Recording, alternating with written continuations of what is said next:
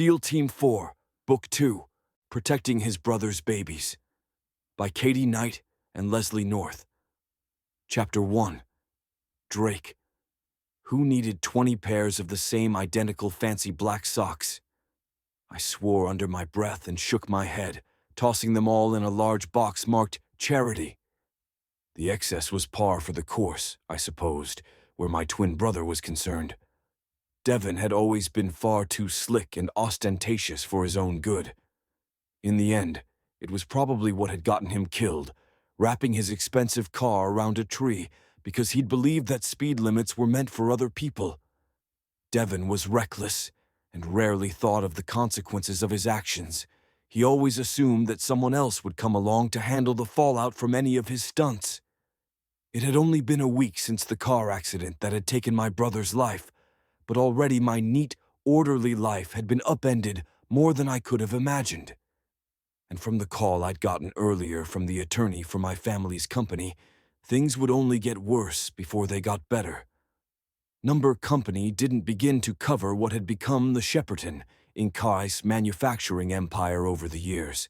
It was a behemoth, a massive industrial player with thousands of employees, and that meant that no matter how badly I wanted to walk away from the whole thing, I had to step up, take charge, and make sure the business was properly transitioned to new leadership now that my brother was no longer at the helm. That much was my duty as a Shepperton, even if it was a duty that I'd dodged for the past several years. I'd inherited the business along with Devon 5 years ago after our parents died, but I'd had exactly zero interest in leaving behind my hard-won career as a SEAL to share management of a business I hated. Devon had been more than happy to have the top seat at the company to himself, and I had been happy to leave him to it.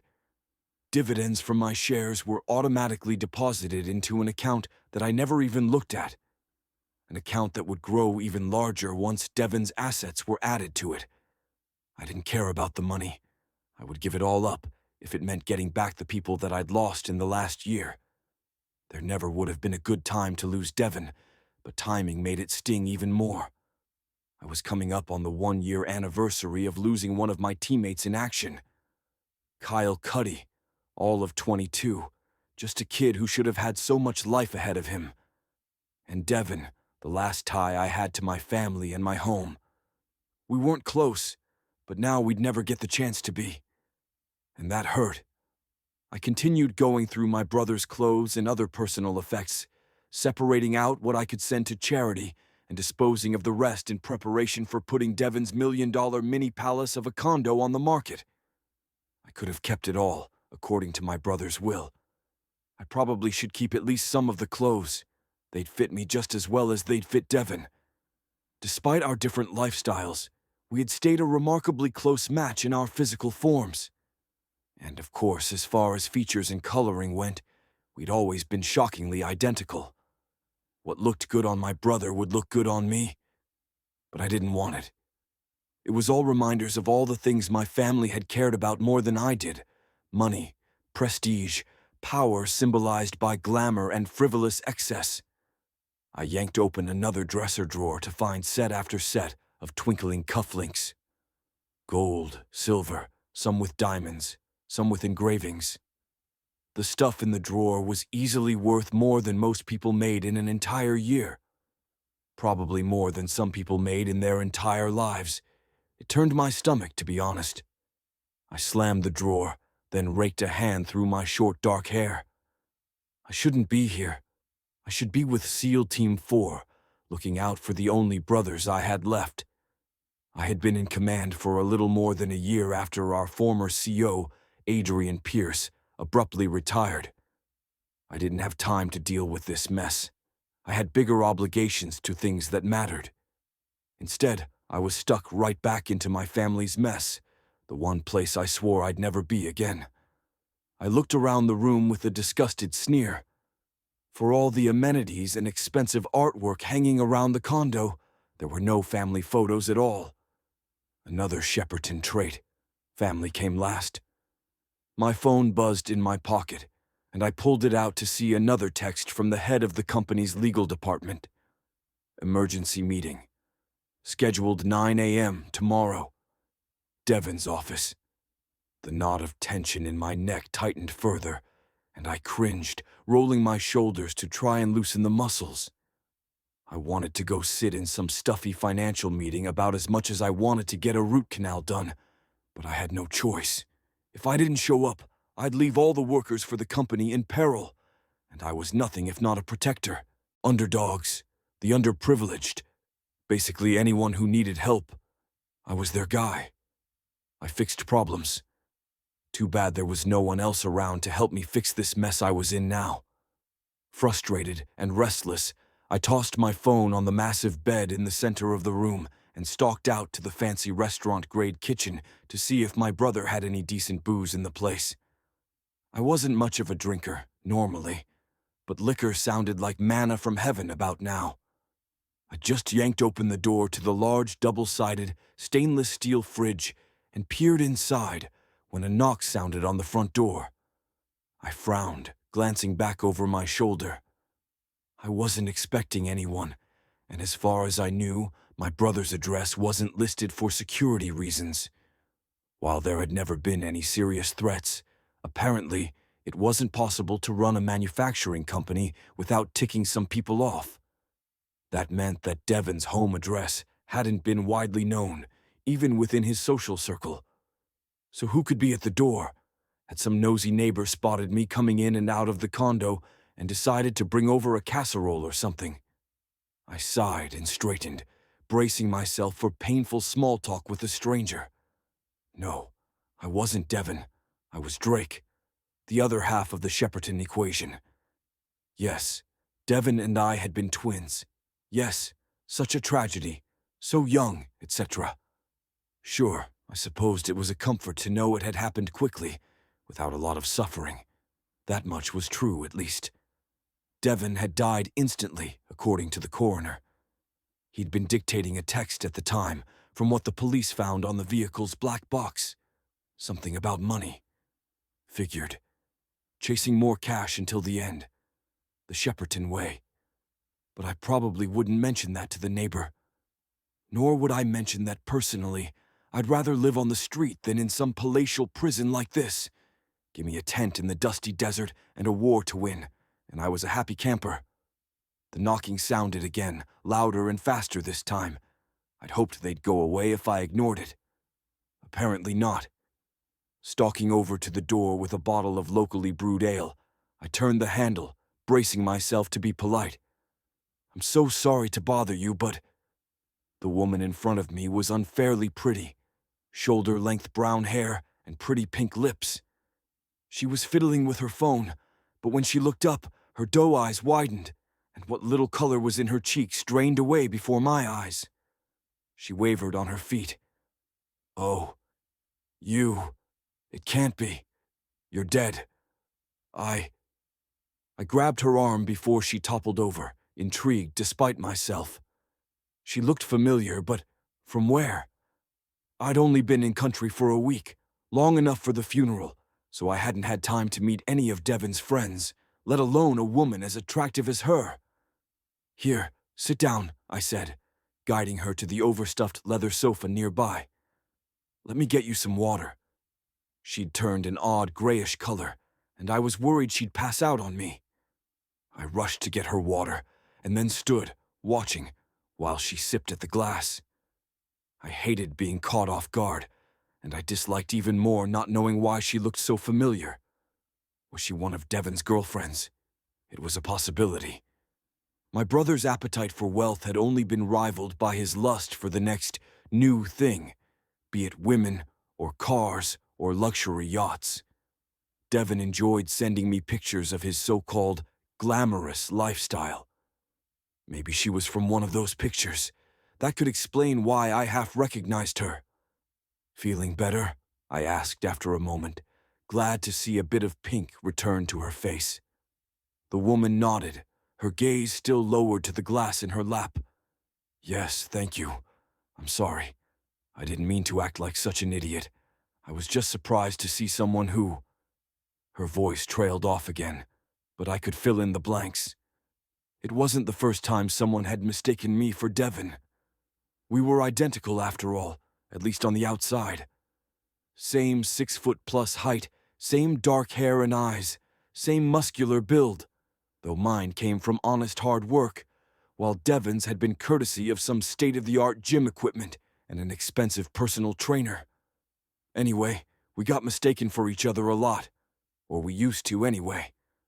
An odd pinch settled in my heart. Devon and I might have lived very different lives, and we'd had next to nothing in common, but we had still been twins. Despite not liking or respecting him very much, the bond that he and I forged in the womb had been unseverable, at least until now. The strange emptiness that had been lurking around my edges crept a little farther into my soul. Absently, I took a large swig of the ale, then plopped down into an armchair across from the woman. "It's okay," I said, picking at the label on my bottle. I shrugged, resisting the urge to rub my sore neck again. "Happens a lot, or used to anyway. It's been a while since I've been home. I take it Devon didn't mention he had a twin." She shook her head. "Number he mentioned that he had a brother, but he rarely talked about you, and I had no idea that you were twins. But then I didn't know him that well. Or I suppose I did, in a way. But no, he didn't mention it." "How did you know him?" I asked, curiosity getting the better of me. "You look familiar." She extended a slim hand toward me. "I'm Layla Bailey. I work for the Shepperton Foundation." I shook her hand briefly, and then she tucked her hair behind her ear and revealed an entire row of small studs lining the shell of her ear. Huh. The small hint of a punk aesthetic was not exactly what I was used to seeing on the socialites who usually frequented my brother's bed, let alone the people who worked for the charitable arm of my family's company. Or I did anyway. Not sure how that will all go now with Devon gone. She took another swallow of water, then met my gaze at last. "I'm sorry for your loss." "Thanks." I sat back and took another swig of ale, hoping the liquor would kick in soon and help alleviate the stress scorching through my bloodstream. I'd kill for a nice numbing buzz right about now. In the meantime, I examined my guest more closely. The woman seemed nice enough, if a bit quiet.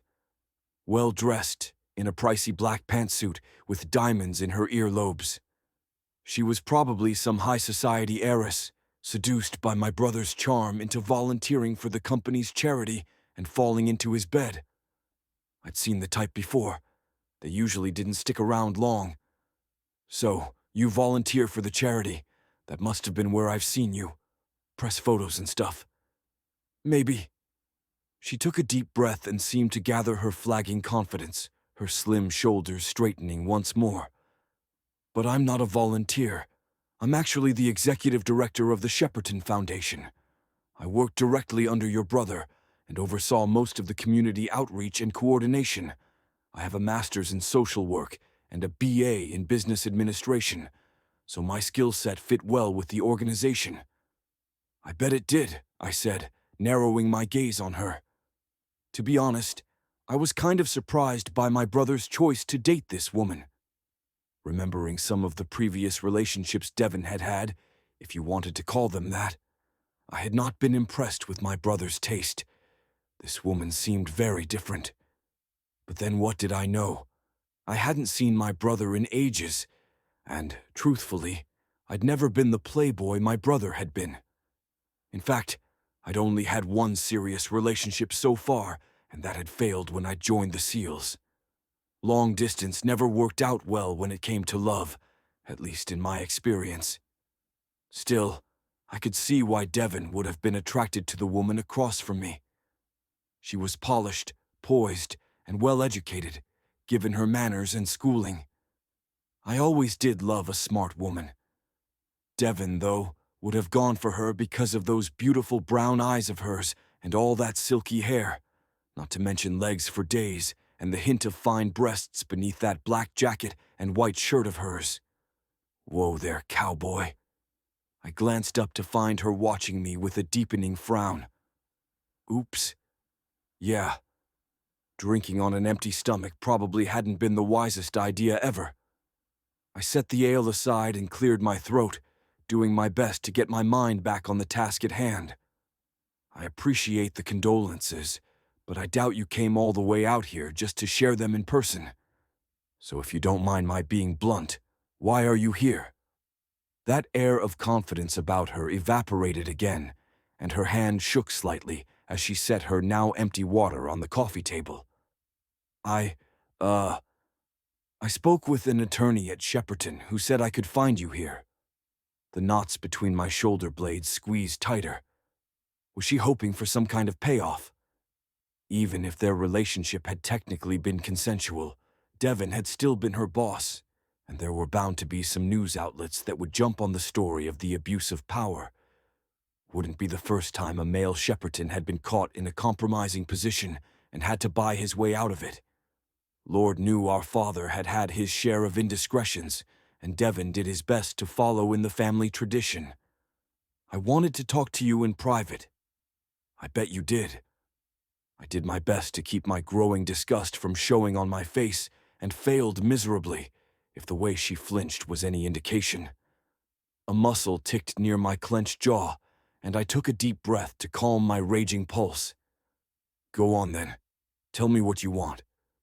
"I don't think Devon's death was an accident," she said, her response so quiet I would have missed it if I hadn't been paying attention.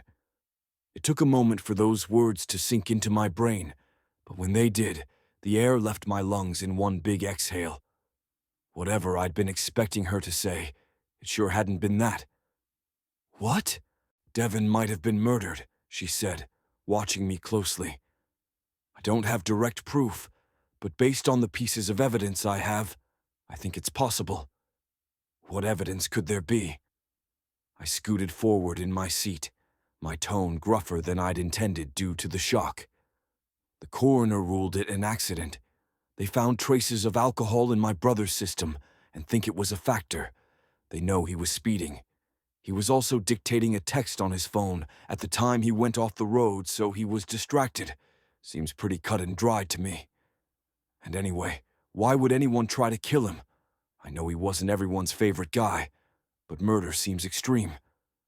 I think maybe he was involved in something dangerous, something that got out of hand. There were things happening at the charity that weren't right." She used her hands a lot as she talked, moving them around and placing them on her stomach periodically. "Part of my job was to keep abreast of how the grant money the foundation received was dispersed, what organizations and causes we supported. Millions of dollars flow through the charity every year, and I noticed that this past year or so, some of the biggest recipients of the foundation's money didn't seem to have any presence at all beyond a bare-bones website. When I first asked Devon about it, he blew me off.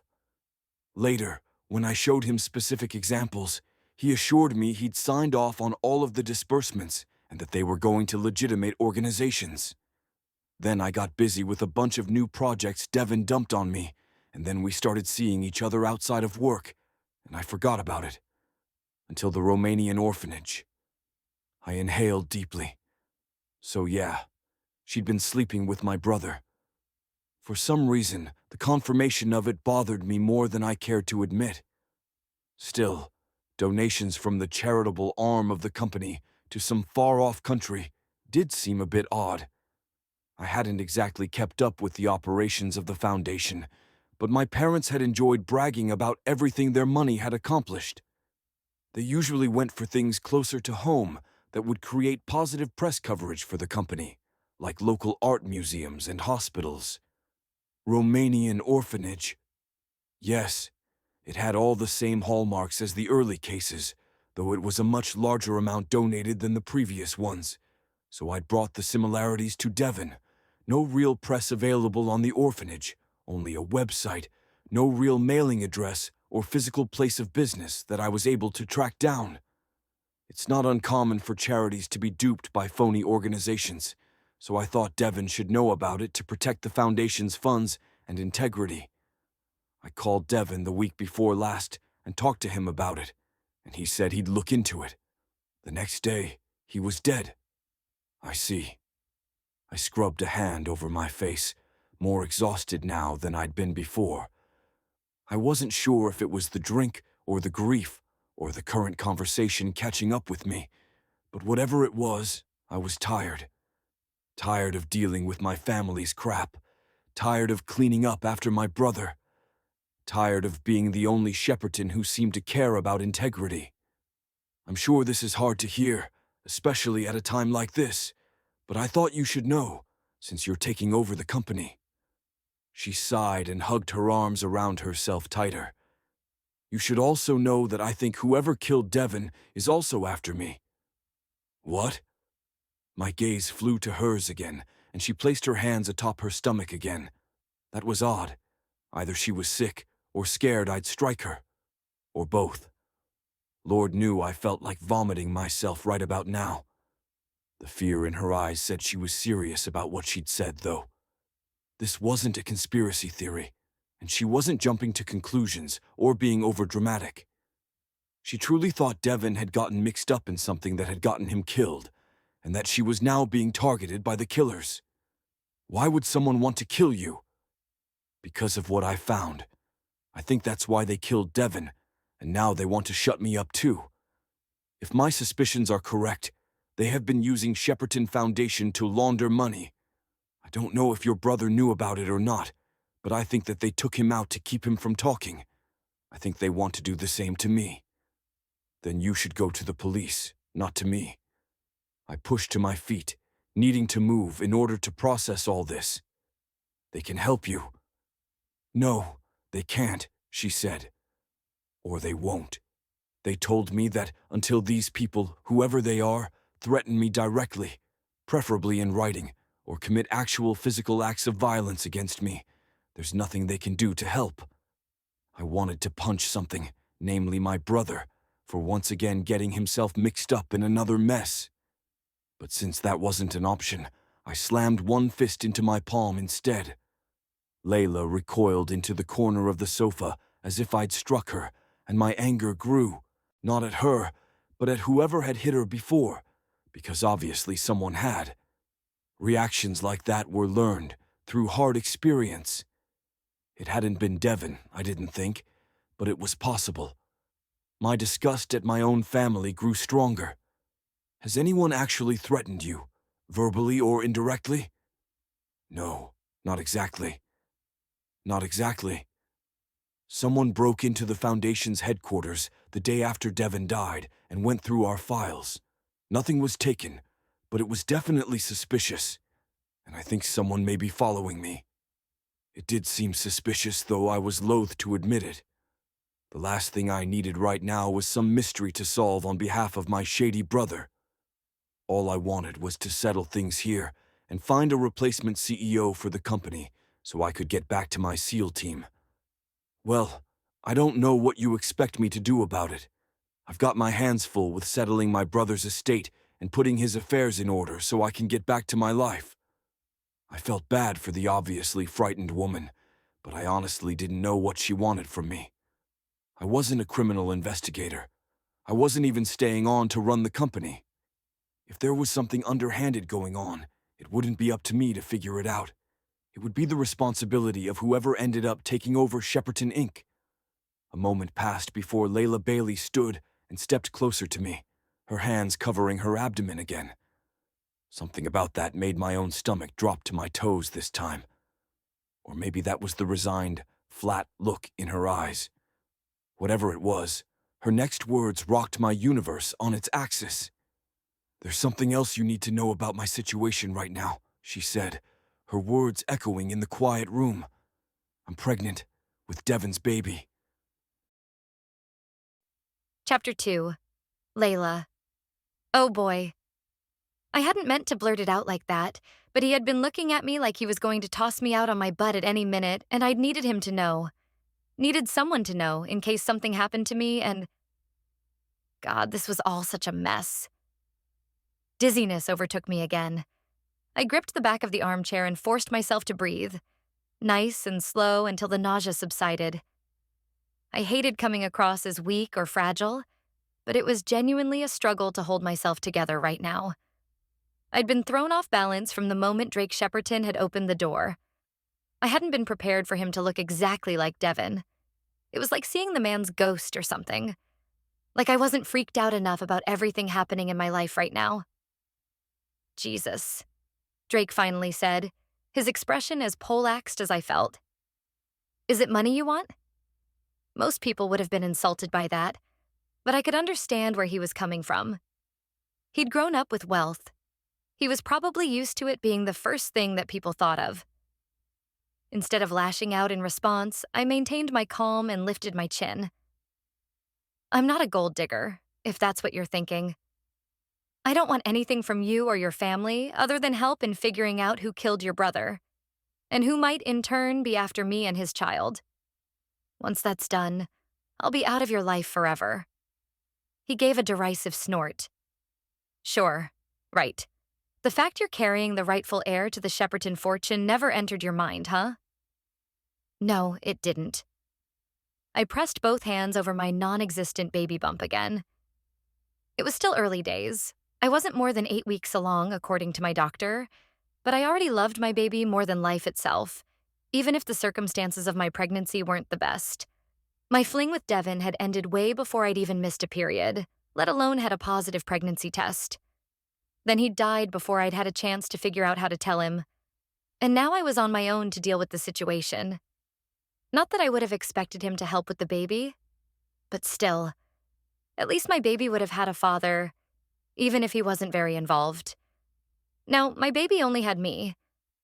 I'd have to figure out how to do this on my own, just like I'd done everything else in my life since the age of 16. Look, I know this is all a lot to take in, but I'm telling you the truth. About the money and about my baby. If you want me to sign something saying I won't come after the estate, then I'm happy to do so. If you want me to take a paternity test, I will, but I swear I've not been with anyone but Devin for a while now. Drake gave me some side-eye on that, and I wanted to kick him. Or kick myself for thinking coming here tonight was a good idea. But mainly him. How dare he judge me and assume I was dishonest or greedy when his own family had enough skeletons to fill a square-mile closet? Of course, if he knew the secrets about my past, he'd be more than justified in looking at me in distrust. But no one knew those anymore, after all the work I'd done to separate myself from who I used to be. I'd changed my name, moved across the country, rebuilt myself from the ground up, and earned everything I'd gotten for myself since then. All so that no one would ever have the slightest reason to suspect that my parents were some of the most reviled grifters of the last 2 decades. I was a different person from the scared kid who'd gone along with my failed magician dad to his fake seminars on financial freedom, while my mom ushered those 2 trusting senior citizens in to fill the chairs. They'd run Ponzi schemes that would make Bernie Madoff blush as they stripped people's pensions away. And they'd gotten caught. Mom and Dad had been in prison for 14 years now and had at least that long to go on their sentences. Meanwhile, their daughter had made herself overfresh. Layla Bailey, self-made woman. I'd put myself through college, gotten a respectable job at a respectable company where I gave money to people in need rather than draining it away from them. Taking 1 penny that I hadn't earned was the last thing I was willing to do now. And that was why the only thing I needed from Drake Shepperton was his protection, until I had the proof I needed to get law enforcement involved. In the meantime, he could keep his judgment and his millions to himself. We stared at each other across the span of several feet until Drake finally swore under his breath and turned away, raking his hand through his hair again. He was so similar to Devin in a lot of ways, but also different. Where Devin had always been so polished, never a hair out of place, Drake was rougher, more feral. At least it seemed that way to me, with the way he was always growling and scowling. Or that could have to do with the fact he'd just lost his brother. I wasn't sure, but at this point I'd give him the benefit of the doubt. Will you at least help me get to the bottom of these weird donations? I asked. Maybe I'm wrong about the rest. Maybe Devin's death really was an accident and no one's following me after all. I wasn't wrong, but I wasn't going to be able to convince him of that, which meant I was on my own. So be it. I was used to taking care of myself. I could keep doing it a little longer with his assistance. Hopefully, by then we'd have enough evidence that I could go back to the cops and convince them I had a case. But the donations are a problem that needs to be resolved. I really think there's something not right there. He glanced over at me, then shook his head and returned to his seat. I did the same, feeling shaky and out of sorts. Whether it was because of the pregnancy or the situation, I wasn't sure. All I knew was the past few weeks or so had thrown me for a loop, and I just wanted my old, boring life back. The life I'd had pre-Devon. Too bad it would be at least 7 months now before that happened, if not longer. I sighed and covered my face. Oh, who was I kidding? I'd kissed that life goodbye the second I'd slept with Devon Shepperton, and it wouldn't be coming back anytime soon. It was the bad decision that kept on giving. With a grunt, Drake stood, grabbed my glass off the table, and went to the kitchen. He refilled it, then returned and handed it to me. Drink that. Looks like you're going to pass out on me. I'm fine. Do it anyway, please. I really don't need a pregnant woman face down on my floor. I wanted to argue, but the fight had gone out of me. I sipped the water, watching him over the rim. He'd been shocked by my announcements, both the suggestion his brother's accident might not have been an accident at all, and my pregnancy news. In retrospect, I supposed it was a lot to throw at him all at once. I was a little relieved that he hadn't thrown me out of the house or just laughed at me and shut the door in my face. His response hadn't exactly been warm, but he'd heard me out, brought me water, shown some concern over my well-being. If the situation had been reversed, I doubted Devon would have been this patient with one of his brother's paramours. I didn't know much about Drake Shepperton. In the short time I'd been sleeping with Devon, he'd rarely mentioned anything personal, let alone things about his family. He'd mentioned his brother was in the military, a Navy SEAL, but that was about it. Certainly nothing about them being twins, thus my near faceplant on the front porch when he'd answered the door. He cracked open a bottled water and downed half the contents before meeting my gaze once more. I felt kind of bad for him, actually. I knew firsthand the way it felt when your family let you down, trapping you in a mess that wasn't of your making. And Drake seemed like a decent enough guy. Not that I knew him well. But you had to have some kind of moral code to be a SEAL, right? So, he said, after a long beat, looking at me over the rim of his bottle, his brown eyes unreadable. You said someone's been watching you? Have they tried to break into your home like they did the Foundation offices? Number not that I'm aware of. I live in a co-op building with a doorman who screens all visitors. The guards would have mentioned something, I'd think, if some stranger showed up while I wasn't home, asking about my place. And I haven't noticed any signs that things have been moved or searched. Do you have a security system at your place, outside the doorman? His concern was something else at odds with his brother. Despite the few nights we'd spent together, Devon had never once asked about my life when we were apart, let alone my welfare. He'd liked having sex with me. That was about it. Drake's seemingly genuine concern for a woman he'd only just met, coupled with his near-identical appearance to Devon, was unsettling. When I didn't respond, he continued, "If you're on the first floor, it would be easy enough for someone to jimmy a window to get in. Even on the second floor, it's not impossible for someone to scale the wall and enter your place without the guards knowing. I'm a SEAL. I know there are ways to get in just about anywhere without being detected." Great. Just what I needed. More to worry about. Luckily, that problem was already resolved. I've actually been staying at a hotel since the night Devon died. At his curious look, I explained, like I said, I was scared whoever killed him would come after me next, so I packed a bag and moved into the Hilton downtown. Drake whistled. The Hilton? That's not cheap. No, but I felt safe there. I shrugged. I could find a cheaper motel, but I'd feel just as exposed there as I did at home. I'd hoped that once the police started investigating, I'd feel safe enough to go back to my place. But that hasn't happened. And while I've got a decent amount in my savings, I don't want to end up spending it all on hotel bills. I'll need to go back to my place soon, or find somewhere else to stay until all of this is over. He blinked at me a moment, then frowned. Stay here. What? Now it was my turn to be shocked again. I can't stay here. Why not?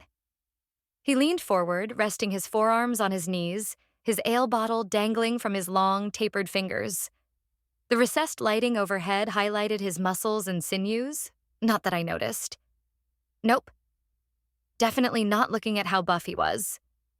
Superficially, his physique was the same as Devon. Same broad shoulders, toned biceps, firm chest. But something about the impression of his strength was entirely different. Drake had come by his toned physique the honest way, I was sure, whereas Devin had honed his bod through hours at the gym, staring at himself in the mirror. I'd had to go with him once. We'd been in the middle of discussing plans for a fundraiser when he'd said he absolutely had to leave because he had plans with his trainer. Finishing the conversation had meant tagging along. It had not been what I would have called fun. Drake continued, drawing me back to the present. I've been clearing this place out to sell it. There's plenty of room, and it would be nice to have someone to talk to besides myself.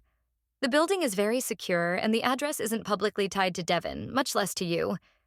Besides, even if someone were to follow you and find out where you were staying, with me here, you can be sure no one's breaking in. With you being... He waved a hand over me vaguely. Well, in your condition, I'd feel better having you where I can keep an eye on you anyway, until this is all settled one way or another. I'd not expected that invitation, but it made a kind of sense. I'd feel even safer here than I had at the Hilton, and it would certainly be a lot easier on my budget than continuing to stay at the hotel. I had to watch every dime these days, what with the baby coming and now with Devin gone. Who knew what would happen to the foundation? The new CEO could decide to hire someone else in for my position, or dismantle the program altogether. I might be looking for a new job soon enough, and with a kid on the way, employers likely would not be as keen to hire me knowing I'd be off on maternity leave in a few months' time. Drake watched me closely, then exhaled slowly. I promise not to bother you. Separate bedrooms, separate bathrooms. Given the size of this place, we'd only have to see each other in passing if that's what you'd prefer. Or if you want more interaction, to feel safe and to work through this whole mess with my brother and the charity.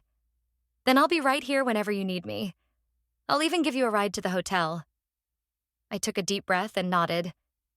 Given my current circumstances, it really was an offer I couldn't refuse. Fine. Let's go pack up my things. Chapter 3. Drake. Early the next morning, I found myself at the last place I'd ever thought I'd see again. Shepperton, in Kurdiash's corporate offices. The building still looked the same as I remembered, still cold and stuffy, with all its modern decor and bland artwork. Maggie Thompson, my brother's longtime assistant, sat across the desk from me, filling me in on the upcoming meetings and public appearances that were still on Devin's schedule that she hadn't been able to cancel. For the time being, I would have to step in. I did not want to be the new head of my family's old company, but there were a lot of people who depended on Shepperton, Inc. for their livelihoods. Until I found a suitable buyer, I couldn't do anything that would make the company look unstable or possibly drive down the share price. Not when I was looking for someone to purchase the operation with, hopefully, as little disruption to the workers as possible. That meant that, as much as I could, I'd have to try to keep things business as usual, no matter how it turned my stomach. Other than the emergency meeting at 9, your time is free today, sir, Maggie said, her neatly bobbed silver hair shining in the bright sunlight streaming in through the windows. She'd joined Shepperton back when my parents had run the company and had seen the executives through good times and bad. Considering I was now the guy in charge, with no clue about running a multi-billion-dollar corporation and no desire to learn, these current times were about as bad as they could get. Still, Maggie's warm smile felt like a little piece of home to me, despite the chill of the place, and I was grateful for her presence. She seemed to feel the same, since she reached across to pat my hand, her blue eyes kind behind her glasses. I'm glad you're back, sir, even if it is under these terrible circumstances. Your brother could have used some of your no-nonsense good judgment around here.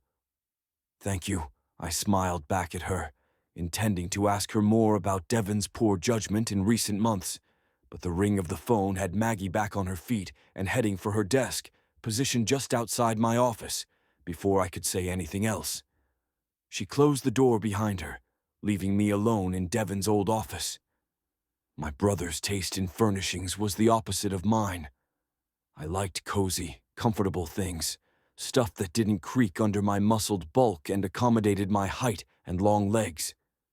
Drake, on the other hand, apparently preferred style over substance, if the uncomfortable desk chair I sat in was any indication.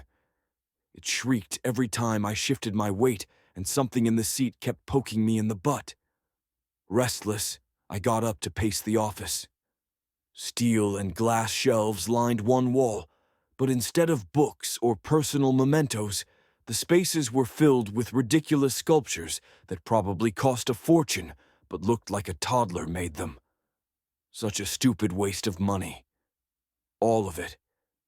The sale of even half this crap could probably feed one of the starving villages I'd visited on various missions over the years. The weird, brightly colored blob on one shelf actually reminded me of the flag of the Republic of Wathan, but that might have been my mind playing tricks on me. That was the mission where we'd lost Kyle, the mission that was already resting way too heavily on my mind as I got closer and closer to the 1-year anniversary. Don't go there, I reminded myself. Instead, I looked at the wall of useless junk and sighed, thinking of all the good Devon could have done with his money instead. All the people he could have helped. What a waste. My brother's blindness to others' needs turned my stomach, but I couldn't blame Devon for it completely. It was how he'd been raised, how we'd both been raised. Devon's callousness was typical of our whole family. In all of my memories, I couldn't remember a time when the Sheppertons had been together, as a family, without all the trappings of wealth and privilege, to just enjoy each other as people. Nope. With my clan, money was always involved. Always. It was sad. It was pathetic. It was infuriating. And right now, it was taking every ounce of strength I could muster not to walk out and leave it all behind forever. Forget the emergency meeting. Forget all my brother's shady dealings. Forget everything. Except I couldn't forget everything. People were depending on me. The workers were depending on me. Layla Bailey was depending on me now too. Layla Bailey and her unborn baby. I sighed and leaned my shoulder against the wall beside the window to stare out into the blue skies above. At least the clouds were gone. April in Dallas was usually pretty nice, and it looked like it might end up being a sunny day. Perhaps that was a sign things would get better here.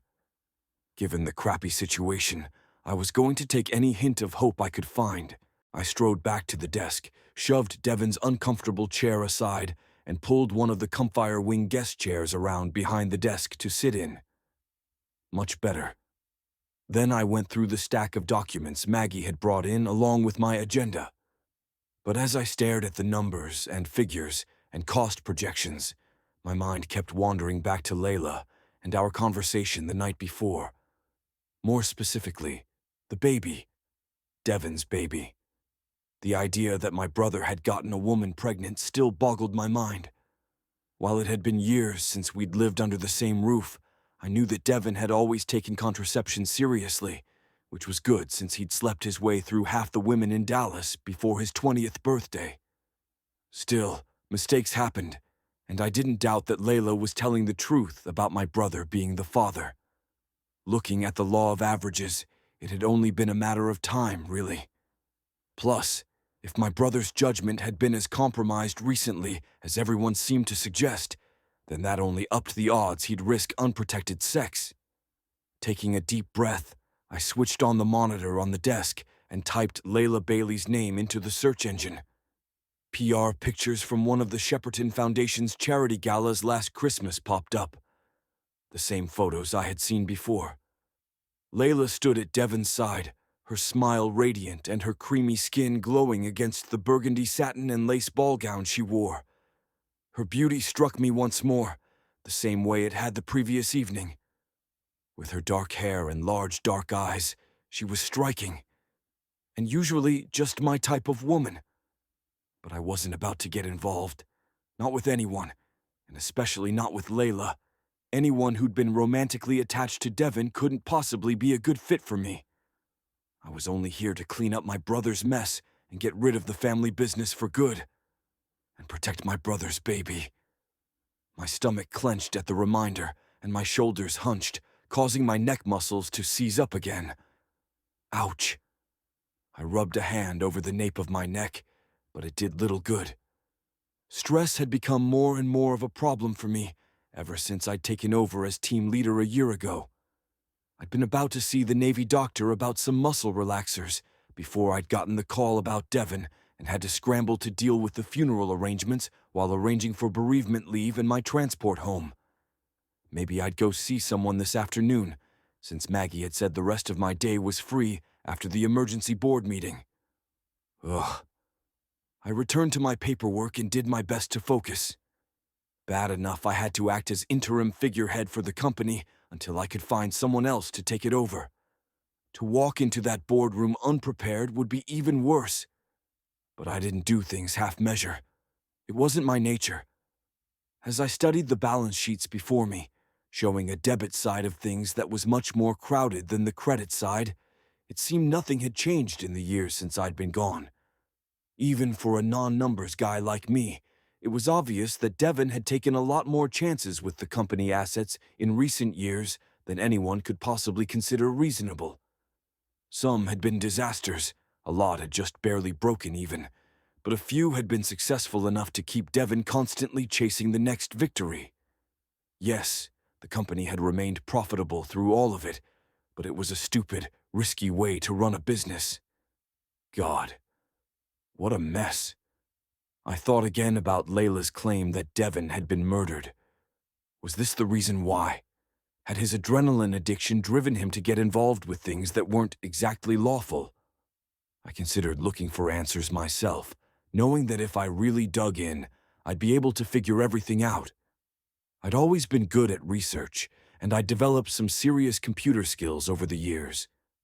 It started out as a hobby, but after it paid off in spades on a couple of missions, it became something I worked to develop. I might not be formally trained, but I had always been my team's tech guy. But between running the company, wrapping up my brother's estate, and keeping an eye out for Layla in case she was right and someone really was after her, I didn't have the time for a deep dive. Time to call in reinforcements. I picked up the phone and called Zach Walker. We'd served on the same team for years, but everything changed after we lost Kyle. Our team leader, Adrian, blamed himself for the mission going south, and he vanished on us. No one heard a word from him for months. We were half convinced he was dead. When out of the blue, we found out he was at Quantico, training to join the FBI. I was glad to hear he was doing something with his life. But I had to admit, it hurt that I hadn't heard from him directly in a year. Zach didn't ditch us like that, but after the Row W, it was clear that he'd lost the stomach for the job. When his term ended in November, he decided not to re-up. Now Zach was a private investigator. He'd set up shop in Dallas. "Walker investigation, you've got Zach," he said after 2 rings. I smiled so hard and my face ached. It felt like the first proper smile in weeks. "You don't have a secretary yet, Walker?" "Shep," Zach asked. "What are you doing calling me from a stateside number?" I quickly briefed him on what happened to Devon. Zach hissed softly, but thankfully, he didn't offer his condolences. Like me, he knew they were more of a comfort for the person offering them than for the person getting them. "How can I help?" His ex, Layla, seems to think that Devon's accident might not have been quite so accidental. "Could you look into it for me?" "Sure thing," Zach said without hesitation, and for a moment, I really, really missed my team. They felt more like brothers than my own twin did. "I'll send over any questions that I have." "Thanks, man." Zach sucked his teeth. "So, you hear from Pierce? Kelly told me he's a Fed now. Last I'd heard, he was still in training. But thinking back on the timeline, I realized he'd probably just finished his course." "I know," I said. "And no, I haven't spoken to him. He's a ghost, man." "You should call him. Kelly said he's working on—" "I know about that too," I cut him off.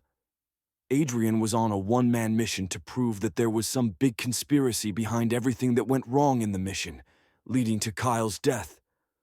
If that's how he wants to grieve, let him, yeah? Maybe it'll help him make sense of it all. Not that there was much sense in death. Look at Devon's accident. My brother was in the prime of his life, on top of the literal world, and he wrapped his expensive car around a tree. Poof. Gone. Look, I appreciate you helping me out.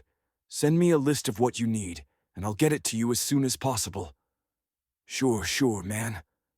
Before I could hang up, he said, "You said you're in contact with your brother's ex, huh? She pretty? Layla's a pretty girl's name." Jerk. But even the thought was fond. Death truly did make sentimental fools out of us all. "Shut up, Walker," I groaned and hung up on him before he could say another asinine thing. Before I could decide what to do next, there was a knock on the door, and Maggie poked her head in again. "Sorry, sir, but Miss Bailey's here to see you," the older woman said. "That's fine," I nodded. "Send her in." "Oh, and Maggie?" "Yes, sir." "Please call me Drake. You've known me since I was 5. Sir was for my father."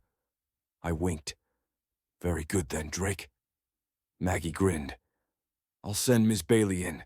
You have 20 minutes until your meeting." "Thank you." I stacked the paperwork and shoved it aside as Layla walked in the door, dressed neatly once again, in a gray pantsuit this time, with a dark green blouse underneath. When I'd left Devon's condo earlier this morning, she'd still been in her robe, her hair tousled and tangled as she'd made herself a cup of tea. Seeing her disheveled and barefoot, looking far too much like a woman who'd just exited her lover's bed, had done strange things to me. So I was glad to see Layla all buttoned up and businesslike again. I watched while she took a seat in the remaining wing chair in front of the desk and set her bag near her feet. "Good morning." "Morning," she said, meeting my gaze at last. There were shadows beneath her lovely eyes, and I wondered if she'd slept well last night in the guest room. I started to ask, then stopped myself, figuring that might be too personal. We didn't really know each other that well, after all.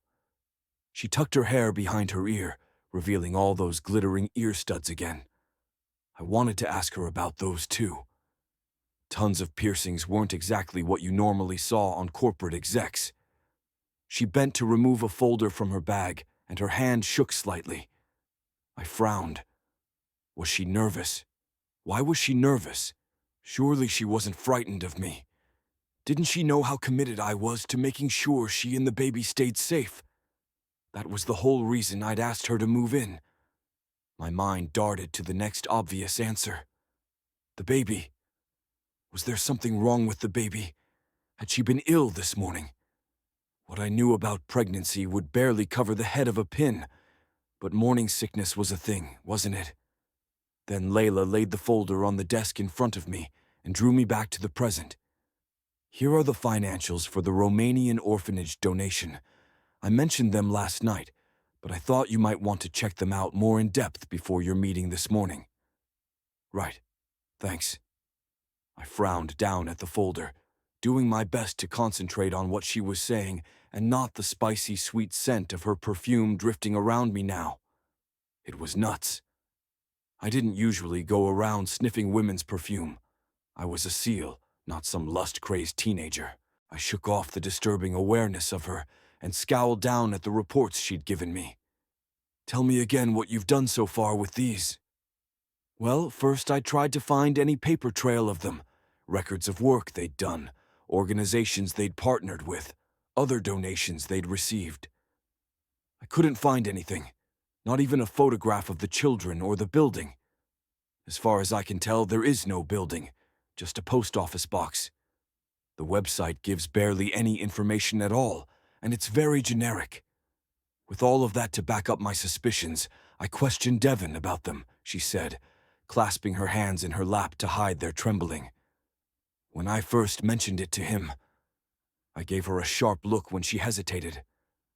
"What?" "Well, he said that it was your idea to give them money after being stationed nearby for a while."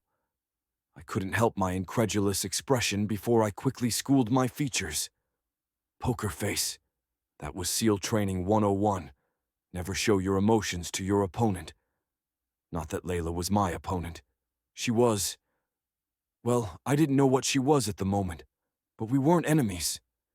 Still, until I knew what we were dealing with, I wanted to be as calm and dispassionate about this as I could be. I cleared my throat and jabbed the report with my finger. I can tell you with 100% certainty that I never made any recommendations to the Foundation concerning this orphanage or any place else. I've never had any involvement at all with Shepperton Inc. or the Foundation until now, and I've never set foot in Romania. I believe you. Layla gave me a small smile, her tense shoulders relaxing slightly. It's nice to hear my suspicions confirmed, though. Not that I'm glad to hear something shady happened, but at least I know I haven't been overreacting, seeing problems where there weren't any. I glanced through the rest of the papers in the folder, then closed it and folded my hands atop it, my tone deadly serious. I've contacted an associate of mine to look into the details of Devon's accident and to check into his accounts. Given my family's wealth and connections, I'm not sure I trust the local police to catch all the pertinent details, especially since they've already concluded that the crash was nothing more than an accident. This PI was a SEAL and will do a thorough job. If it turns out to not be an accident at all, this investigator is also discreet and will keep it between us until we direct him otherwise. Good to know. Layla fussed with the edge of her immaculate jacket. Did Maggie go over the calendar with you? She did, I said, sitting back. Not looking forward to any of it, and hope to rearrange most of it. Maybe cancel a few things, too. My brother did way too much self-promotion. That's not my thing at all. Under the circumstances, I'm sure people will understand. They will, she agreed, then leaned forward, stirring the air around me with her scent again. I did my best to ignore it, along with the way her position caused the front of her shirt to gape slightly, allowing me a glimpse of the base of her throat and the creamy expanse of her upper chest. My body tightened despite my wishes, and I shifted in my seat.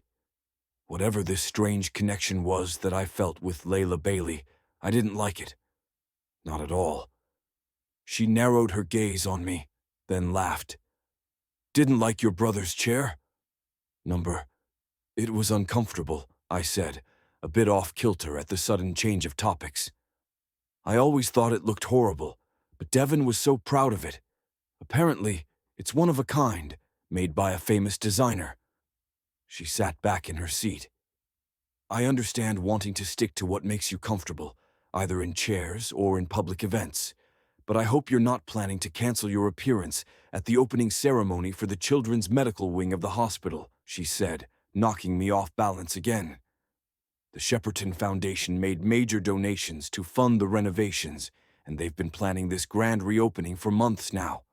It would make a positive statement if you came, showing continuity in our path going forward. Plus, you'd leave me without an escort if you backed out. Oh, well. I shifted my weight again, glad to see a bit of color had returned to her cheeks and that her dark eyes had some sparkle again. If I didn't know better, I'd think she was flirting with me. But that would be impossible, right? We barely knew each other. She was pregnant with my brother's baby. We were trying to solve a mystery together, not hop into bed. It was probably just my stress levels screwing with my perceptions again. My neck gave a twinge, as if in agreement. I don't know. I'm sure you can find a suitable replacement for me. I'm not very good company at parties anyway, and... Drake? Maggie's voice rang over the phone intercom system. They're ready for you in the boardroom. So much for being prepared. Layla was still watching me from across the desk, her lovely face a mix of apprehension and hope. The event's in 2 days, and the PR materials have already been reprinted to list you as attending. I know it won't be a lot of fun for you, but as the acting CEO, it really would mean a lot if you would come. Also, I thought it might give us a chance to ask around and see if Devon might have had strange encounters with any of the other donors present. There should be a number of people there who interacted with him on a regular basis. They might have seen something I didn't. Man, I hated disappointing people almost as much as I hated socializing. And she did have a point. It might be a good chance to snoop around some more into Devon's dealings. Also, that image of her in the burgundy ball gown kept flashing into my head, and it would be nice to see her all dressed up like that once before I left town for good. Not that I'd tell her that. A glance at the clock said I was out of time. I stood and waited while she gathered her things, then walked her to the door. Fine, I'll go with you, but don't expect me to schmooze like my brother did. Great. Layla's beaming smile was more than payment enough for the uncomfortable evening I'd have to endure on Wednesday. It's a date then. I stood in the doorway long after she'd walked away, wondering what I'd just agreed to and why my blood was fizzing with a mix of adrenaline and excitement at the thought of attending the event with her. We'd be going as colleagues, to fulfill my obligation as the company's CEO and look into my brother's shady dealings, nothing more. The sooner I remembered that, the better. Chapter 4. Drake. It was actually good that my schedule was clear after the board meeting, because I ended up getting a tour of the accounting department from the department's head, Jameson Peterkin, former CFO of Shepperton Inc., at least until Devon had decided to take over that role himself that last year or so. The fact that my brother had assumed control of the financials for the company only raised my suspicions further. In a company of this size, CEO should have been job enough for anyone. The only reason I could think of as to why Devon would want to pile on the CFO responsibilities too would be if he didn't want anyone else to get a full view of the company's financials. Of course, I didn't mention that to Jameson. Not yet. Not until I had more proof against my brother. For now, I hoped to win the man's trust in order to get more information out of him. Luckily, the man seemed to be more than willing to talk, and he didn't hesitate to be frank about his opinion of Devon. Forgive me for saying so, but your brother wasn't the easiest man to work for, Peterkin said, fiddling with his bow tie. He was an accountant through and looked the part. I have to say that having Devon here, micromanaging every aspect of my department, was unsettling to say the least. Toward the end, I was feeling rather harassed. I filled in the blank for him. Quite, Jameson agreed. It was odd, because your brother hadn't been very hands-on where balance sheets were concerned prior to that. When he took over as CFO and demoted me to head of accounting, I was shocked. But I still tried to provide assistance as needed. I've been with Shepperton since your parents were here, and I have a lot of loyalty to this business. I didn't want to overstep my bounds, mind you, just looking out for the company. This place is like family to me. I wished I could say the same. But then, I didn't like the company and I didn't like my family, so maybe it was like family to me, in the worst way possible. I nodded to the man and patted him on the back. Well, I'm here now to straighten out this mess as best I can. I wonder if you could provide me with the financial reports for the past 2 quarters.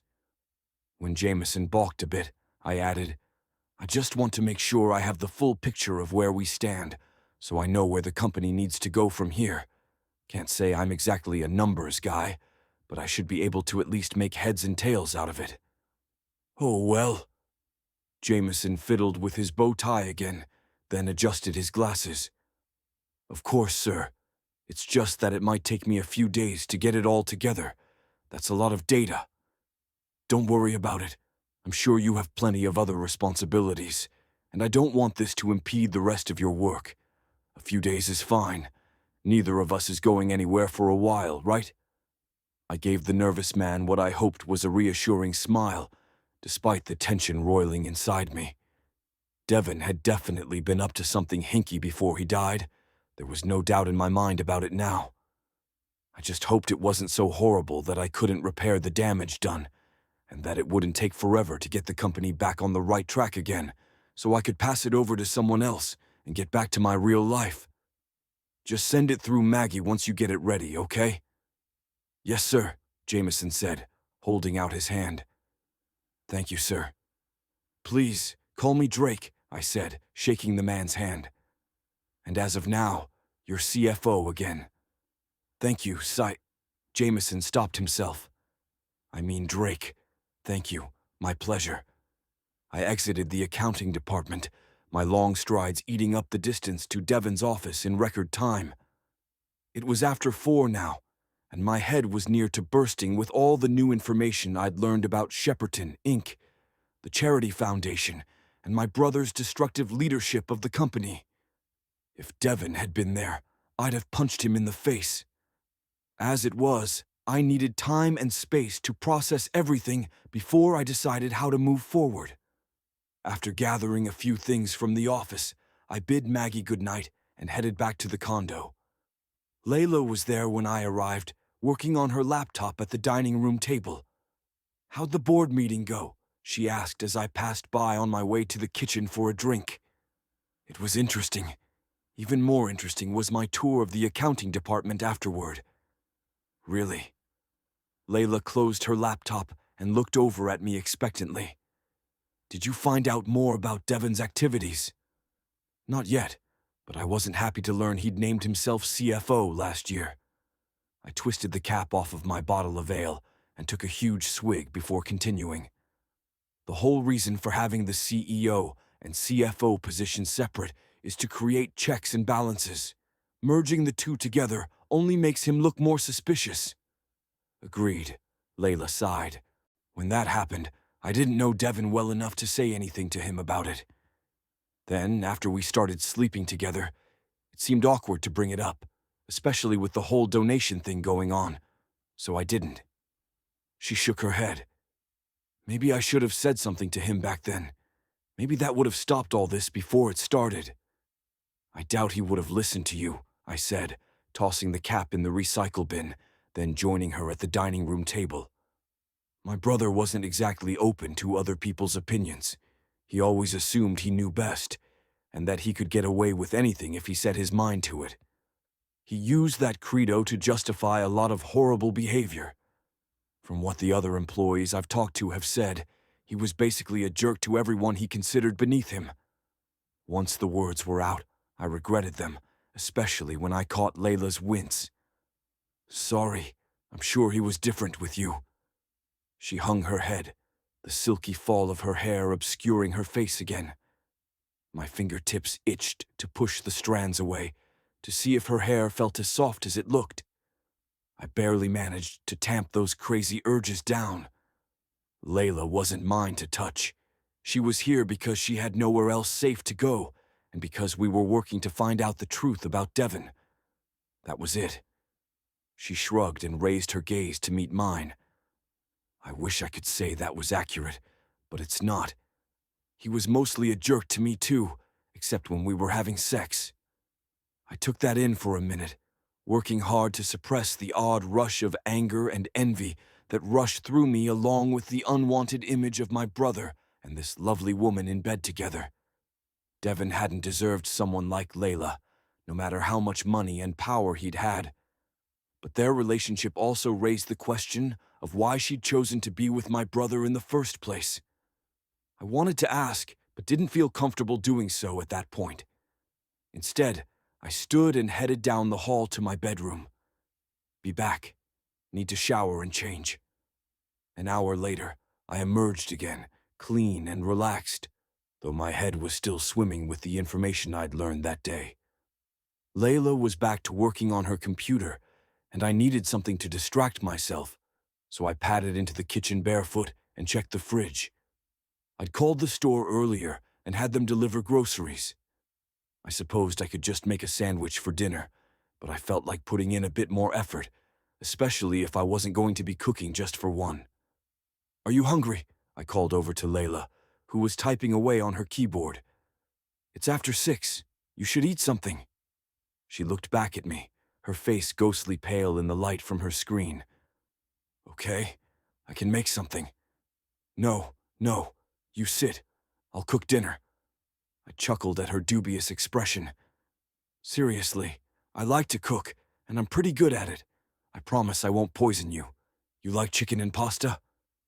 "I do," she said after a moment. "Great. Finish up whatever you're working on, because I'll knock your socks off with my Alfredo recipe." Layla's laugh seemed to brighten the darkening room a bit, and I turned away fast so she wouldn't see how happy her response made me. My reaction to her was crazy enough as it was. 30 minutes later, I served up 2 heaping bowls of creamy, cheesy pasta and chicken, and she closed down and put away her laptop. We dug into our food while the TV murmured low in the background and sparkling water bubbled in our glasses. "Wow, this is amazing," she said, after devouring another large bite of pasta. "Where'd you learn to cook like this?" "Thanks. And this particular recipe I learned after I lost a bet in college. The terms of the bet meant that I had to learn to make 13 different dishes, actually, though this one was my favorite. Afterward, I kept cooking because I loved it so much. I picked up lots of recipes from around the world. I bet." She sipped her water and watched me over the rim. "I'm envious. I can't really cook at all. Or at least, I don't think I can. I don't usually bother trying. Not so much fun when you're only making food for one." I swallowed another bite of chicken, taking in her response before asking, "What about your family? Don't you have anyone close by? Parents, siblings, cousins?" "No." She took a deep breath. "No one, really. There's my grandmother, but I don't like to bother her. It's complicated." "Right." I smiled over at her, hoping to lighten the somber mood that had fallen over us. "Well, if anyone understands family drama and complications, it's me." We ate in silence for several minutes. Layla kept her gaze lowered to her plate, and I tried to think of something to say that would get her talking and smiling again. I didn't like to think I'd upset her, especially since she'd opened up to me a bit about her family situation. Maybe some assurances would help, since she had to be worrying about her future, with the baby coming and all, right? Especially since it sounded like she'd be on her own, since the baby's daddy was gone, and Layla didn't have any family to fill the gap. "So, once Devon's estate is settled, and this mess is cleared up with the foundation, I want you to know that I'll make sure you and the baby are well taken care of. You won't have to worry about your job or your living arrangements. I'll make sure it's all settled before I go back to my SEAL team. It's the least I can do after how my brother handled things." Layla blinked at me, silent, and my heart nosedived again. Did I screw up? The look in her brown eyes was unreadable, so I had no clue how to read her reaction. Finally, she exhaled slowly and shook her head. "Don't worry about it. I doubt Devon would have welcomed our baby, so I planned to handle things myself anyway. It's not like we were in love or anything, so I don't really feel comfortable taking anything from you or the company." Once more, those questions swirled in my mind about how she'd ever ended up involved with my brother, though I had to admit that a tiny part of me was glad to hear that there'd been no emotional involvement between them, and that it had only been a fling, nothing serious. I wasn't ready to admit why I felt that way. Not yet. But it was better knowing it had only been sex. Honestly, I could understand why she might have chosen a relationship like that, given I'd only had one long-term relationship in my life back in college, and we'd broken up when I'd joined the Navy. In the years since then, I'd grown used to short affairs. No fuss, no muss, no strings attached. The fact that that sounded an awful lot like my brother's style caused that twinge in my neck again, and I reached up to massage the sore area with my hand. "Strain?" Layla asked, watching me again. "Huh?" I frowned. "Oh, you mean my neck? Nah, just stress. It's nothing important. I'll take some pain meds and be fine." "If you say so." She finished her last bite of chicken and pushed away her empty plate. "Thank you for dinner. It was excellent." "You're welcome." I stopped her when she started to clear her dishes away. "Nope, I got those too. You relax and enjoy your evening. I insist." "Oh." Her gorgeous smile returned, and I felt like I'd just won the lottery. "If you're sure, then I've been dying to try out that jacuzzi tub in Devon's master bath." "Have at it," I said, standing to take my plate to the kitchen. "I think there's some special bath stuff under the sink. I wasn't sure what to do with it, so I left it there for now." Use it up if you want. Thanks, I will. She started down the hall and I did my best not to watch her leave. Alone, I rinsed the plates and put them in the dishwasher, then set the pans to soak in the sink, my mind whirling with thoughts of Layla and how I needed to keep my head on straight where she was concerned. She was the first woman who'd piqued my interest in a while, but she wasn't a toy to play with. Given her situation and mine, it was best not to even go down that road with her, no matter how attracted to her I was. I'd be gone as soon as the estate was settled, and she had a baby on the way. I wasn't looking for anything long-term, and she had commitment written all over her. At most, I could offer her an affair, and she deserved so much more than that. I finished up in the kitchen, then slumped down on the sofa in the living room to watch TV. I wasn't my brother. Devin was selfish and self-centered, thinking only about his own wants and needs. I refused to be that guy, especially where Layla was concerned. So I'd keep my desires to myself and stick to my plan. No touching, no sex, no attachment. Regardless of how much harder that was becoming, the more time I spent with Layla. Chapter 5. Layla. I arrived early to the opening of the children's wing of the local hospital, hoping for a chance to mingle with the other attendees and perhaps build more goodwill for the foundation. I'd had meetings all day and had barely had time to stop at the condo to change before coming here, let alone wait on Drake, who seemed completely uncaring if he was late or not. Another difference between him and his brother. Devin used to demand attention wherever he went. Literally. He scheduled his arrivals early and made sure the press knew where he'd be, which sides gave photographers his best angles, and went to glad hand to make the most impact with his high-dollar clients. There was a slight murmur of voices and a buzz of electric energy through the crowd. I glanced over to see Drake standing in the doorway, commanding the gaze of everyone in the room without even trying. He really was something. So similar in looks to his twin brother, but so different in so many other ways that I was only now discovering. Before I could stop it, a tiny frisson of attraction blossomed inside me. I tamped it down fast. Yes, he looked exactly like Devin. Yes, Devin and I had slept together. No, that didn't mean Drake and I would share the same sizzling sexual chemistry I'd had with his twin. It was wrong to even think such things. Drake was helping me out of a difficult situation, protecting me when no one else would, sharing his late brother's accommodations with me until I could find other safe shelter. Nothing more. I was indebted to him for his help. It made no sense to complicate things with a pointless crush. I stepped forward as he crossed the room to me. His tall, muscled physique shone off to perfection in the dark suit he'd worn. Once more, my attraction to him spiked before I tamped it down hard. Must be the pregnancy hormones. Yep. That had to be it. I shook his hand when he arrived, not missing the glint of amusement in his brown eyes.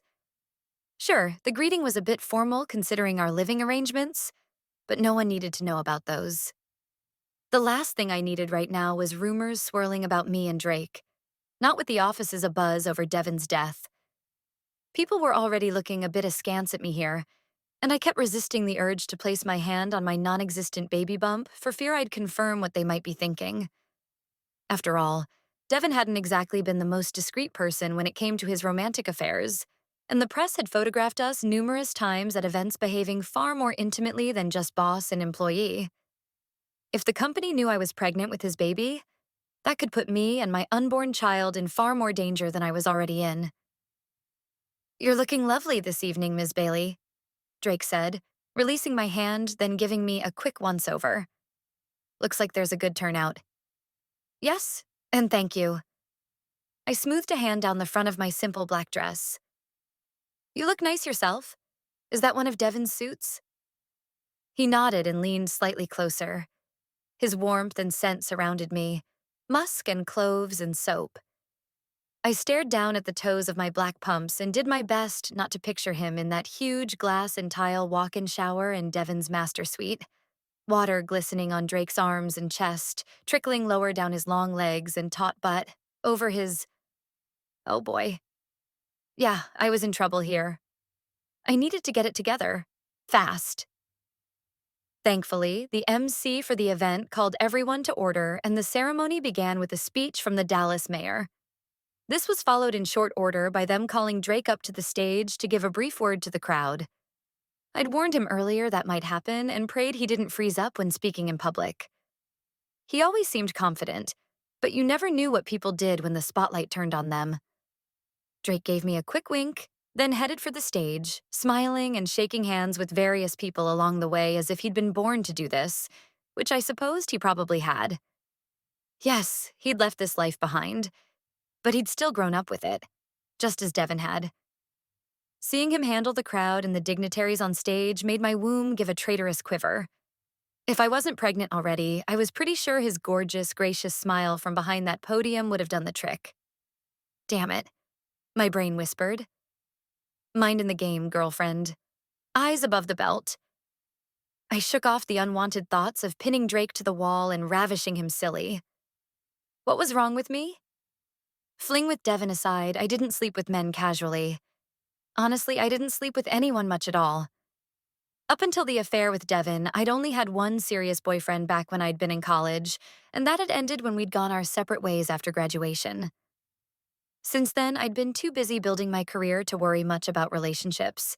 In fact, the only reason I'd even started up an affair with Devin was because we were constantly thrown together during events for the organization sponsored by the Shepperton Foundation, and I'd been bowled over by his determined charm and wicked grin. Speaking of wicked grins, Drake was beaming down at me from the stage, making my blood spark with awareness. His deep voice held me captive, as it did everyone else in the crowd, apparently, given that all of them were hanging on his every word. Man, if there was such a thing as star power, Drake Shepperton had it, whether he knew it or wanted it or not. If he was this good behind a mic, I couldn't imagine how amazing he must be on the battlefield, commanding his SEAL team and achieving one top-secret objective after another. Drake spoke with surprising insight about the new children's wing and the donors who'd made it possible. I was impressed. I'd been worried whether he'd had time to go over the brief I'd given him earlier, what with all the things he was trying to sort out at the company after Devin's death. But from his speech, Drake had not only read the brief, he'd memorized it. Even more astonishing, he was relaying the information back now in a friendly, approachable, easygoing manner, not sounding robotic at all, and never doing more than glancing at his note cards. If I didn't know better, I'd think he'd been part of the company all along, and not off in some far-off location, estranged from the business and his family. And in conclusion, I need to give thanks. First to everyone here for all of your condolences and well wishes regarding my brother Devin's unexpected passing. Drake said, just the right touch of grief and sincerity in his tone. Your support during this difficult time means more than I can say, and I appreciate everyone who's taken the time to say something to me. I won't forget it. He scanned the crowd before meeting my gaze again. Finally, I'd like to thank the woman without whose efforts and dedication this ceremony would not have been possible. Let's give a round of applause to the fabulous executive director of the Shepperton Foundation, Ms. Layla Bailey. Heat prickled my cheeks, and I smiled, giving nods and thanks to the crowd cheering for me. It was nice, and again, very different from what I was used to with Devin. While he paid me handsomely for my work, he'd never once, as far as I could remember anyway, thanked me publicly for my contributions. Devin always preferred to keep the spotlight on himself. After Drake and the mayor, along with the hospital's board of directors, stood for yet more pictures, he finally returned to my side. For the first time since his arrival, his broad shoulders hunched slightly, and there were lines of tension near the corners of his mouth. How long do we have to stay here? Drake asked me under his breath. I finished my small glass of punch and set it aside. We can leave now if you need to. Good. He reached down and took my hand before heading toward the exit. Let's go. We said our goodbyes to the crowd as we went, then headed outside to the parking lot. Is your car here? Drake asked, squinting in the sunlight. I had the company driver bring me over. No sense bothering the guy to pick me up if we can ride back to the condo together. Yes. I fished my keys out of my bag and started toward a row of vehicles to the right. Over here. But I no more than reached the front of the car when I stopped short. Based on the lopsided slant to the burgundy SUV, something was very wrong. "What is it?" Drake said, coming up next to me, then cursing under his breath as he took in the sight. "Someone slashed the tires. Call the police." Crap. There was a slight possibility this was coincidence, I supposed, but a glance around showed me that my vehicle was the only that had been touched. Did that make this a targeted attack? My pulse sped at the thought. Was this related to what had happened at my apartment? Did it have to do with the information I'd found out about the foundation funds, or was I being paranoid? Hard to tell anymore. I pulled out my phone instinctively to call the police, then halted. Number it won't do any good. It might. He scowled down at the shredded rubber treads. "And you'll have a report on file as proof for next time. The paper trail of intent has to start somewhere." Seems pointless. I sighed. I mean, they gathered evidence from the break-ins, but they weren't able to find any good leads, so they had to let the investigations drop. And when I tried to say that the crimes showed a pattern of behavior that meant that I was in danger, they argued that they couldn't offer any protection because there was no credible threat of violence against me. Why would a couple of flat tires change anything? They'll just say it was a prank or random vandalism. Maybe. He pulled out his own phone to snap pictures of the damage. But I still think it's a good idea to play this by the book. Anyway, your insurance company might require you to make a police report. Make the call, Layla. I sighed and did as he asked, then waited 20 minutes until a squad car arrived to take my statement. Sure enough, the officers looked openly skeptical at my suggestion that this was tied to the break-ins or a direct threat to me. They mentioned several other reports of kids vandalizing cars in the area. It was spring break after all, and teenagers got bored, they said. No, they didn't think it was strange that only my vehicle was attacked. They gave me a police report number and called a tow truck, then left again, leaving me and Drake standing around to find our own way back to the condo. The only blessing was that the sun was setting, easing off some of the heat of the day. By the time we used a car service to get home, I was hot and tired and more than just a bit cranky. "Come on and get changed," he said, slipping off his suit jacket and loosening his tie, making him look far more attractive than a man had a right to be. "I'll make you some tea and then we'll pull up the police report." I bristled a little at him taking charge and telling me what to do, but the truth was, my feet hurt, and my ankles were swollen, and I had to pee. Again. I wasn't even that far along, and already my body was betraying me. Using the bathroom, getting changed, and having some tea sounded like a pretty great idea right now, even if he was the one who'd said it first. Frowning, I towed off my pumps, then headed down the hall to the guest room where I was staying. For some reason, having my tires slashed was just the last straw today. How was I supposed to get to work now? I supposed my insurance company would arrange for me to have a loaner until the car was fixed, but I could already foresee the miserable hour I'd have to spend on hold with the insurance company before that could be sorted out. Ugh. Tears stung the backs of my eyes before I blinked them away. Must be the pregnancy hormones again. I wasn't normally such a wimp. I was a survivor, damn it. I didn't give up or give in just because one little thing went wrong. If there was any advantage at all to growing up with thieves for parents, it was that I learned to be adaptable.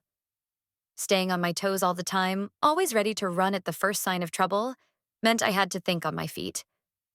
But working at Shepperton Foundation had given me roots at last, and I hated being forced to resort to tricks from my old life again. Especially since the danger this time didn't come from me being in the wrong, but from me trying to do the right thing where the donations were concerned. And yes, tire damage was small potatoes considering what might have happened to me or my property, but it was still an attack. It was still meant to make me afraid, to restrict my freedom. And for a gal whose parents were in prison, serving long sentences, freedom was a rare and precious thing, never to be taken lightly or lost. After a quick trip to the bathroom to use the toilet and wash off my makeup, I shed my dress and slipped on a comfy pair of yoga pants and a t-shirt, then slouched back out to where Drake was sitting on the sofa in the living room, a tray with 2 mugs of tea and a plate of cookies on the coffee table in front of him. The scent of herbs and peppermint tickled my nose as I snuggled into one corner of the sofa, a warm mug clutched in my hands. I was acting like a grump, and hormones or not, there was no excuse for it. Not when he was being so kind to me. Thank you. You're welcome. He picked up his own mug, then placed the plate of cookies between us. Help yourself. You look a bit pale. I'm guessing your blood sugar's low. You'll feel better if you eat something. I grabbed an iced gingerbread man from the plate and nibbled on his head. These are good. Where'd they come from? One of the gifts sent over after Devon's funeral, he said, devouring one of the cookies in 3 bites. We need to eat them up before they go stale. I don't think that'll be a problem. I grabbed another cookie and chuckled. These are yummy.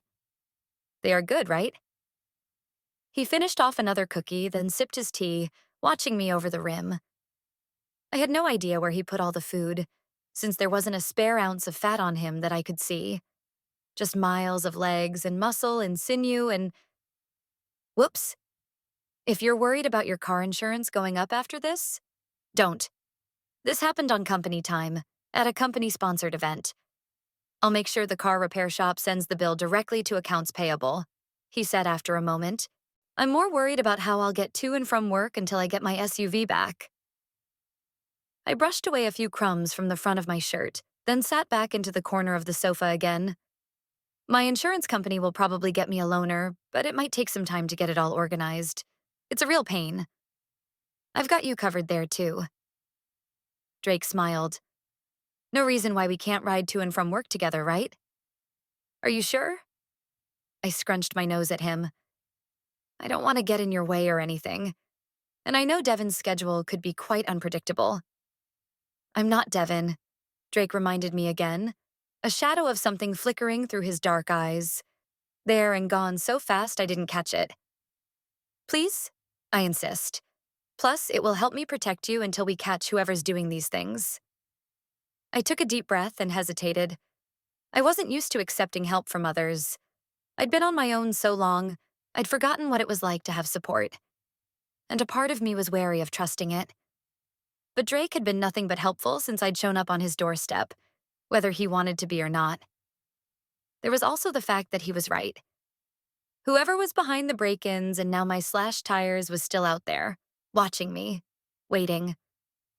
A chill went through me and I finally gave in to my urge and placed one hand over my abdomen. Funny, but for the first time since all this mess started, I felt safe. Because of Drake. Okay, I said at last. We can ride together, but I will pay you back for all this. I promise. Chapter 6. Drake. The next morning, I was back in the offices of Shepperton Inc., wading through yet another stack of paperwork and trying to make sense of it all.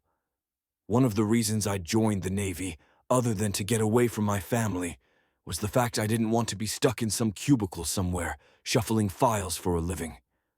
Computers were a hobby of mine. Every now and then, I needed to put my skills to work in the field, but I didn't want to be forced to stare at them all day. Being here now made my skin feel itchy, like I need to get out a run or something. I just finished going over yet another marketing report when the phone on my desk buzzed. I jabbed the flashing red button and picked up the receiver. Drake Shepperton. Mr. Shepperton, this is Jameson Peterkin. Those financial reports you requested are ready. I've sent them to your secure email address. Great. More numbers. Well, at least these would hopefully shed some light on what my brother had been up to here before his accident. I loosened my tie, hating the thing. Felt more like a noose than neckwear. Thank you. You're very welcome, Mr. Shepperton. Drake. Drake, Jameson corrected, then cleared his throat. And please let me know if you need anything else from my department. After the call ended, I pulled up the reports, running a quick query for the red flags Layla had brought up, especially the donations for the Romanian orphanage. Sure enough, Devon had always been the person signing off on those transactions and approving them personally. The contrast was stark, considering that he seemed almost entirely hands-off in most of the Foundation's activities, aside from a cluster of donations, both incoming and outgoing, that had his fingerprints all over them from start to finish. I sighed and sat back in my seat, rubbing my fingers across my mouth. Devin either knew what was going on, or he was a gullible idiot. I snorted. Number my brother was about as cunning as a fox when it came to business. No way did he not know about the dirty money being cleaned through the charity. The only question was, whose money was being laundered? A couple more clicks through the reports showed no other interests, financial or otherwise, tied to Devon outside of Shepperton Inc. So it had to be an outside entity. But that didn't make sense. Why would my brother put the family's considerable interests at risk to clean up someone else's mess? It couldn't have been for the cash. At the time of his death, Devon had been worth billions, as was the company. One more mystery to solve. One more time suck I didn't need. Grumbling, I sat forward again and did another query, this time for all disbursement transactions approved by Layla. This time I sorted them by highest to lowest amounts. The biggest donations were in the $10,000 range, markedly less than the transactions my brother had green-lighted. In the past 2 quarters, there had been 17 of them, all for specific causes, some of them actually for organizations the foundation had been supporting for a number of years, since long before Layla joined the foundation. The rest of the monies spent were spent on general overhead. I opened up another window and did a quick internet search for the recipient names and found they all checked out. Relieved, I released my pent-up breath. Not that I'd really suspected her of wrongdoing, but given the topsy-turvy situation we were currently in, it was nice to be able to rule that possibility out unequivocally. I spent the rest of the day going over the rest of the reports Jameson had sent over, then finally stopped around 5:30.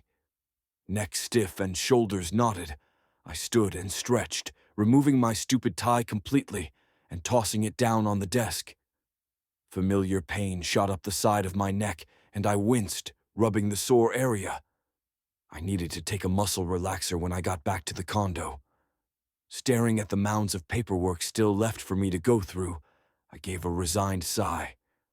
There wasn't much more I could do by myself.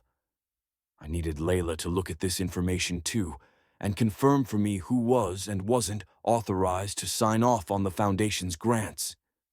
By the time I stopped to pick up Layla from her office and ran a few errands, it was well after 6 by the time we got home. Layla set her bag on the sofa, then excused herself to shower and change, while I shed my business attire for jeans and a sweatshirt before starting some dinner for us in the kitchen. Roasted chicken and veggies, along with a salad and some store-bought rolls.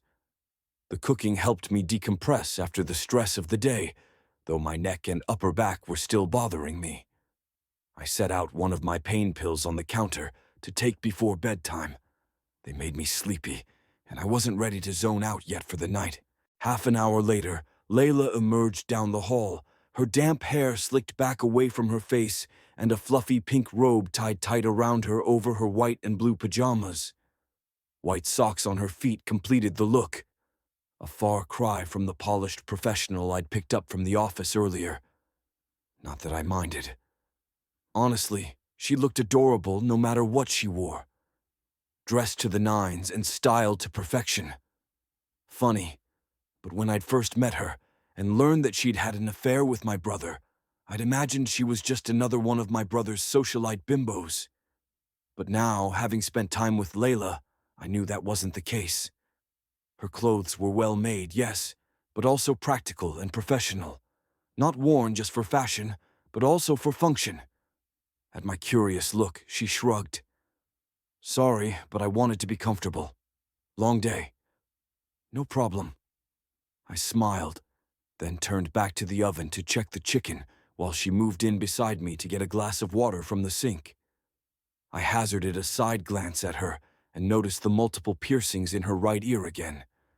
A rainbow of colors sparkled back at me. Diamond, emerald, sapphire, ruby, and topaz. Then she turned and I was surprised to find only one earring in her left earlobe, a pink-hued gem I couldn't identify. Curiosity got the better of me, and I couldn't help asking, "Tell me about those." "About what?" She frowned over at me. "Your earrings." I stirred the veggies on the roasting pan and closed the oven once more, placing the spatula in its holder on the counter. The air smelled of garlic and herbs, and warm bread from the rolls also heating in the oven. My stomach rumbled. I'd skipped lunch working on those reports about Devon's financial shenanigans.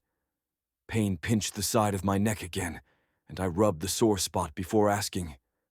"I noticed them that first night, but didn't say anything. Why so many? And why only on one side?" She narrowed her gaze on me, her eyes tracking my movement and her expression unreadable. "Have you got a problem with my piercings?" "No."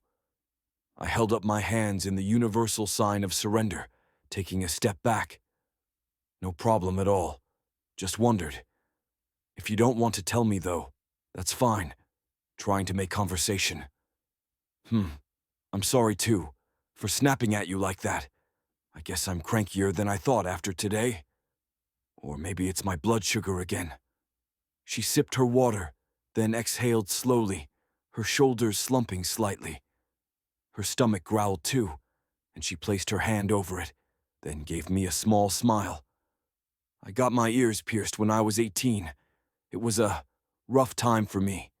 Things had happened in my personal life that made me want to rebel."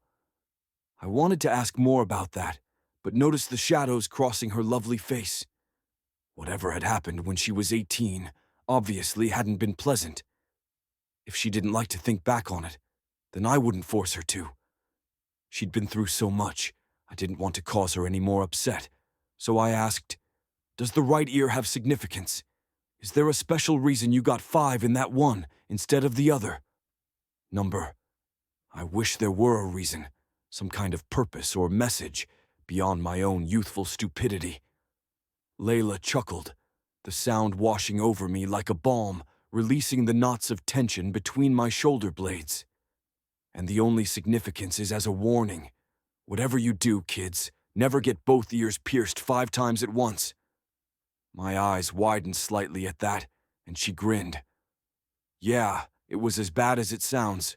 I couldn't sleep for 3 days because of the soreness afterward.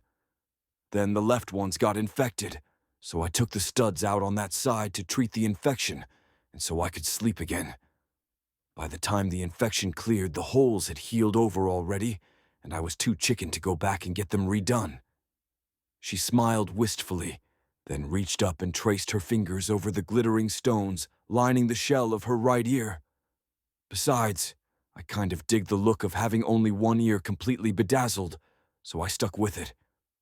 Plus, it's a nice icebreaker conversation-wise, right?" "Right," I said, my gaze still focused on her right ear. I had the crazy urge to follow the same path with my own fingers, but fisted both hands at my sides to keep from reaching for her. I had no business touching Layla Bailey. Not tonight. Not ever. Thankfully, the oven timer dinged, distracting me. I slid on an oven mitt to pull out the roasting pan and rolls, then busied myself tossing our salad and putting the warm bread in a basket. Layla helped by putting out the salad and bread basket while I gathered our plates, silverware, and napkins. "Accounting sent over some financial reports I'd requested today," I said as I worked, going over my day with her like an old married couple. We'd only known each other a few days, but it seemed so easy to talk to her. I didn't want to think too hard about why that was, so I just went with it. This time with her was the most relaxing part of my day, and I didn't want to ruin it. Spent the afternoon going over them. All those red flags you pointed out are there, plain as day. From what I saw, it's hard not to believe Devon was an active, informed part of it. Layla stared down at her stockinged toes, frowning. "I'm sorry you're having to deal with all of this after his death. Things must be hard enough for you without learning all these awful things about your brother. If it's any consolation, it was hard for me to believe in Devon's involvement too when I first saw the discrepancies. I thought there must be some mistake or something I was misunderstanding. That's why I went straight to him with my concerns. But after going over everything, it was the only conclusion I could come up with, too. By the time of the accident, he had me questioning everything. I even wondered if he just slept with me to distract me. I don't like to think of myself as a gullible person, but... No, I can't speak for my brother's motivations in your relationship, nor would I try. Like I said, we weren't close. But I wouldn't blame yourself, I said, setting out our dinnerware on the table, then returning to the counter to dish up our dinner. And I can't say I'm shocked by Devon's behavior. He was always ruthless. It's one of the main reasons we never got along. But I'm still having a hard time understanding why he'd put the whole company at risk that way. If she was bothered by me insulting her ex-lover, Layla didn't show it. Instead, she took a seat at the table and nibbled on a roll from the basket I'd placed there. I've no idea. After dishing up the chicken and veggies onto a platter, I set it on the table along with a bottle of ale for myself and more water for Layla, then took the chair across from her. Once we finish eating, I was hoping to have you go over the reports too, if you don't mind. I brought my laptop home with me from the office. I'll hook it up to my system so that we can both look at it. I gestured to my setup in the living room, the only thing of my own I'd bothered setting up since moving into Devon's apartment. I'd gotten myself a pair of monitors and hooked it up to the heavy-duty laptop that I took with me everywhere.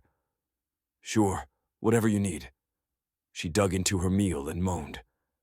Man, this is great. Thanks for cooking. Like I said, I enjoy it.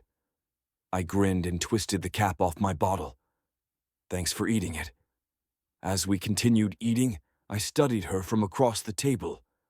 She'd mentioned having a rough day, and I could see the strain of it in her face. Shadows marred the delicate skin beneath her eyes, and her complexion looked paler than normal. Concern clawed up inside me, and I wondered if she was taking on more than she should. After all, Devon's death had to have been a major shock to her, as it had been for me. Plus, she had the pregnancy to contend with on top of it, and the fear of another attack like the one on her car. Maybe asking her to go over the reports tonight hadn't been such a great idea after all. Maybe she'd benefit more from making an early night of it and catching up on some rest. We'd waited this long. One more night wouldn't matter. You know what? I said after a moment, pushing my empty salad bowl aside to start on my chicken. Forget about those reports for the evening. They can wait until tomorrow. My head's too full of numbers as it is, and I could use a break, frankly. Layla glanced up at me, a mix of relief and wariness flickering through her lovely dark gaze. Are you sure?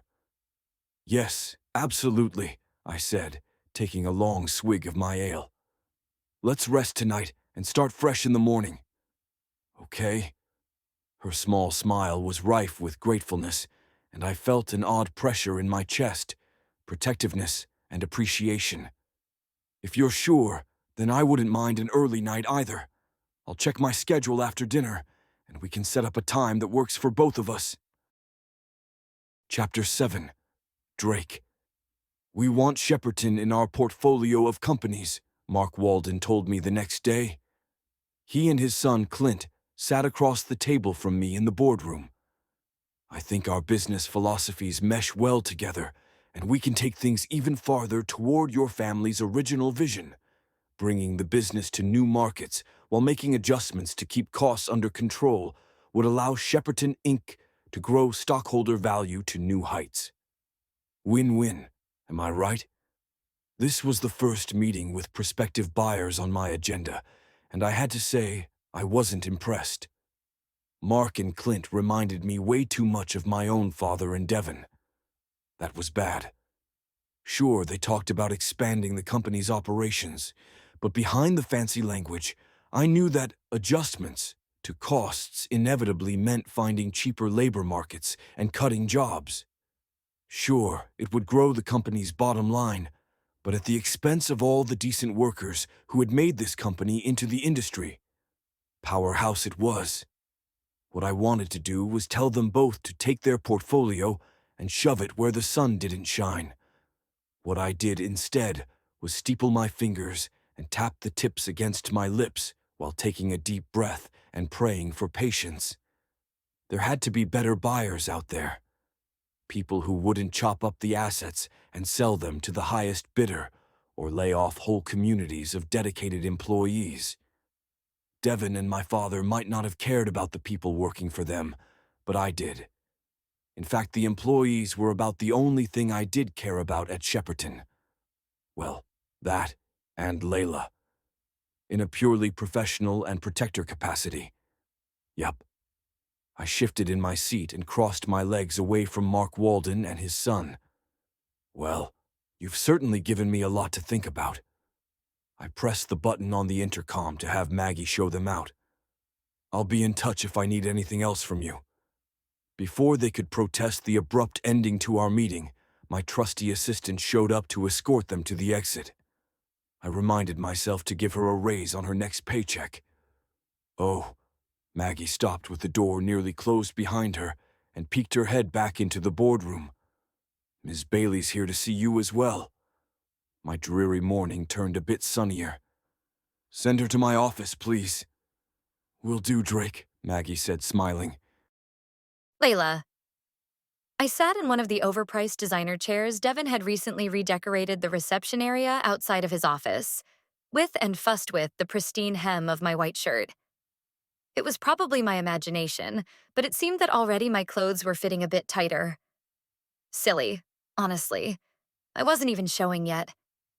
But still. Ever since I'd found out I was pregnant, everything about my life had changed. Why not my clothing size, too? I snorted and looked up as two men came down the hall with Maggie, their voices carrying over the quiet, classical music piped in over the built-in sound system in the ceiling. Nailed it, the younger guy said. With his slick appearance and shark-like smile, he reminded me of Devon in all the worst ways. They'd be idiots not to sell to us. No one gives better balance sheet appeal than us. The two men stepped aboard the elevator and the doors closed, cutting off the rest of their conversation. Still, I had heard enough to figure out they must be prospective buyers for the company. I'd known Drake was aggressively searching for new ownership. I just hadn't expected it to happen so fast, I supposed. My stomach cramped a bit, and I rubbed my hand over the sore spot. Another change coming, and one I felt less happy about.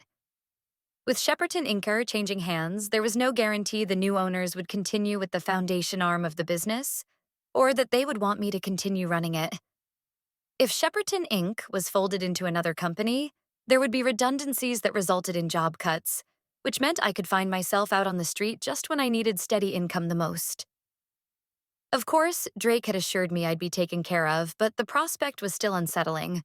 I liked my independence, avoided being beholden to people like the plague. But was that just my pride speaking? As a mother, shouldn't I put the well-being of my child ahead of everything else? Or would I be sending the wrong message to my child if I let someone else take care of my problems instead of facing them myself? Ugh, it was all so confusing, and I was already reeling from everything else going on. You can go back to his office now, Ms. Bailey, Maggie called to me. Thank you, I said, standing and grabbing my bag with the laptop inside. The older woman smiled at me as I passed by the reception desk, her narrowed gaze far too perceptive for my comfort. Feeling the weight of the secretary's stare on my back as I reached the hallway leading to Drake's office, I couldn't stop myself from asking, "What?" "Nothing," Maggie said, sitting down behind her desk once more. "You just look different, that's all." "Different how?"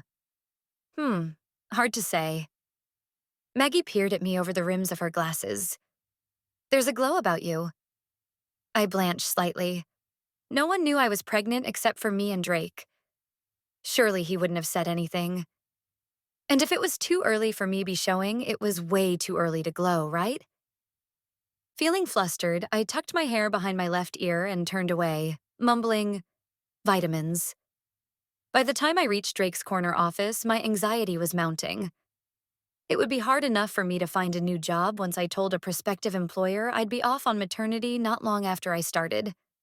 Technically, they couldn't not hire me because of it, but if it was down to me and another qualified candidate who wasn't pregnant, Why wouldn't they pick the option that caused the least amount of trouble for them?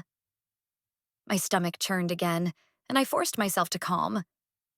I'd been sick earlier this morning as it was. No sense upchucking again now, especially outside Drake's office. I took a deep breath and exhaled slowly, waiting to knock until the bile receded from my throat.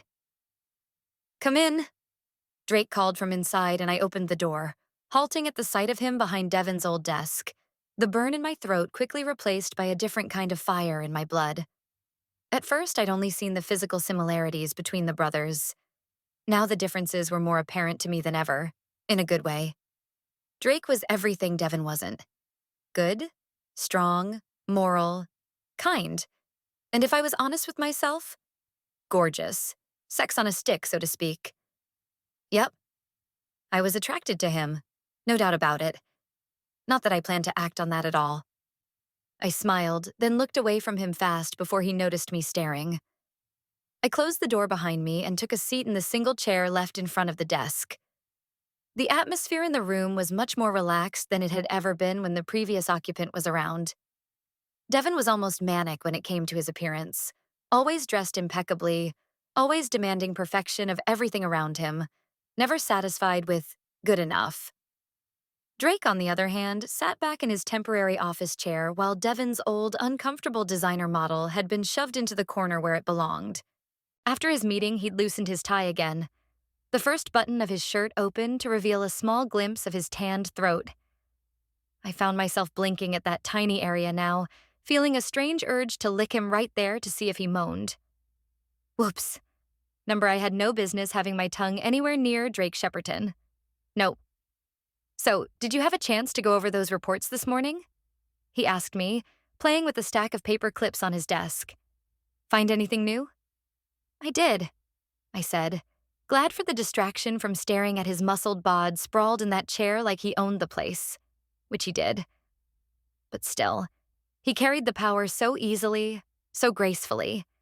There was no pretension with Drake, no need to prove himself to anyone, not like with Devon. He had always been so driven to prove he was number one, to stay on top, to keep his edge. Drake was comfortable in his own skin. That was it. He didn't force things because there wasn't a need to. It was one of the things I found most attractive about him. I cleared my throat of the sudden constriction there and continued. "Go over those reports from accounting again, I mean. And no, I didn't find anything new." "Okay." Drake sat forward, shoving the paper clips aside so he could rest his forearms on the desk. "Well, keep searching the financial records. And I've got an outside analyst probing Devon's personal accounts for any irregularities. Also, I need you to give me a list of all the people who could sign off on outgoing grant money, please." "No problem." I got out my laptop and typed notes into a new document. "What else?" "Go over the top grants again and see if any oddities pop out at you. You'd know better than me what should and shouldn't be there." "Done." I started to get up, but Drake stopped me. "Unless you need to go back to your desk, you might as well work from here." He pointed to the table across the office. "It looks like it's getting ready to rain outside." Years ago, when Shepperton Inc. had outgrown the office space in its original building, the simplest way to expand had been to purchase the building across the street. A sky bridge had long since been constructed to connect the two buildings on the upper floors, but a bad storm the previous month had caused some damage to the bridge, so for the time being, a short walk outside was needed to pass from one building to the other. Oh. I glanced out his window and saw the clouds increasing. It had only been overcast when I'd walked over here earlier. "Okay, sure. I can work from here, I guess." I got myself set up at the table, then dug into the projects Drake had given me. While I worked, he handled more of the daily tasks of the business that required the CEO's authorization, mainly phone calls and paperwork, from what I could tell. I did my best not to listen in, but with us sitting in the same room, it was impossible. As I pulled up reports and made lists, I noted the tone with which he talked to people. Courteous and clear, with none of the artifice and sarcasm that had been so evident in Devon's voice a lot of the time. Devon had been too busy, too important for those he felt beneath him most of the time, and it had showed. Honestly, that was another reason I'd been shocked when Devon had come on to me. let alone actively pursued me, as if I was some kind of prize to be won. As my parents always used to say, you can take the girl out of the streets, but you can't take the street out of the girl. Since my 18th birthday, I'd worked hard to change myself inside and out into the woman I was today, poised and polished, without a hint of grifter. But Devin had shown such disgust for people who he considered beneath him, to the point where I'd worried he'd be able to sense my history somehow, hear it in my voice, or even smell it on my skin. I'd never felt entirely comfortable around him, waiting for the day he'd discover the truth about me and turn those vicious words of his against me. I'd been on guard with Devin, even in the bedroom. The fact that I'd had dinner with Drake the night before in my bathrobe just proved how much more comfortable I was with him than I had ever been with his brother. I'd even told him about my piercings, which I never did with anyone. But there was just something about him. Something that made me want to open up and share it all with him. Or maybe that was my stupid hormones again. Hard to tell these days. I finished the list of names and sent it to the printer, then got up to retrieve it for Drake. Here are the people authorized to disperse grant money, I said, laying the paper on his desk. Thanks. He scanned the names, frowning. Are all these people employees? Yes. It's a mix of Shepperton, Inker, Finance Department, and Foundation staff. Huh. Okay. He set the list aside and waved me around the desk to where he had the queries he'd run the night before pulled up on his computer screen. We need to figure out who else might have been involved. I don't see any names in this query that aren't on your list, but that doesn't mean that every transaction is actually legit. He hit a few keys and printed out the results. Look at these and cross off all the ones you know are legitimate. I got to work going through the pages, and when I was finished, I handed the stack back to him. There's only a couple of them I don't recognize. Most of them are Devin's, but there are a couple others too. Looks like 3 separate people authorized those. Want me to start with reviewing those, since Devin's are already suspect? Yeah, we eliminate everyone else if we can. We each went back to work at our stations, gathering data for several hours until the clock on the wall chimed 5. I stood and stretched while Drake scowled at his screen. Somewhere along the way, I noted he'd shed his suit coat and was now in just shirt sleeves, the cuffs of which were rolled up to reveal his muscled, tanned forearms lightly dusted with dark hair. Things low in my belly tightened despite my wishes, and I quickly tamped down my attraction. I was here to work, not drool over my hot new boss. Drake glanced over at me, his dark eyes keen. Find out about those 3 people? Yep, 2 of them anyway. The 3rd one, though, is a bit sketchy. I carried my notes over to his desk, glad to move around after sitting so long. Carrie Bartlett's the one I haven't been able to clear. She used to work in accounting before being promoted to associate by Devin a few months ago. She reported directly to him and no one else. I don't have access to her employee file. Huh. Drake looked over my notes. Do you know her? Not really, beyond what I told you just now. I shrugged. She didn't really have anything to do with the foundation arm of things. Right. He hit the button for speakerphone and dialed, then glanced at the clock. An answering machine picked up in HR, and he waited for the beep before leaving his message. Yes, this is Drake Shepperton. Please send the employment file for Carrie Bartlett to my office first thing in the morning. Also send me the records of any vacation requests or recent leave of absence records on her. Thank you. After he hung up, Drake stood and grabbed his jacket and keys. Ready to go home? I'm bushed. I smiled, then stifled a yawn as I went back to the table to gather my things. Same. And yes, let's get out of here. Chapter 8. Layla.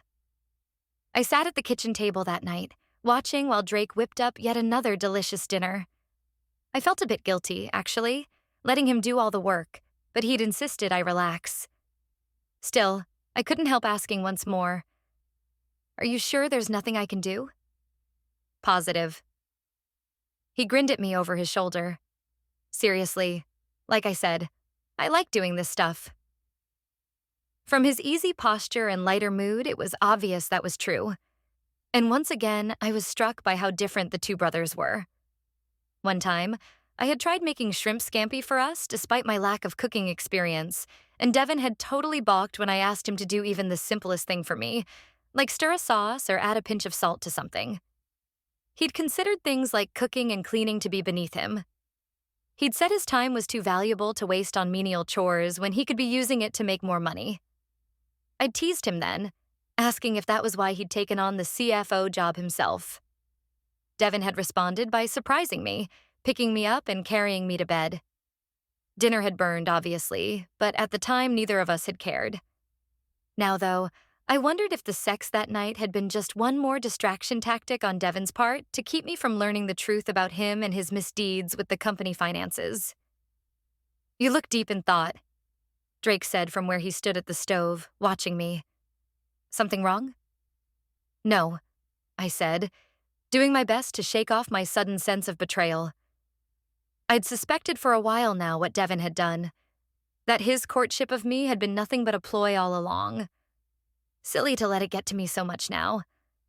Must be the tiredness I felt, or maybe hunger.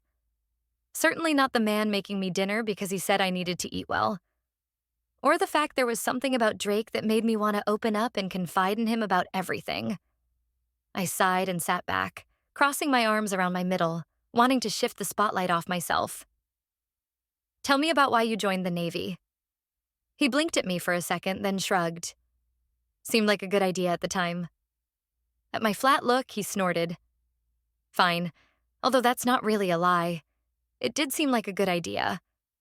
I went to the school my parents wanted me to attend, but instead of getting the degree they demanded, I signed up for NROTC and took a course load that I thought suited me better. I knew the family business wasn't for me, so I took a different track."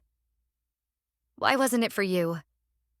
I leaned an elbow on the table and rested my chin in one hand. The way Devin talked about it, all the Sheppertons were born to it, like some divine right or something. "See?" Drake shook his head and faced the stove once more. The delicious smell of caramelized onions and peppers and the sound of sizzling steak for our fajitas filled the room. He frowned and turned the burner down, stirring in a handful of spices. That's exactly the kind of BS that had me running in the opposite direction from my family. Born to run a manufacturing business, like it's some kind of divine destiny? What a load of crap. I'll tell you something. The only thing I saw my brother and parents born to was a life of greed and heartlessness when it came to money. He huffed out a breath, then reached up into the cabinet to grab a platter for the fajitas.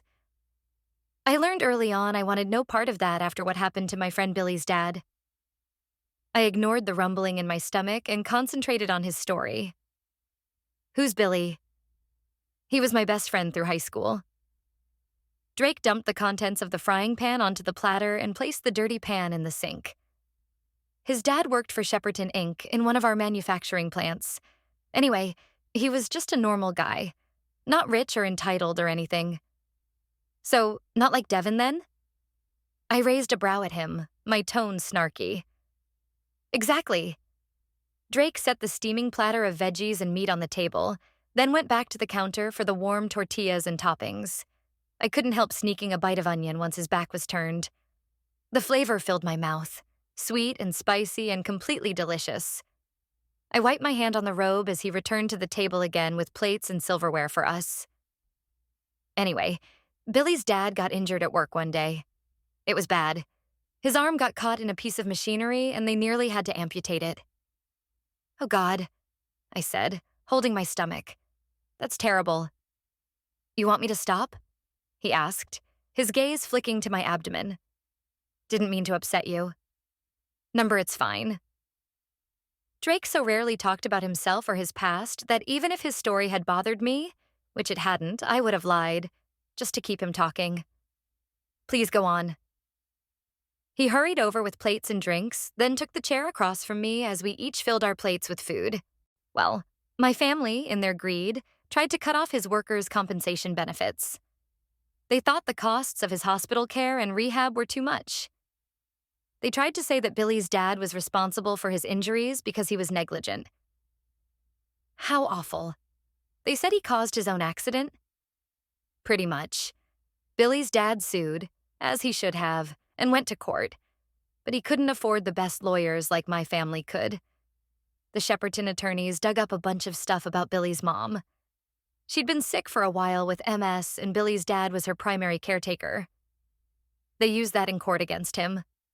Said his exhaustion made him less careful. Said he didn't go through the proper checklists before operating his machinery. Said if he'd been well rested and acting responsibly, he wouldn't have gotten hurt. Lying bastards. I nibbled on a tortilla and frowned. Was he at fault?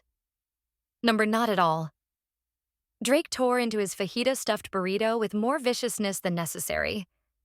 He chewed and swallowed before answering, visibly forcing himself to speak calmly.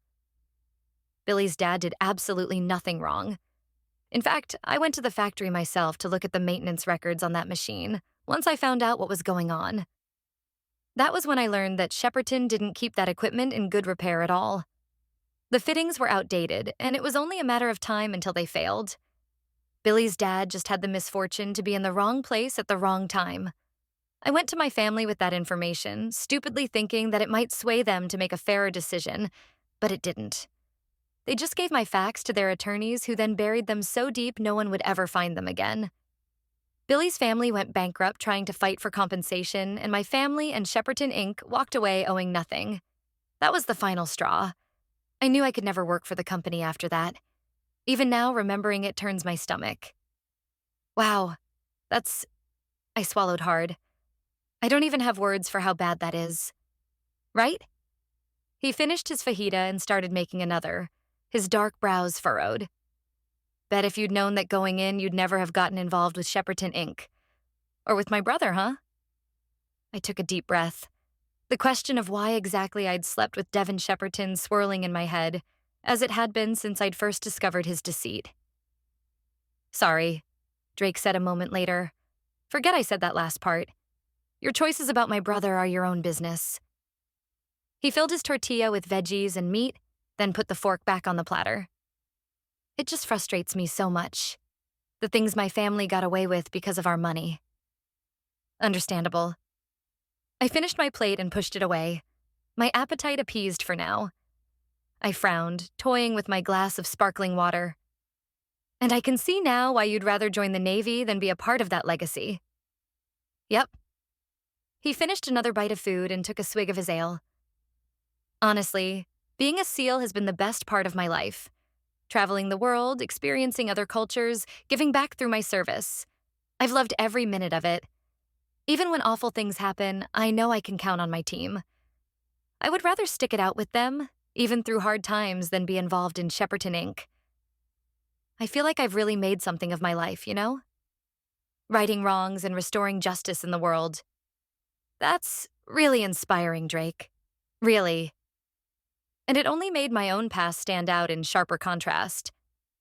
In truth, I suspected I knew exactly why I'd gotten involved with Devin Shepperton. It wasn't because of his money or his flashy clothes or cars or even the fact he was drop-dead handsome. Nope. The secret behind Devin's appeal to me had been what he'd represented. Stability. After years of living on the run with my parents, never knowing where the next meal was coming from or when the cops might show up on our doorstep, being with a man who seemed to have it all together had been far too tempting to resist. I pushed back my chair and stood, carrying my dishes to the sink and sneaking a glance at Drake from beneath my lashes. Too bad I'd chosen the wrong brother. Devin might appear to be a catch on paper, but Drake was the real deal. A good man through and through. How long do you plan to stay in the Navy now? As long as they'll have me, he said, wiping his mouth with a napkin. As long as I can serve. I nodded and turned away, reality slapping me upside the head. The fact was I had no business swooning over Drake Shepperton, no matter how wonderful he might be. He'd be leaving again as soon as he found a buyer for the company, and I'd be on my own again to deal with the pregnancy and my future as a single mom. Best not to start down that road with him to begin with. I'd been heartbroken enough for one lifetime. Thanks so much. I forced a smile I didn't quite feel as I rinsed my plate to put it in the dishwasher. Drake, I can get the rest of this, I said, moving in beside Layla at the sink a short time later. My skin tingled as she brushed against me, and I tamped down my reaction hard. Living with her like this, sharing our space, and opening up about our pasts was more intimate than I'd expected. Worse, I liked it.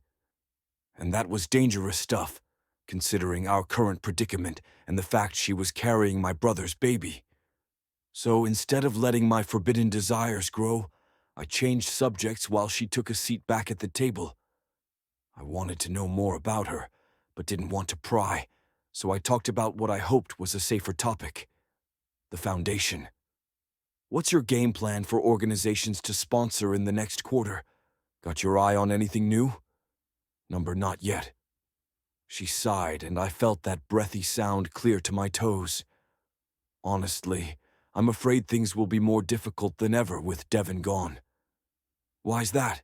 I asked as I washed the pans and utensils I'd cooked with. Because if this gets out, no one's going to want to deal with a charity that's tainted by scandal. She hung her head, her dark brows knitted. Besides, who knows if there will even be a foundation once the new owners take possession of the company? There's a chance I won't even have a job when the sale's all done and dusted.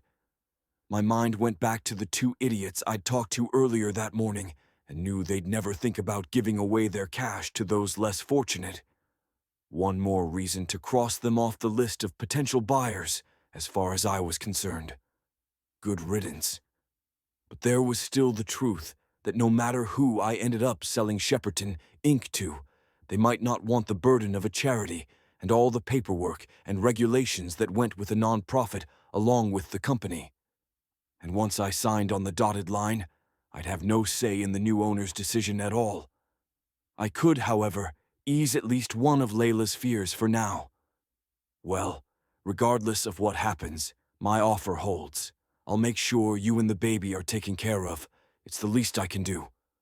She shook her head, not meeting my gaze. Thank you, but the baby and I will be fine.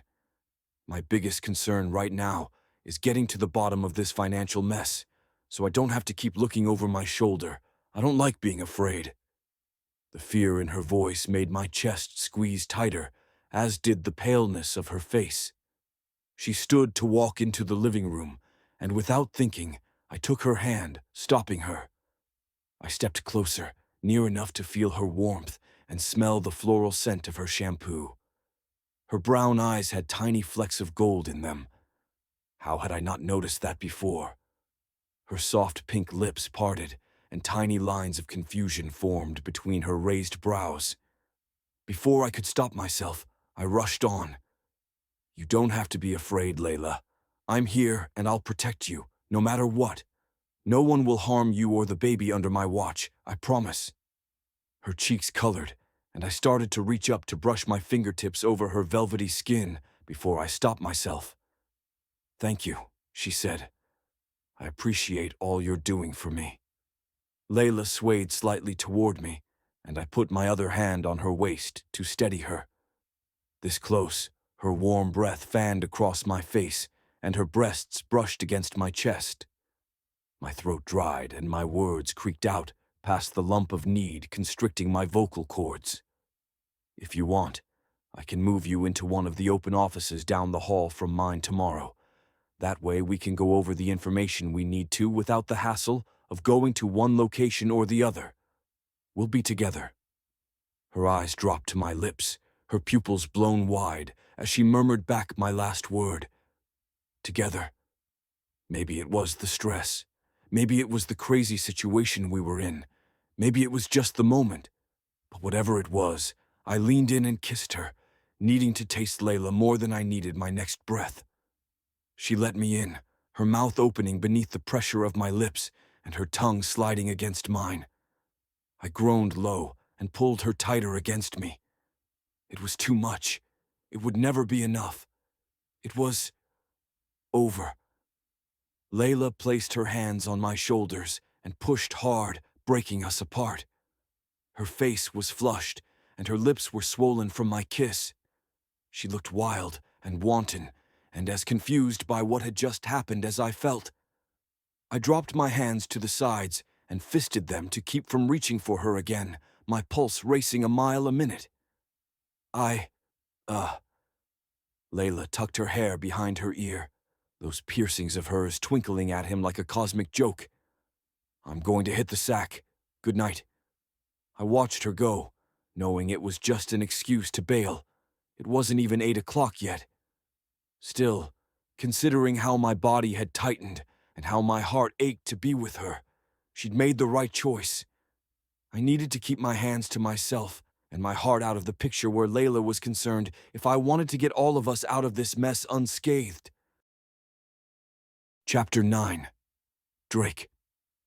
I got ready the next morning and wondered exactly when I'd lost my mind. Each time I closed my eyes, all I could think of was the kiss with Layla. How she'd tasted, the velvet of her skin, those tiny mules she'd made before she sank into me. It was enough to drive a sane man crazy. It sure had kept me up all night, tossing and turning. What a mess. I rubbed my eyes and sat back on the edge of the bed to stare up at the ceiling. The fact was, I was wildly attracted to Layla Bailey even if I shouldn't be. She had been with my brother, for Pete's sake. She was carrying Devon's baby. And sure, she'd confirmed point blank to me that her time with my brother had been nothing but sex, no emotional entanglement at all. But that shouldn't matter. Should it? Restless, I sat forward again and did my best to shove all that drama aside and focus on the financial reports I'd requested. Devon had really gone all out trying to hide what he was doing, that was for sure. Taking over as CFO, burying his phony charity transactions under a mountain of extraneous paperwork. Would have worked too if it hadn't been for Layla. That idea snagged in my head. Devon was crafty. Was it possible his affair with Layla had been just another ploy to throw her off his scent? I couldn't imagine anyone not wanting Layla, but considering the number of women my brother had been with during his lifetime and the ruthless way my family tended to use people, the notion wasn't completely out of left field. The thought of poor Layla getting caught up in the web of Devon's filthy schemes made my stomach turn. She was a good person. Honest and forthright and true. She deserved better than that, especially given her current situation. I couldn't imagine the pressure she must be under, facing single motherhood. And yes, I'd offered her financial help, which she kept declining, but I knew little about what other support she might have once the baby arrived. She told me little about herself or her past. Not that I wanted to pry or anything, but I was curious. More curious than you should be. Sounds echoed down the hall from the kitchen, jarring me from my thoughts. A glance at the clock showed it was nearly 7:30. We'd be late if we didn't get a move on. I slid on my loafers and fixed my tie, then grabbed my suit jacket before heading down the hall to find Layla standing in front of the toaster, a travel mug of tea in her hand. "Morning," she said, not meeting my gaze. "You hungry?" I was, but not for food. To distract myself, I headed into the living room instead and clicked on the TV to watch the latest financial news update. I really couldn't care less how the markets were doing in Hong Kong, but it was better than embarrassing myself because I couldn't stop imagining picking Layla up and setting her on the counter, kissing her silly as she wrapped those long, shapely legs of hers around my waist. "No," I said, the words emerging harsher than I'd intended. I cleared my throat and tried again. "I'm fine, thanks. You about ready to go?" "Yeah." Her toast popped up in the toaster, and she turned to butter it. "Just let me grab a napkin so I can munch on this on the way, unless you don't want food in your car." "It's fine." I turned back to the TV, away from the view that showed me how that blue pantsuit of hers hugged her hips to perfection and cupped her butt just so. Man, I had it bad for this woman, and that wasn't good. "Bring whatever you want." "Great."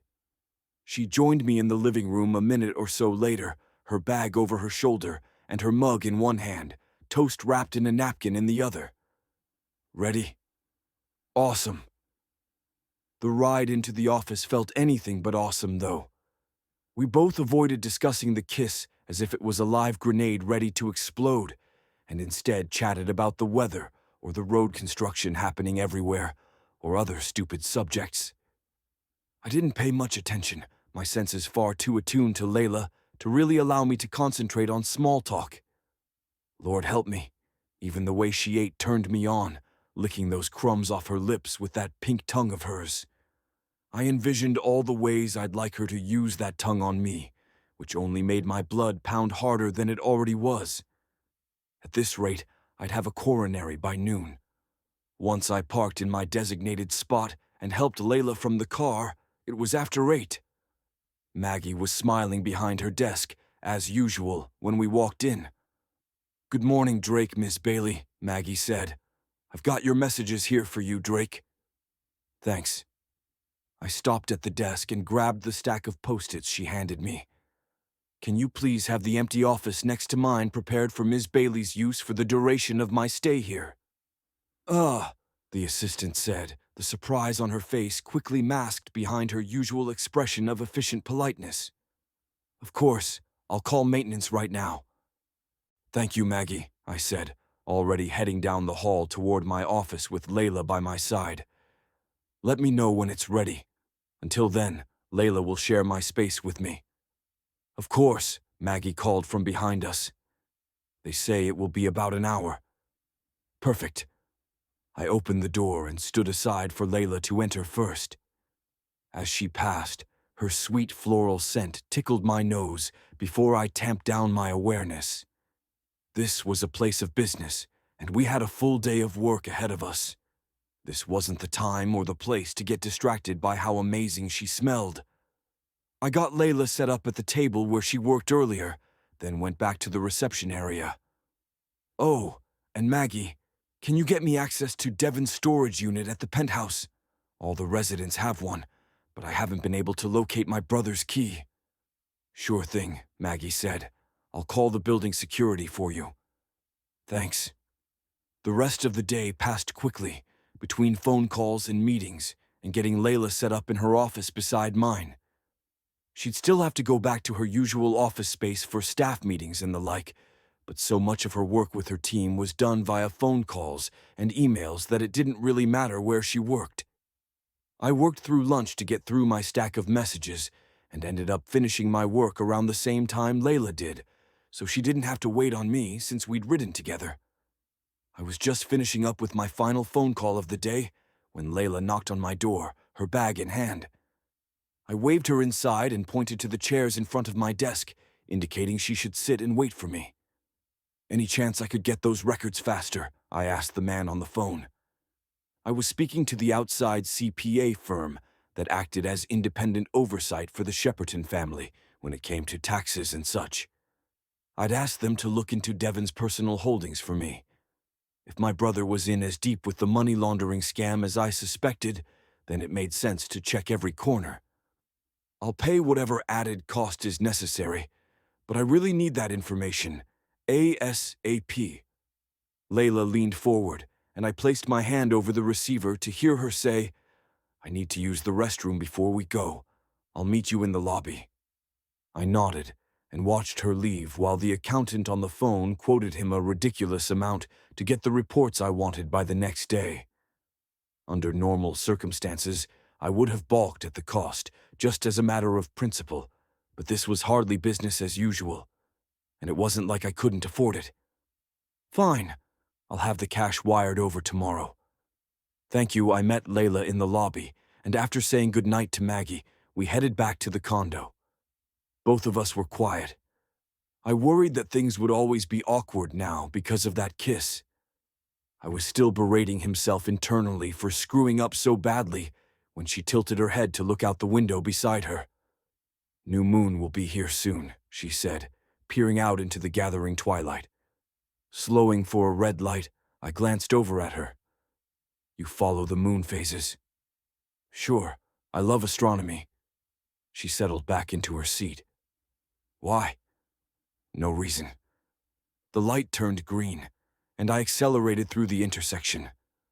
"I like space too." "Yeah?" She grinned. "When I was a kid, I used to spend a lot of time alone, watching the night sky, tracking the stars. As I got older, I wanted to learn more about all of it." "Me too." I smiled and flipped my signal, turning onto the street where the condo was located. When I was growing up, I hated all the fancy parties my parents used to throw at our house. Devin, of course, loved them. Of course. Layla rolled her eyes and we both laughed. Anyway, while they had their galas downstairs, I used to go up on the roof by myself and use my telescope. I got some books from the library and taught myself about the constellations and other galaxies and stuff. I still love to stargaze when I have the time. Same. She rubbed her hand over her abdomen absently as she spoke. "Everything okay?" I asked, concerned. "Fine." She gave me a sad little smile. Just imagining sharing that love with my baby someday. That would be cool. Relief eased the tension in my shoulders, and I rested one elbow near the window beside me. I haven't had a chance to check out the skies around Dallas lately, but with the city lights, it's not optimal viewing. You'd have to get outside the city limits to have a proper look.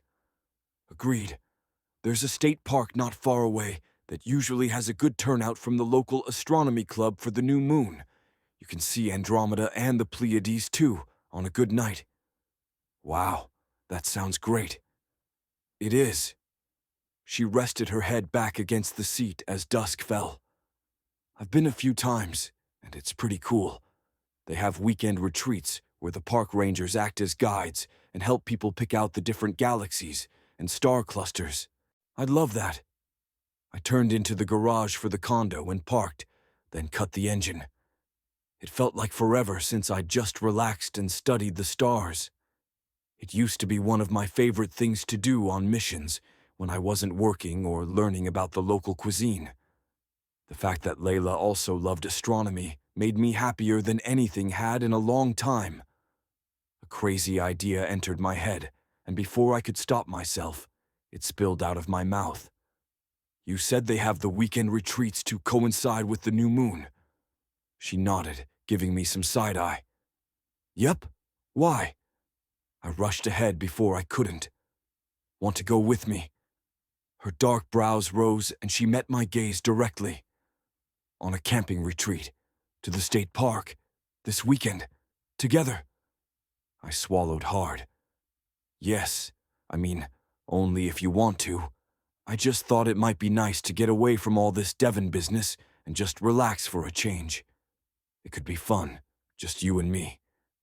"Not like a date," I quickly amended when her lovely eyes widened. "I mean, yes, we'd go together, but as friends, camping buddies, fellow stargazers, that's all." Layla blinked at me a long moment, and my chest squeezed with an odd mix of wariness and anticipation.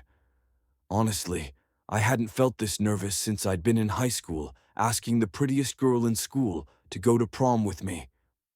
I'd lived and died in those few seconds waiting for her answer back then, which had been yes, and now wasn't any different. Heat crept up from beneath the collar of my white dress shirt, and I desperately wanted to loosen my tie, but didn't want to fidget and give away my anxiety.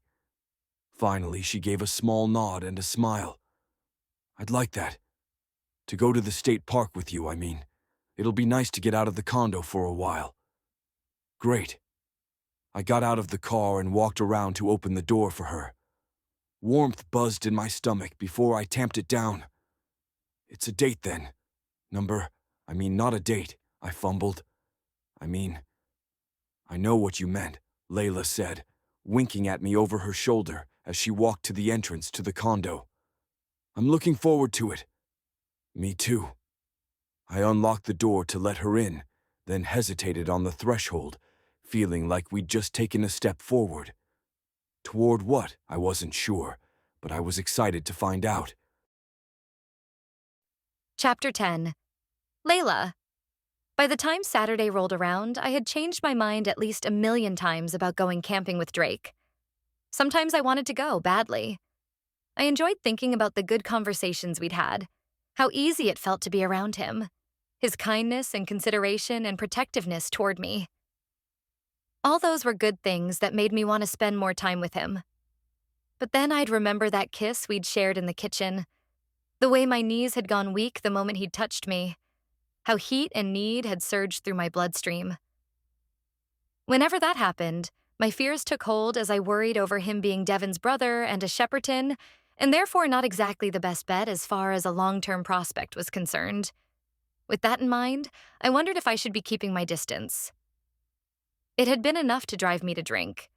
Or, since there was the baby to think of, eat massive amounts of chocolate cookies instead. Ugh. Now, though, as I walked beside him up the short distance to the clearing at the top of the hill where the view of the sky was best, I felt confident I'd made the right choice in coming. I could handle whatever this weekend threw my way. We'd parked his rental SUV in the parking lot near the start of the path, Drake insisting he wanted me on my feet as little as possible. "Are you sure I can't help carry anything?" I asked, glancing over at him weighed down with gear. To his credit, he seemed to have no problems with the load of stuff in his arms or strapped over his brawny shoulders. "I'm pregnant, not an invalid." "I've got it," he said, adjusting his backpack with one hand while toting the case with the telescope in it in the other. That pack alone had to weigh at least 50 pounds, but he made it look light as a feather. My traitorous heart fluttered at the thought of all that muscle lurking beneath his plaid flannel work shirt and tight jeans. "Besides, you are carrying something." "A map doesn't count." "Sure it does. Without it, we'd have no clue where to get the best seats." We crested the top of the hill and found lots of other people already setting up their equipment for the evening. I checked my watch. Almost 7:30. Dusk had started to fall, and the sun would disappear soon. Best find a spot and get to it. After consulting the map together, we chose a patch of open ground near the west side of the clearing, 20 feet or so from the closest observer. Enough space to have a bit of privacy, but not so far away that we were too isolated. Drake set the backpack on the ground and started setting up the telescope while I unpacked the things we'd brought along. A white light to help us when we weren't stargazing. A red light to help our eyes adjust when we were looking skyward. Insect repellent. Bottled waters and snacks. I set it all out atop the sturdy wool blanket I'd packed, then set up our 2 folding chairs. "How's the telescope coming?" I asked, opening a plastic baggie full of carrots and pulling one out to munch on. "Anything I can help with?" "Nope, I think I'm done," he said, leaning over to peer through the oculus to make a few adjustments to the lens. The light was dimming, but it wasn't dim enough to hide his form, and if I couldn't stop myself from checking out his taut butt and long legs. He really was a certified stud. Handsome, smart, and sexy, especially when he got absorbed in something that interested him. Honestly, one of the main reasons I jumped on his offer of moving me into an office next door to his was because sitting in the same room with him while he worked had gotten far too distracting. There was a certain expression that came over his gorgeous features when he concentrated, quiet intelligence mixed with masterful wits, that made the need to be near him almost overwhelming. I'd always been drawn to men who were confident and competent at what they did. It was probably one of the main things that had drawn me initially to Devon. He might have been a lying turd behind the scenes, but in his office, in his position as figurehead for Shepperton Inc., he'd exuded a high-wattage self-confidence that had been hard to resist, even for a skeptic like me. Drake, though, had a quieter power that was less in your face. Sure, he was hot and charming, but there was a reserve about him. You didn't get past the charismatic shell until you knew him better, and then, look out. I sighed and narrowed my gaze on him, remembering the way his hands had felt on me as he'd held me close in the kitchen, the brush of his lips against mine, the taste of ale and desire on his lips. "You still awake over there?" he asked, looking back at me over his shoulder, one brow raised as if he'd caught me red-handed with my naughty thoughts. "Doing okay?" Not trusting my voice, I nodded and shoved another baby carrot in my mouth. Heat prickled my cheeks, and I prayed the growing darkness was enough to cover what had to be a fiery blush on my cheeks. Thankfully, if Drake had noticed anything, he didn't mention it, just took the seat beside me and crunched on a carrot or 2 of his own. "Won't be long now until the stars are out," he said, staring up at the darkening sky. Soon enough, pinpricks of light began to twinkle above us, and a hush fell over the gathered crowd as people began looking up. Drake and I took turns at the telescope, marveling over the Big Dipper and Orion's Belt and the bright smudge of the Andromeda Galaxy millions of light years away. "You ever visited a dark sky site like this one?" Drake asked me once I straightened from my turn at the telescope. "I have, actually," I answered without thinking, then could have kicked myself. I hadn't meant to divulge more about my past, but now that it was out there, I couldn't take it back. "Really?" His dark eyes glittered with curiosity in the dim red light. "This one or one nearby? I thought they were pretty rare in this day and age."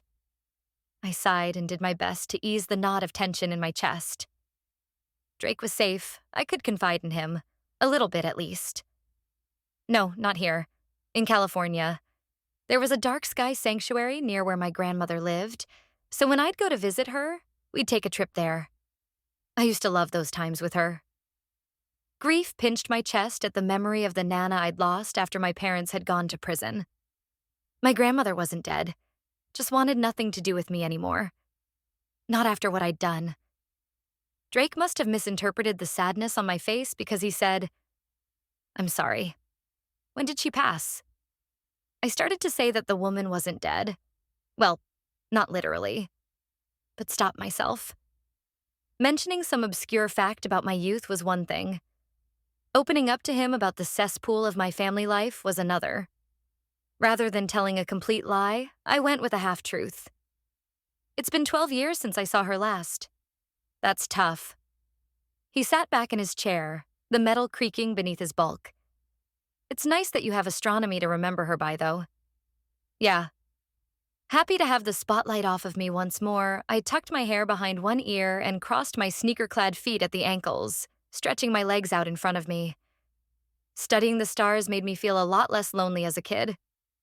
I gave him a side glance, noting his pensive expression in the shadows from our red light as he stared up at the sky. "What about you? Have you been to a dark sky reserve before?" "Yep, both here in the US and overseas." He took a deep breath and exhaled slowly, closing his eyes.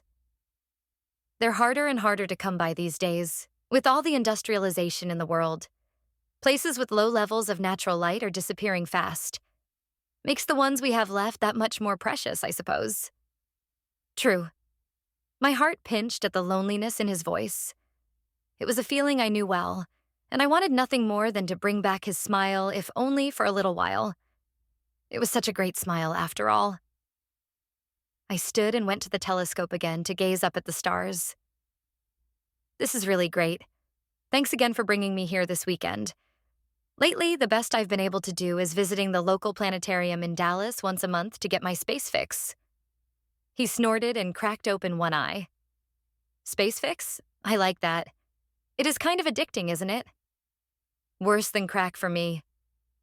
I grinned, and he did too, his teeth white and even in the darkness, and my world brightened a bit. The next few hours passed with more viewing of the stars and small talk. We even had an impromptu picnic on the blanket with Drake making s'mores using the heat from our red light and a lighter to melt the marshmallows and chocolate bars. "A trick he'd learned in the SEALs," he said. Finally, I yawned, and Drake began breaking down the telescope while I packed up the backpack. It had been a great night, and I felt more relaxed than I had in months. All thanks to Drake. By the time we'd walked down the hill to the SUV again, I felt closer to him than I had to anyone in a long, long time. "Right." He closed the back of the SUV and faced me in the darkness. "Guess it's time we head back to the campsite." "Guess it is," I said, my feet refusing to move from where I stood a few inches from him. My gaze flickered to his lips, then back to his eyes. All the reasons why getting involved with Drake was a bad idea were swirling in my head, but all my heart wanted to do at that moment was lose myself in him, even if only for one night. Honestly, what was the worst that could happen? I was already pregnant, so that was off the table.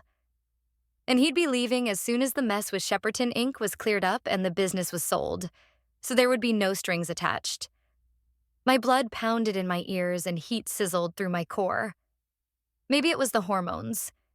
Maybe it was the fact that for the first time in forever, I'd opened up to someone in some way, however small, and it hadn't been horrible. Maybe it was the night or the new moon magic that seemed to be stirring around us. Whatever it was, I threw caution to the winds and leaned in to kiss him again before I could stop myself. Drake didn't move a muscle at first, seeming to be fighting an inner battle similar to the one I'd waged and lost, before he gave a low groan and wrapped his arms around me, pressing me tight to his chest and deepening our kiss. His hands seemed to be everywhere at once. In my hair, down my back, cupping my butt through my jeans. By the time he pulled back, we were both breathless and shaking. He rested his forehead against mine and closed his eyes, his words strained. "We shouldn't." "True," I said, sliding my hands around his neck to trace tiny circles through the hair at his nape. Drake's answering shiver made me smile. So strong and yet so sensitive. I kissed him again lightly, then smiled. "But I think we are." He opened his eyes and stared at me a moment before cursing under his breath. "Get in the car." I giggled and did as he asked, barely getting my seatbelt fastened before he took off in a spray of gravel for the campsite.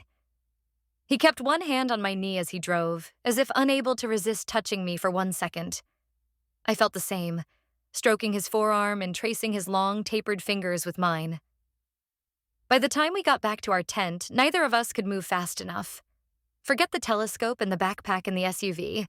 We barely made it safely inside the tent and zipped the flap shut behind us before we were all over each other. Afterward, we lay in the darkness, listening to the crickets outside, his head resting in the valley between my breasts, over my heart, and my fingers in his hair, tracing lazy circles against his scalp. I felt sated and relaxed for the first time in recent memory, and I had Drake to thank for that. I opened my mouth to tell him so, but he started speaking first, his frown returning, deepening. "I know I gave you my usual spiel before about why I joined the SEALs," he said, his voice quiet in the shadows.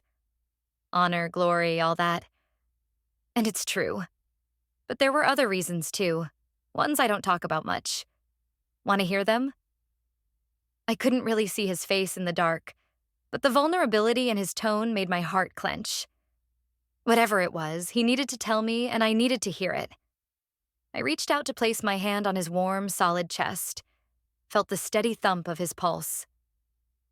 "Only if you want, tell me."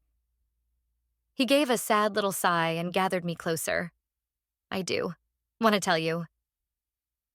We lay there for a minute before he continued. "The biggest reason was so I could build my own life. One I could be proud of. One outside of my family and all their drama." I nodded, contemplating telling him more about my own past. It wasn't something I shared with anyone, really. Not exactly dinner conversation to tell someone you put your own parents behind bars, was it?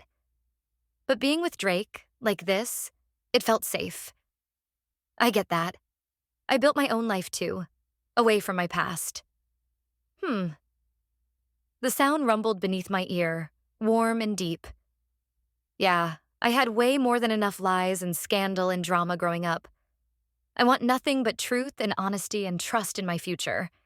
No more drama or greed or deception. I'm done with all of that. Right. The heat in my blood from the afterglow of our lovemaking turned to ice, making me shudder. Drake pulled me closer and nestled my head under his chin, pulling the covers over us. The bright security I'd felt with him moments earlier fizzled out to blackness. I came from nothing but scandal. My whole existence had come from lies, thanks to my parents and their stealing and cheating. Drake was right. He had been through enough of that. There was no place for me in his future, not with my history.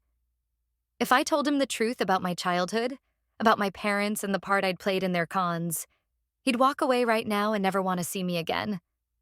In a way, I felt like I was deceiving him just by staying quiet. But was I really doing any harm? There was no potential for anything lasting here. This could never be more than a fling. And that meant he didn't truly need to know my secrets. With a sigh, I snuggled closer into his heat, knowing soon enough it would be gone. "Good night," Drake said, kissing the top of my head before drifting off to sleep. I lay awake long afterward, trying not to feel heartbroken and even more alone than before. I'd known this wouldn't work out long term. I had no right to cry about it now, no matter how badly it hurt. Chapter 11. Drake.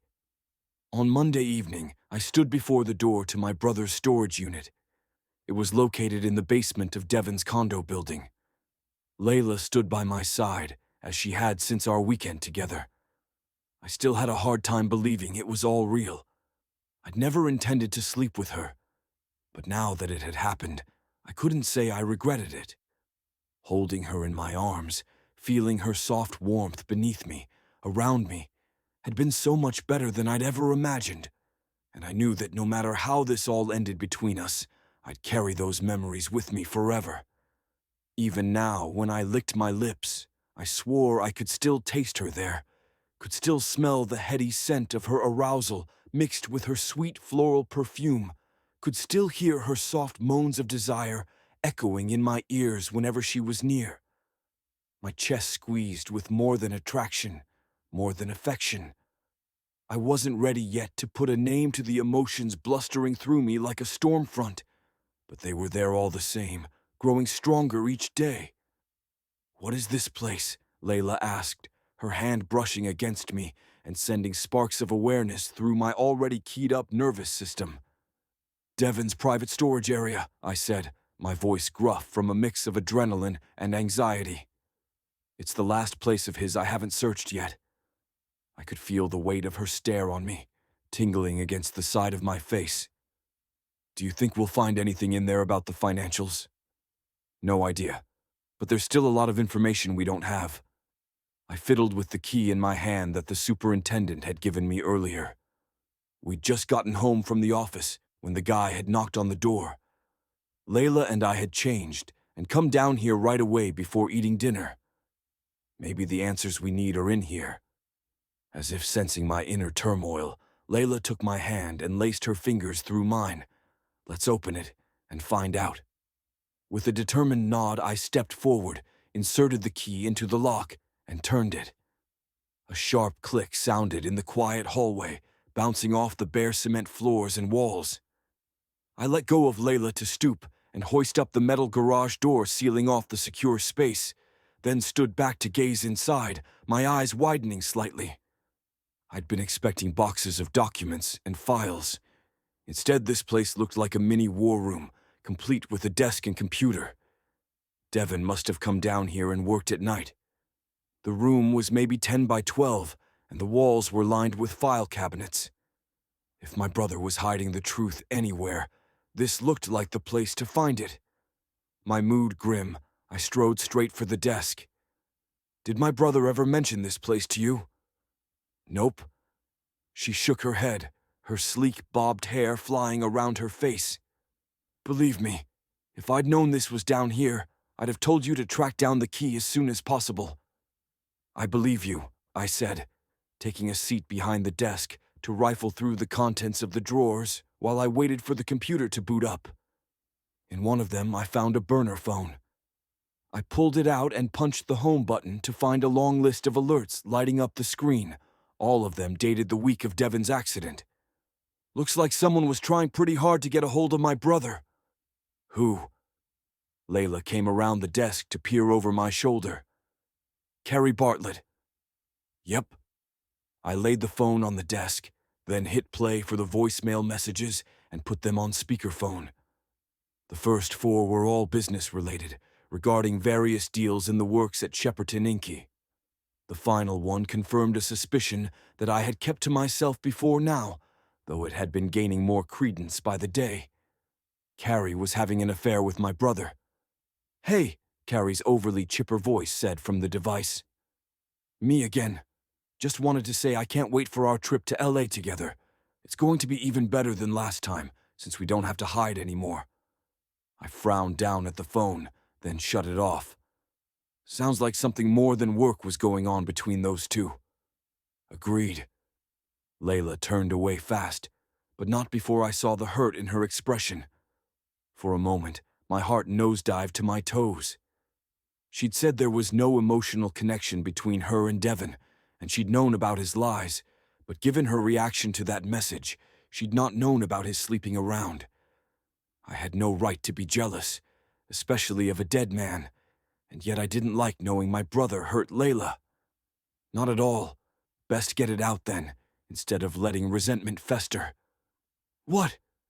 She shook her head, causing the light to glitter in those earrings of hers, studding her lobes. A sudden flash of memory of me nuzzling said ears flickered in my mind before I shoved it away. Nothing. It's just that the first time Devin went to LA with Carrie, we were still sleeping together. Oh. I blinked at her a minute as understanding dawned. Even if Layla hadn't been in love with my brother, that was still a slap in the face to learn that a lover had been unfaithful. Devin had been even more of a treacherous jerk than I had suspected. I swallowed hard around the lump of disgust in my throat. I'm sorry. Layla gave a small shrug and a sad little smile. It's not your fault. Honestly, I shouldn't be surprised. Given who and what Devin was, I had no reason to think he'd be exclusive to me during our affair. I'm madder at myself, I suppose, for not figuring it out sooner. That's all. She sighed and started going through the file cabinets, shifting the conversation from herself to Carrie. Anyway, did HR ever get back to you about Carrie's recent leaves of absence? They did, I said, shoving the burner phone in my pocket for later research, then continuing to go through the rest of the desk drawers. She has taken a lot of time off lately, but apparently it's legit. She has a sister who's ill. I made a few calls and it checked out. Do you think she's knowingly involved in this mess with Devin? Layla asked over her shoulder.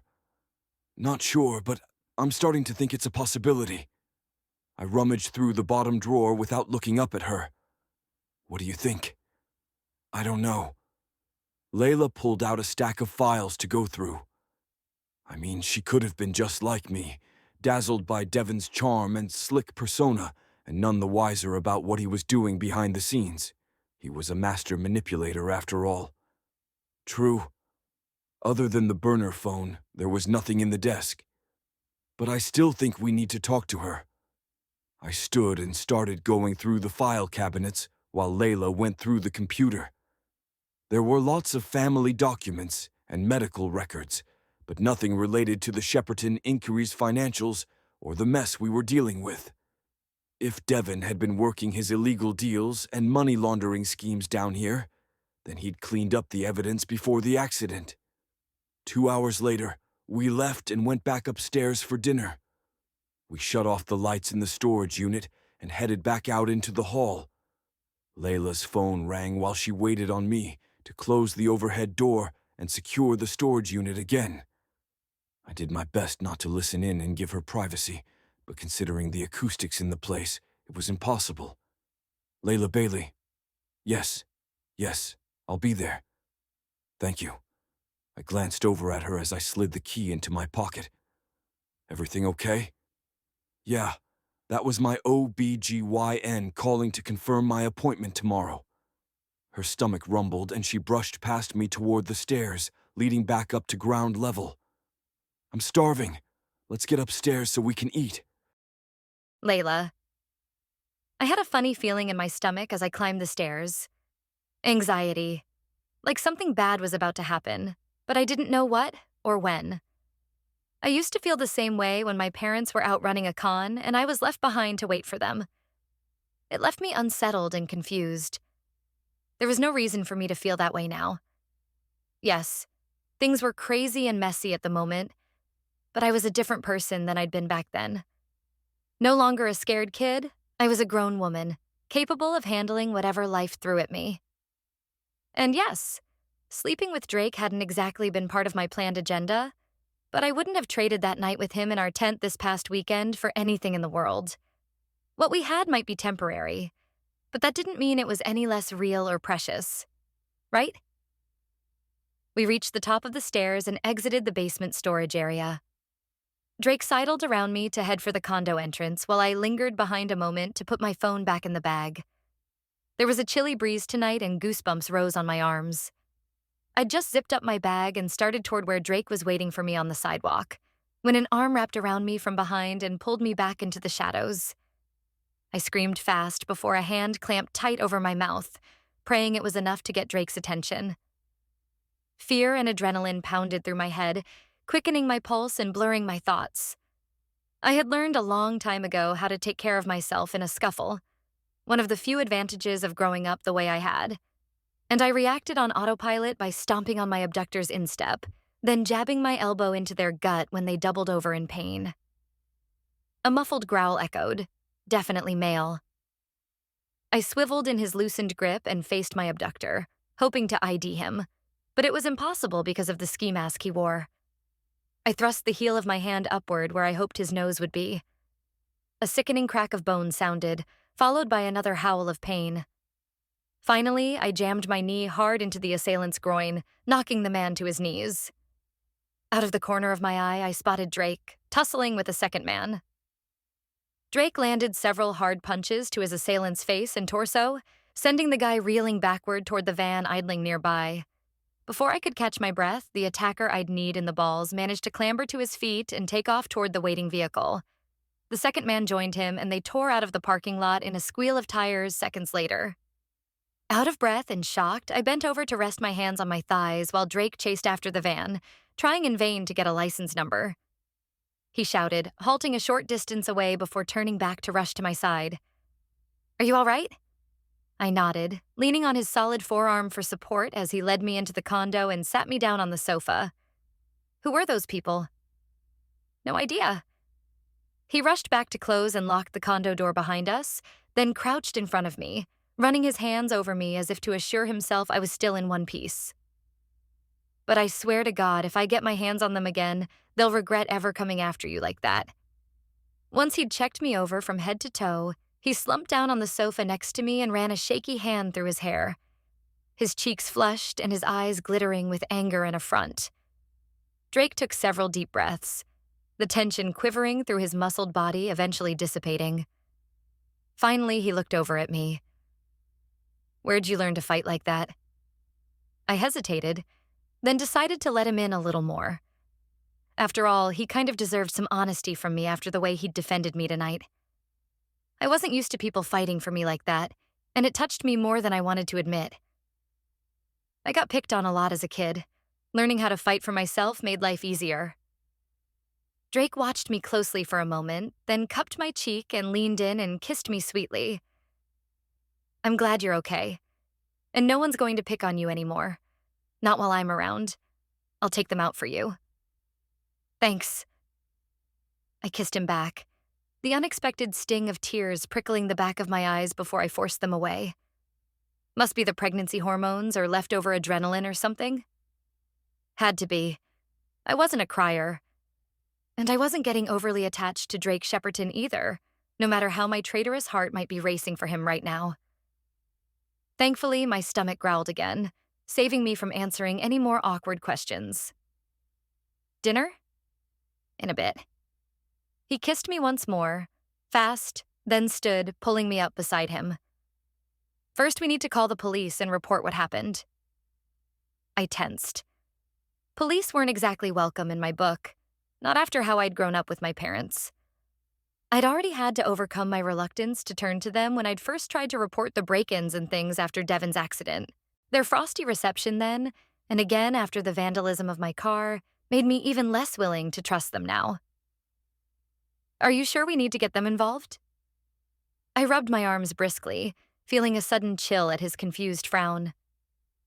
I mean, they weren't receptive to me before about what happened, and no real harm was done tonight.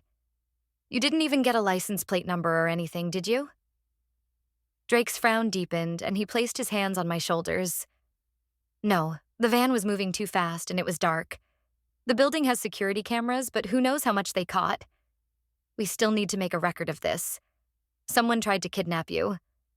I won't stand around and let it happen again. Even if the police can't do anything tonight, I want it on file so that if someone tries to get to you again, we have a paper trail for the future.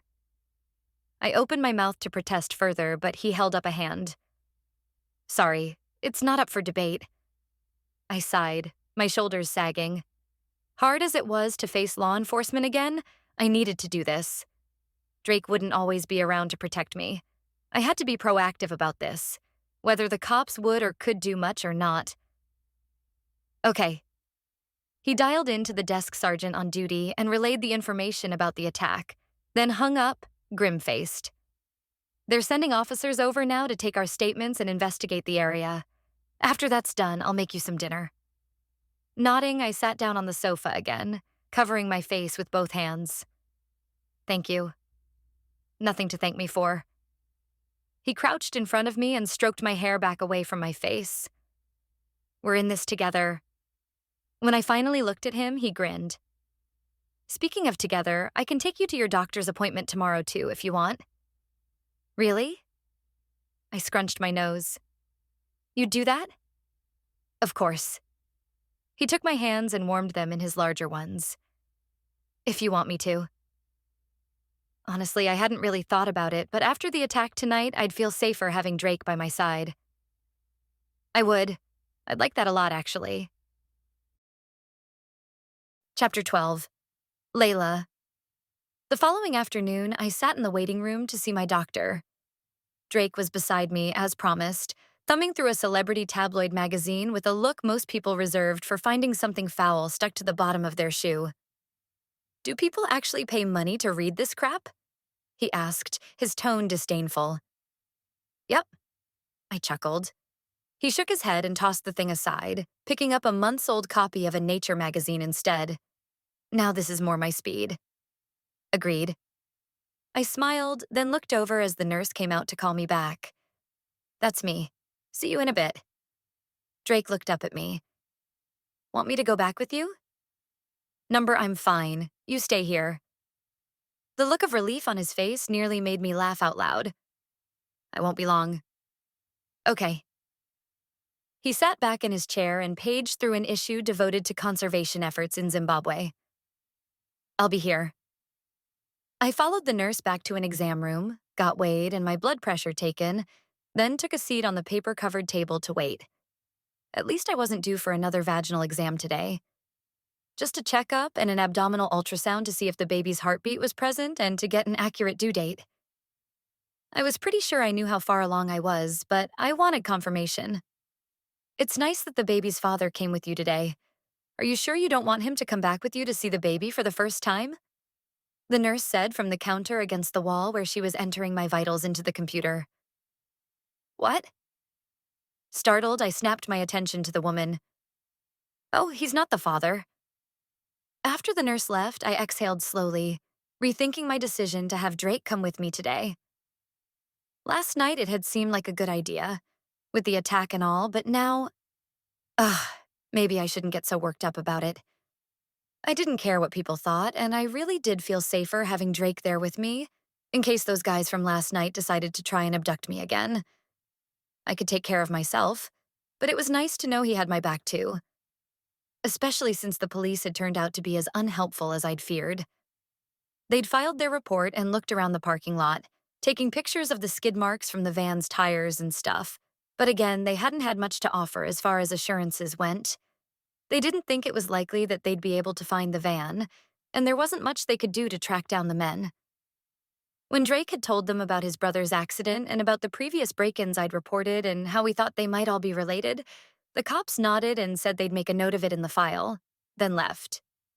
So yeah, I wasn't holding my breath for much progress there. Finally, a knock sounded on the door and Dr. Urbani entered, an ever-present smile on her pretty face. Layla, so good to see you today. How's everything? Any problems with your pregnancy so far? No, not really. I'd always liked the older Indian woman and felt comfortable telling her most anything about my health or body. I mentioned a couple episodes of morning sickness and the occasional abdominal cramp, but confirmed that there had been no bleeding. I'll be glad to get a firm due date today, though, so I can start planning ahead. Agreed. Dr. Urbani continued the exam while we chatted about the weather and life in general. Finally, the doctor had me lie back on the exam table and pull up the hem of my sweater. This gel will feel cold and you'll feel some pressure, but you shouldn't experience any other discomfort during the ultrasound. Ready? Ready, I said. The doctor lowered the lights in the room, then pulled up a stool beside the table and wheeled the ultrasound machine in front of her. The gel was icy on my skin, but that was soon forgotten as grainy images filled the screen beside me, and I got my first look at my baby. The steady koosh koosh koosh of the baby's heartbeat filled the air, bringing tears to my eyes.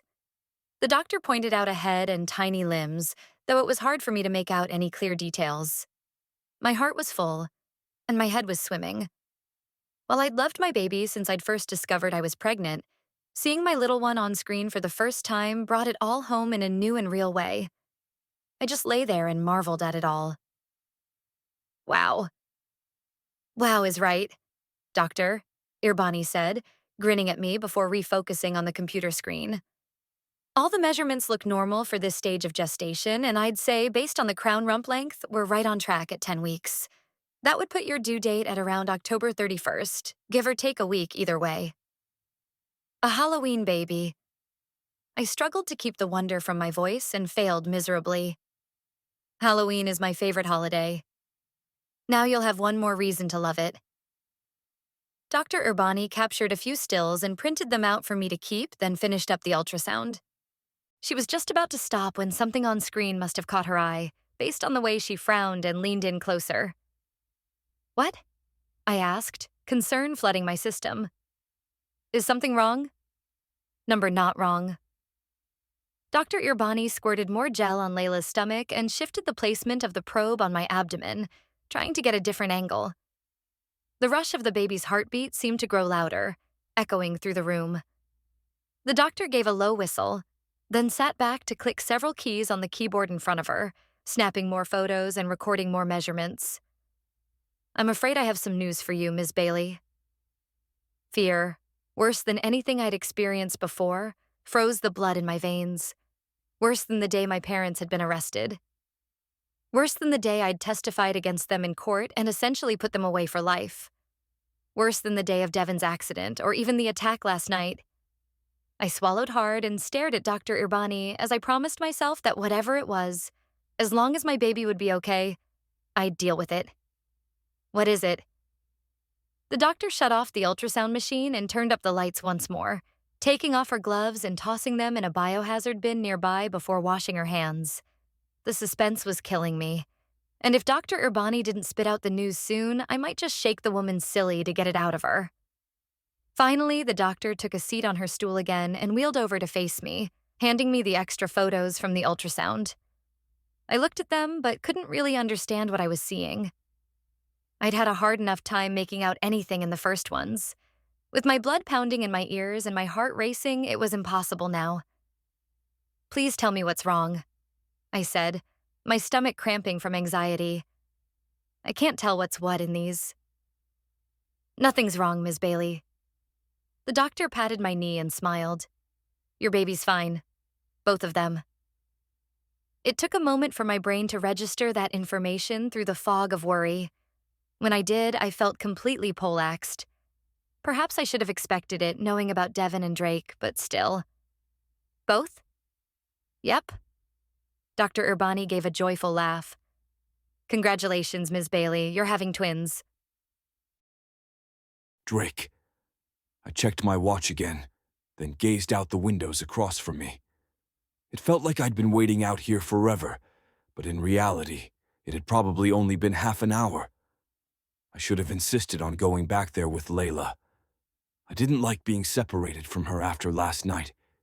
Each time a door opened from the area where the offices were located, I started to get up, hoping it was Layla. But each time I'd been disappointed. I'd read through every decent magazine in the place, and even a few of those stupid tabloid ones too. I was just about ready to get up and go to the desk to check and see what was taking so long back there, when Layla finally emerged back into the waiting room, her checkout paperwork in hand, and her face far too pale for my liking. What? I asked, rushing to her side and taking her icy fingers in mine. What's wrong? She didn't answer, just walked past me out the door and into the sunny parking lot. I cursed under my breath and followed her outside, mentally calling my dead brother every name in the book for leaving Layla in this situation, to deal with all of this all alone. We walked to the car, and I opened the door for her, helping her inside before jogging around to climb in behind the wheel of my company SUV. The suspense became too much, though, and I couldn't wait any longer to ask. Please just tell me that there's nothing wrong with the baby. Huh? She looked up at me, frowning, as if just then realizing I was there. No, the baby's fine. They're both fine. I blinked at her a moment, taking that in. Both. Her dazed expression slowly gave way to uncertainty. I'm having twins. I was about to say great, or maybe wonderful, or congratulations. But the look on her face stopped me.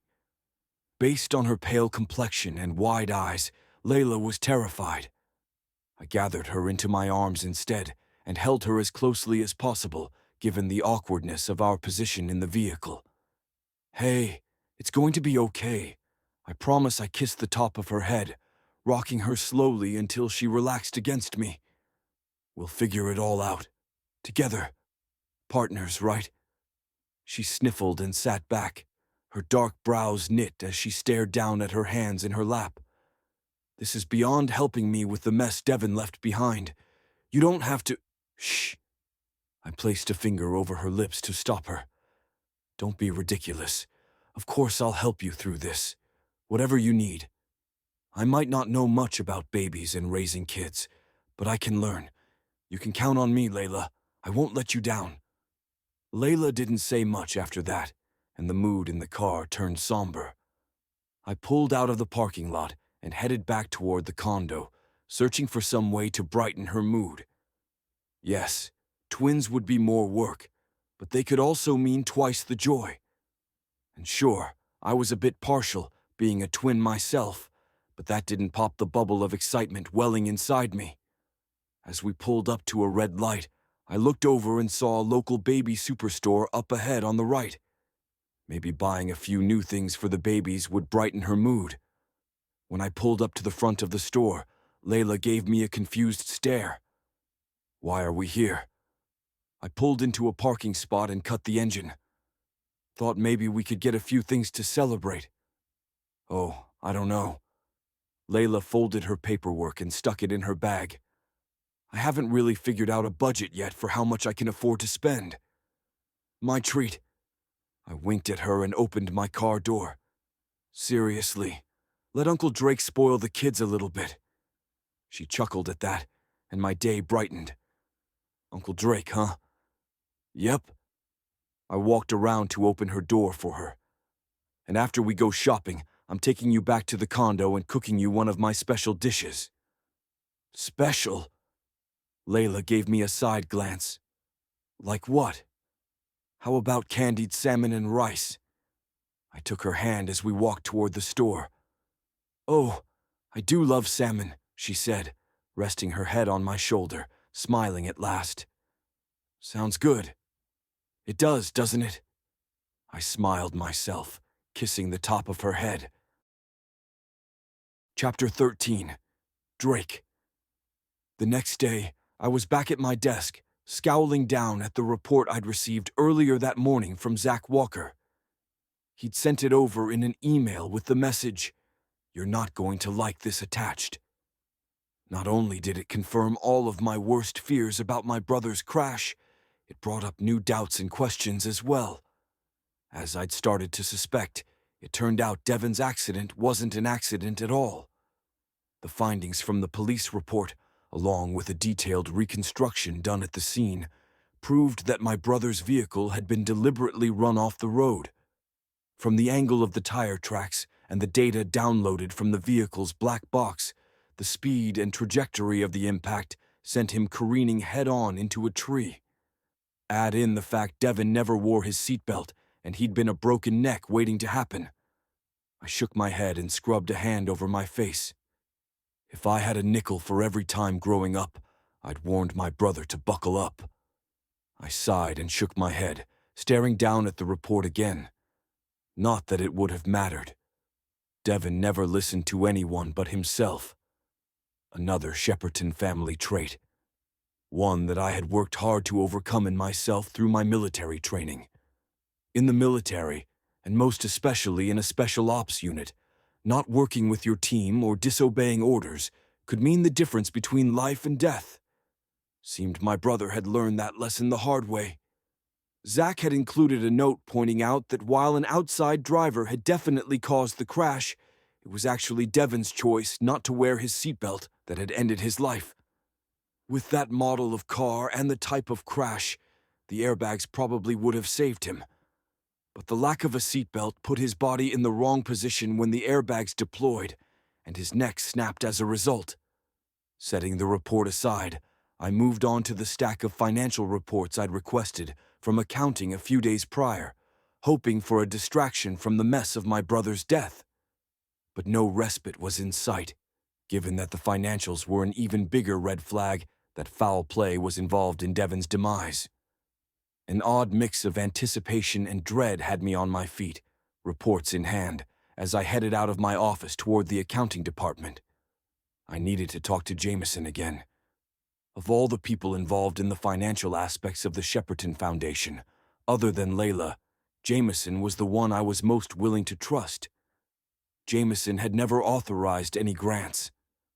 I took the elevator down several floors, then made a beeline for Jameson's office door. The older man was working at his desk when I knocked and walked in, shutting the door behind me for privacy. "Mr. Shepperton," Jameson said, starting to get up. "What can I help you with?" "We need to discuss these reports," I said, gesturing for Jameson to stay seated while I took a chair in front of the man's desk and spread the financial paperwork in my hand out on the desktop before us. "There are a bunch of fishy transactions on here, mainly connected to how the grant money was dispersed, and I think we need an immediate full and fiduciary audit into the foundation." At first, Jameson just blinked at me, his face blank. Then, slowly, the man's expression morphed from wary to relieved. "Oh, thank goodness. I was hoping you'd say that. Honestly, I've had my suspicions for a while now about how the money was being handled, but I hadn't been authorized to really look into it until now." "Thank you. Don't thank me yet," I said, sitting back. "It's going to be a massive amount of work, and we need to keep it under wraps for now until we have a better idea of exactly who's involved in the misdeeds." "Understood, sir," Jameson nodded. "May I be frank with you? Please. I hate to say it, sir, but I'd be very surprised if your brother wasn't involved, at least in some fashion." "Why is that?" I asked, doing my best to hide the fact that I felt the same way. I wanted to get a picture of the situation from Jameson's perspective, without influencing it in any way. "Well, there's just been some very odd things happening in those accounts over the last several years." Jameson folded his hands atop the papers on his desk, his brows drawing together above his wire-rimmed glasses. I didn't realize the extent of them all until I became CFO and had access to that information. Starting with the dismissal of many of the staff dealing with the financials and the executive director for the Shepperton Foundation. All of these were good, competent people who shouldn't have been let go, in my opinion. There was no reason for it, not that I'm aware of anyway. And because of their abrupt dismissals, in violation of HR procedures and practices, they each received substantial severance packages as well. The reason stated publicly for their leaving was that job cuts were needed to save money. But the payment of those large sums in severance, after the fact, suggests that saving money wasn't a factor at all, at least not in the way the press releases implied. I steepled my fingers and tapped them against my lips, my frown deepening. So, it was more like these people were being paid off to keep quiet. "Exactly," Jameson smiled. "Given the routineness of severance packages being paid to ousted execs these days, no one really thought twice about it at the time, though. In fact, it wasn't until Ms. Bailey asked me to look into the grant money that I began to wonder about those golden parachute payments. That's when I did a little digging on my own and didn't like what I found. Then, of course, there was your brother's accident.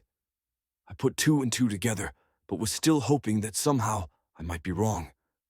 Jameson shuddered, his pale face going even whiter. If these payments and the other financial missteps had something to do with his death, That would be very distressing indeed. Indeed, I repeated, then sat forward. Right. Well, I think you and I are on the same page for now. My brother was nothing if not shifty, and it seems like an operation of this scale couldn't have started anywhere other than at the top. I'd heard of so many misdeeds over the years. Saying such awful things about my brother didn't even faze me anymore. Which was sad, if I'd had time to think about it. So, if Devon was involved in money laundering through the Shepperton Foundation, why? From what I've seen so far, Shepperton Inc. is very successful at the moment, and that was trickling down to the foundation too. Yes, Jameson said. Things have been going well for the company. That makes me suspect that your brother was doing this on behalf of someone else. I've got a few hunches about who, but I haven't dug any deeper to confirm those suspicions, so I don't want to say anything yet. Nothing concrete then? I asked. Number? Not yet. Okay. I stood to pace the room. I did my best thinking while moving. Go ahead and start looking deeper into whatever you think is relevant. I'll wait until you complete your investigation before I talk to the company's legal counsel. We want to make sure our ducks are in a row before we bring in the big guns. I stopped before the older man's bookcase and stared at the old ledgers stored there. Also, how much do you know about Carrie Bartlett? Jameson gave me a surprised look. Not much. Just that she was an associate who reported to your brother. Why? They were also sleeping together. I took a deep breath. I think she might be in on all this too. If you find out during your investigation that she's authorized anything, grant money, travel expenditures, whatever, in the last year or so, I want to know about it. And while I think it's likely that Devon was the one coordinating all of this, we shouldn't ignore other possibilities. She might have been doing it under the guise of my brother's consent, so be sure to check the signatures on his deals to make sure it's actually Devon's and not hers signing on his behalf. You recognize the difference between the two handwritings? Yes, sir. Jameson gave a curt nod. I've seen them both and can tell them apart. I'll be sure to look into Miss Bartlett as well. Good. I headed for the door, then turned back. The days ahead are likely to be the roughest in Shepperton inquiry history, Jameson. Are you prepared to handle that? I am, sir, Jameson said, squaring his slender shoulders beneath his tweed sport coat. I've worked for this company in one capacity or another since I was in college. I love Shepperton, Inc., as if it's my own, and though it may be rough, these things must be rooted out for the greater good.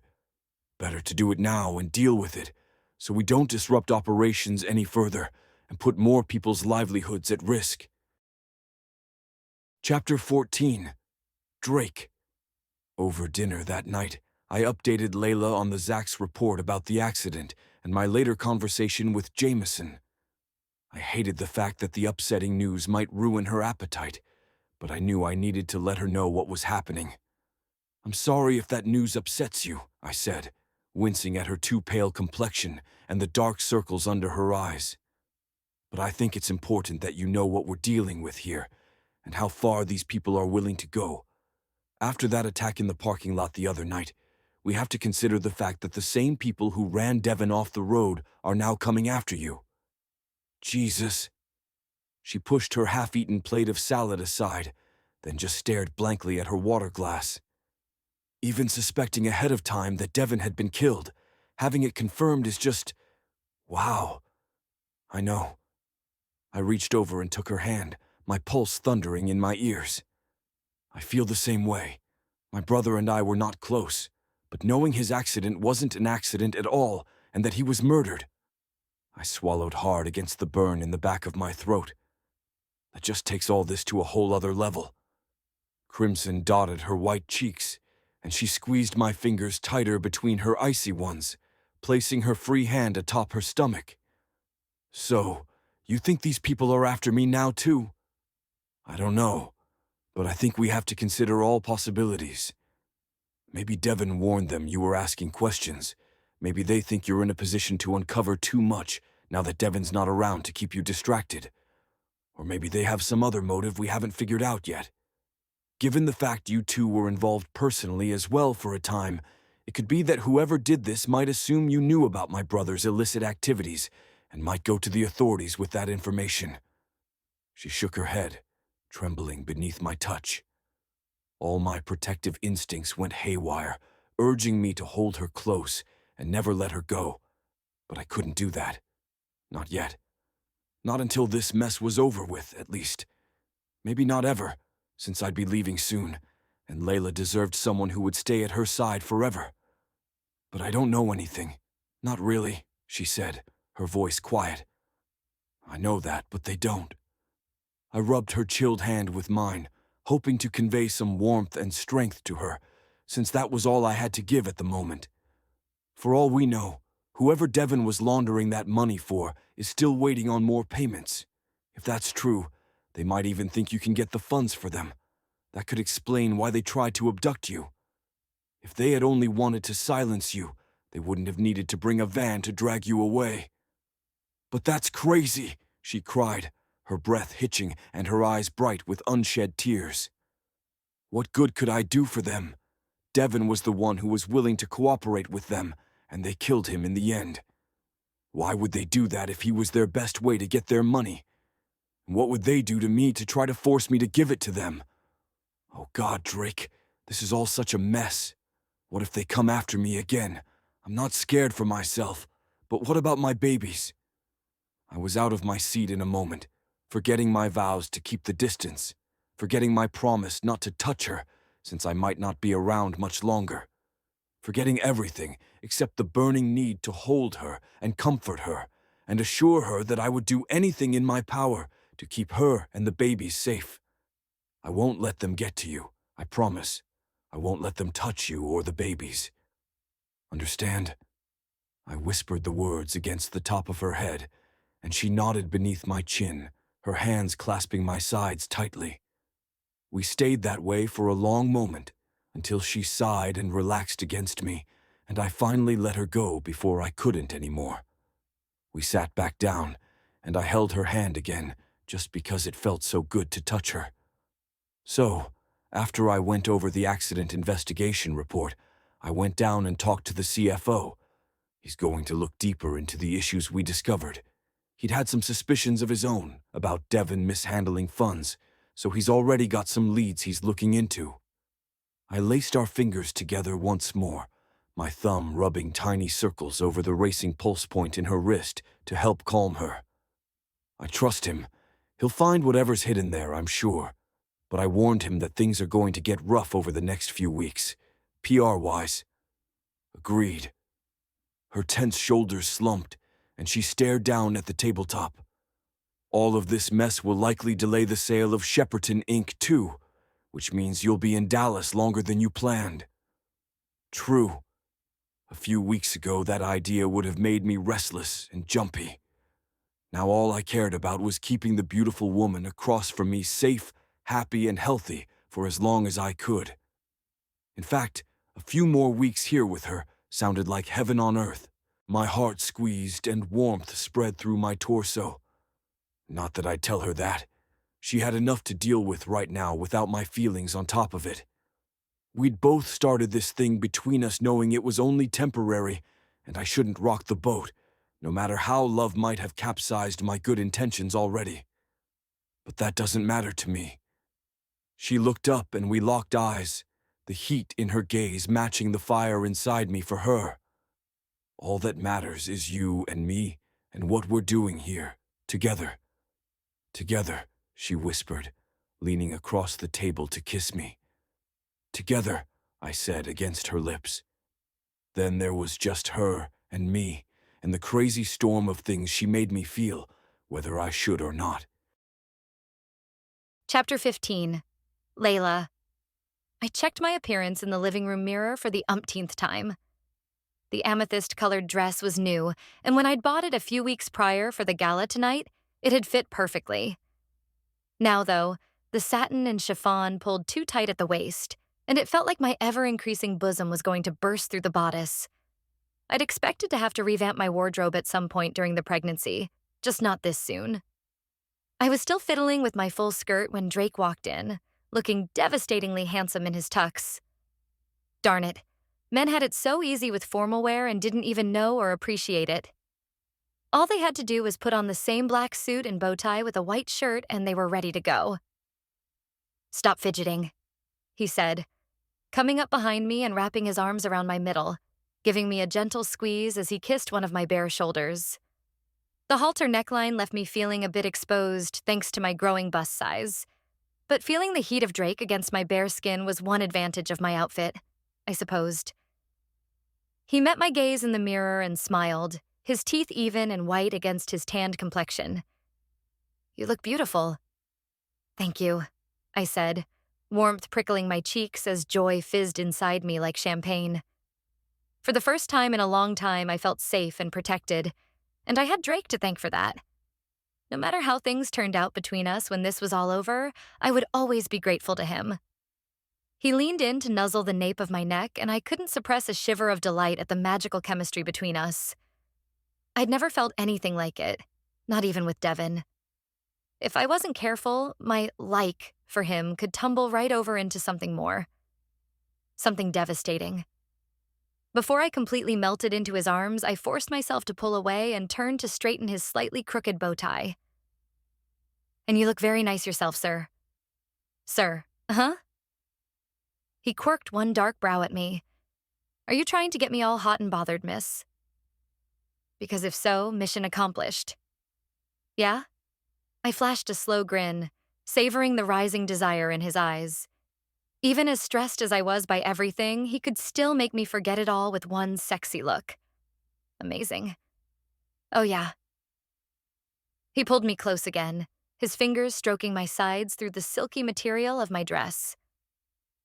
"Maybe we should just skip this gala altogether and stay home tonight. I'm sure we could find something here to enjoy just as much." I slid my arms around his neck and rose on tiptoe to kiss him fast before moving away. I wish we could, but I need to be there tonight. I was on the planning committee for this event, and the foundation has been a sponsor for years. This annual gala raises a huge amount for kids with Laura's disease. It's one of my passion projects, and I love supporting it. He sighed and tried to pull me back against him once more. "I thought I was your passion project." I swatted his hands away and checked my chignon once more before heading for the foyer to grab my cashmere wrap. "You are, in a different way. You can stay home if you want, but I'm going." Drake shook his head and grabbed his keys off the side table by the door. "Number, if you're going, I'm going too. After what happened the other night in the parking lot, I'm not letting you out of my sight." Drake. The gala was just as lavish as I had expected. It was just the kind of thing my family would have loved. My parents had prided themselves on attending all of the biggest and best shindigs this side of the Mississippi, and Devin loved showing off his wealth and privilege in the most ostentatious way possible.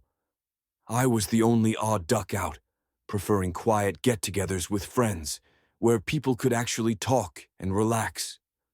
The gala tonight was not one of those. Above our heads, the ceiling of the enormous event space was covered with diaphanous clear and white balloons that reflected the blue and green spotlights directed at us, giving the whole room a sort of underwater feel. A sea of white linen-covered tables flowed out across the ballroom floor, and silverware and crystal sparkled from the tabletops. At the center of each round table were elegant centerpieces of white roses and lilies in tall crystal vases. Near the front of the space was a small stage and a flat-screen monitor. In front of that, a dance floor had been set up, and a small orchestra played off to the side of the space, old standards and a few new ballads also, to keep things interesting. It all reeked of money and power and pretension, and I was bored out of my mind. The only thing that kept the night interesting was tracking Layla's movements around the room. From the moment we'd entered the party, she'd gone off to mix and mingle and schmooze. I'd snagged a glass of champagne from a passing waiter and stayed near the sidelines, keeping an eye on her. I hadn't been kidding earlier. I was still worried about someone trying to take her again, especially after my meeting with Jameson the other day and our decision to dig deeper into the death of my brother. Whoever had run my brother's car off the road had been desperate, and desperation didn't just go away. The people whose money my brother had been laundering were still out there. In all likelihood, they still wanted their funds, and they could no longer appeal to Devon for them. If they thought that Layla was their best shot, they wouldn't stop until they had her in their custody, or until I got to them first. Either way, Layla wasn't going to disappear on me again. I sipped my champagne, watching her over the rim of my glass as several fundraiser attendees sidled past me. I stepped back to allow them to pass, only to bump arms with someone else. "Excuse me," I said, glancing over my shoulder at the older, white-haired man behind me. "No problem," the older man said, his blue gaze narrowed. "Aren't you Drake Shepperton?" I'd hoped to lie low tonight and observe people to see if anyone was acting suspicious, but that wasn't to be, apparently. I plastered on my most polite smile and turned to shake hands with the man. This fundraiser was important to Layla, which made it important to me too. I had no idea who this man was, but I wasn't about to do anything to offend him and maybe put the foundation in a negative light. I swallowed hard against the lump of dread in my throat and said, "Yes, Drake Shepperton, at your service. And you are?" "Baron Bexler," the man said, his grip more energetic than necessary. "Only in Texas would you see a guy in a tux, wearing a tie, covered with longhorn skulls." I downed the rest of my champagne in one gulp. If the older man noticed anything odd, he didn't show it, just grinned widely as he nearly dislocated my shoulder with his over-enthusiastic greeting. "Such an honor, sir, really. Thank you for your service, and I'm so sorry about your brother. Too bad. Devon was quite a guy." "Yeah." I set my empty glass aside and took another from the waiter walking by. It was going to be a long evening. I checked to make sure Layla was still talking with the same group of people near the stage, then focused on Bexler again. "So, what business are you in, Mr. Bexler?" "Baron, please," the guy said, pointing to his tie. "And beef, if you couldn't already tell. Got the largest ranch in the county, with almost 1,000,000 acres and twice as many longhorns. Your brother loved to come out on the weekends and enjoy my facilities. Love to have you come out sometime too, Drake. Besides the mansion, we've got golf, swimming, tennis, even a shooting range." "Great." I took another swig of champagne, feeling this conversation slowly draining away my will to live. I saw Layla excuse herself from one group and move on to the next, this time a bit closer to the exit sign along the wall. If I moved fast, I might be able to pull her away and out onto the dance floor. But then Bexler said something that got my attention. "Honestly, I was trying to convince your brother to let me buy Shepperton Inc. Per my financial advisor's counsel. I've been trying to diversify my holdings, and I thought—" "You want to buy my company," I said, my eyes widening a bit. I'd been searching for weeks for someone to take the company off my hands, but I'd never checked with local cattlemen. Maybe this evening wouldn't be a total bust for me after all. "Let's sit down and discuss it some more, shall we?" We walked to a nearby table to talk, and I was soon knee-deep in conversations about balance sheets and year projections and future visions for the company. Something I never would have imagined myself doing just a few months prior, but such was my life now, at least until this mess was settled. I didn't know whether to be pleased with myself or horrified that I actually knew the answers to all of Bexler's questions, but at least that helped move the conversation along. Bexler had a good head for business, beneath all those layers of Longhorn-imprinted silk, and we communicated well together, both straight talkers without a lot of BS mixed in to confuse things. When I finally came up for air, I glanced toward the exit again, but didn't see Layla. Frowning, I checked the groups of people nearby, but saw no sign of that breathtaking purple dress of hers. I pushed to my feet to better scan the area. She wouldn't leave without telling me. She had to be here somewhere. Was she in the bathroom? How long had she been gone? I couldn't be sure. So, should we schedule an appointment at your office to discuss this formally? Bexler asked. I looked down at the guy, too distracted now to think about my schedule. Yes. Sure. Have your assistant call my secretary in the morning. I scribbled down the number on a napkin for Bexler. If you'll excuse me, I need to locate someone. I took off without waiting for Bexler's response. Weaving through the throngs of designer-clad people, I vaguely responded to the greetings of attendees as I passed, concentrating only on finding Layla. When I stopped one of the waiters to ask if he'd seen her, the guy pointed toward the exit where I had last seen her, saying she went outside, probably to get some fresh air or something. Gut tight and pulse pounding, I shoved forward toward the green glowing sign above the door, barely noticing the people I passed, not caring if I was rude or not. Layla's safety was all that mattered now. Her and the twins. I would not fail them. Not again. I pushed outside and into the warm Texas night, the dark sky above sparkling with stars as far as the eye could see, but I didn't care about any of it. All I cared about was finding Layla. The sound of a scuffle nearby made me whip my head around in time to see a flash of deep purple. Layla's dress. I took off at a run toward the end of the line of cars nearby and spotted one of her strappy shoes lying on the pavement. Oh God. Oh God. Oh God. Oh God. There was another sound, a muffled scream followed by a deep grunt. Adrenaline sizzling through my veins, I quickened my steps, sprinting in the direction of the sound, and happened upon a large guy dressed in all black, his beefy arms wrapped tight around Layla while he held a white cloth over her mouth with one hand. She was twisting her head from side to side, making it harder for her attacker to hold the cloth in place. I went into full seal mode in 0 seconds flat. I charged the guy, who was concentrating so hard on keeping Layla contained that he didn't see me approach, and rammed him hard with my full body weight, knocking the guy back a few steps and freeing Layla from his grasp. "Stay away from her," I shouted, my breath tight in my chest and my body tensed and ready for a fight. "I swear to God, if you hurt one hair on her head, I will kill you."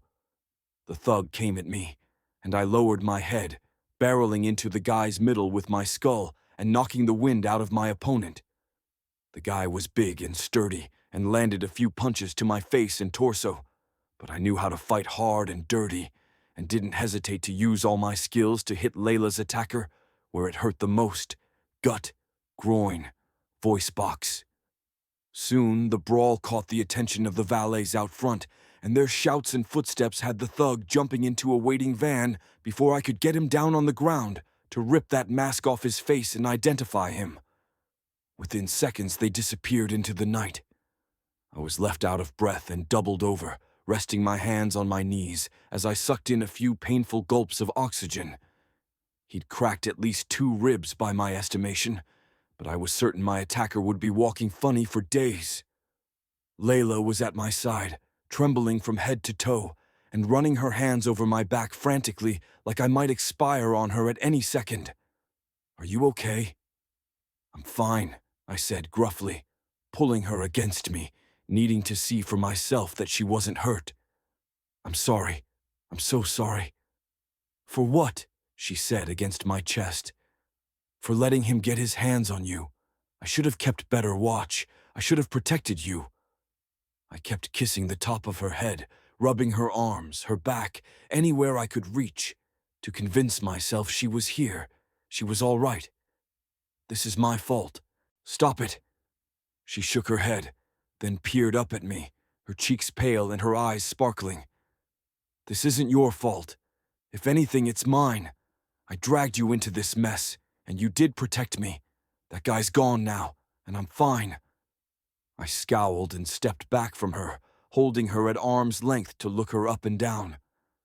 Her hair had fallen out of its neat bun, and one side of her dress was torn, and if I ever got my hands on that jerk again, I was going to take him out. permanently. I took a deep breath to calm the rage threatening to overtake me, and instead turned to the two young valets who were standing off to the side of them, looking uncertain. "Call the police and tell them there's been an attack in the parking lot." The guys ran off back toward the building, and I pulled Layla close again, saying, "Once we give them a report, we're going to the ER to get you checked out. I'm not taking any more chances with you or the twins." Chapter 16. Layla. Any nausea, vomiting, or lightheadedness? The ER doc asked while examining me. "Can you tell me how many fingers I'm holding up?" "2," I said, getting more annoyed by the second. I was all for making sure the babies were fine after the attack in the parking lot, but the fact that Drake was hovering around me now like a nervous mother hen bothered me more than anything. Of course, the fullness in my chest that signaled a good cry was imminent as soon as we were out of this place didn't help either.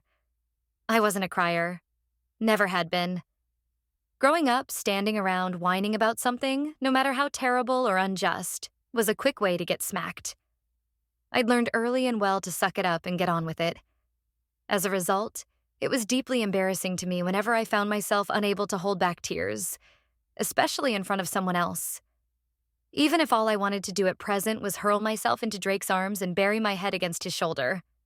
Nope, not doing that.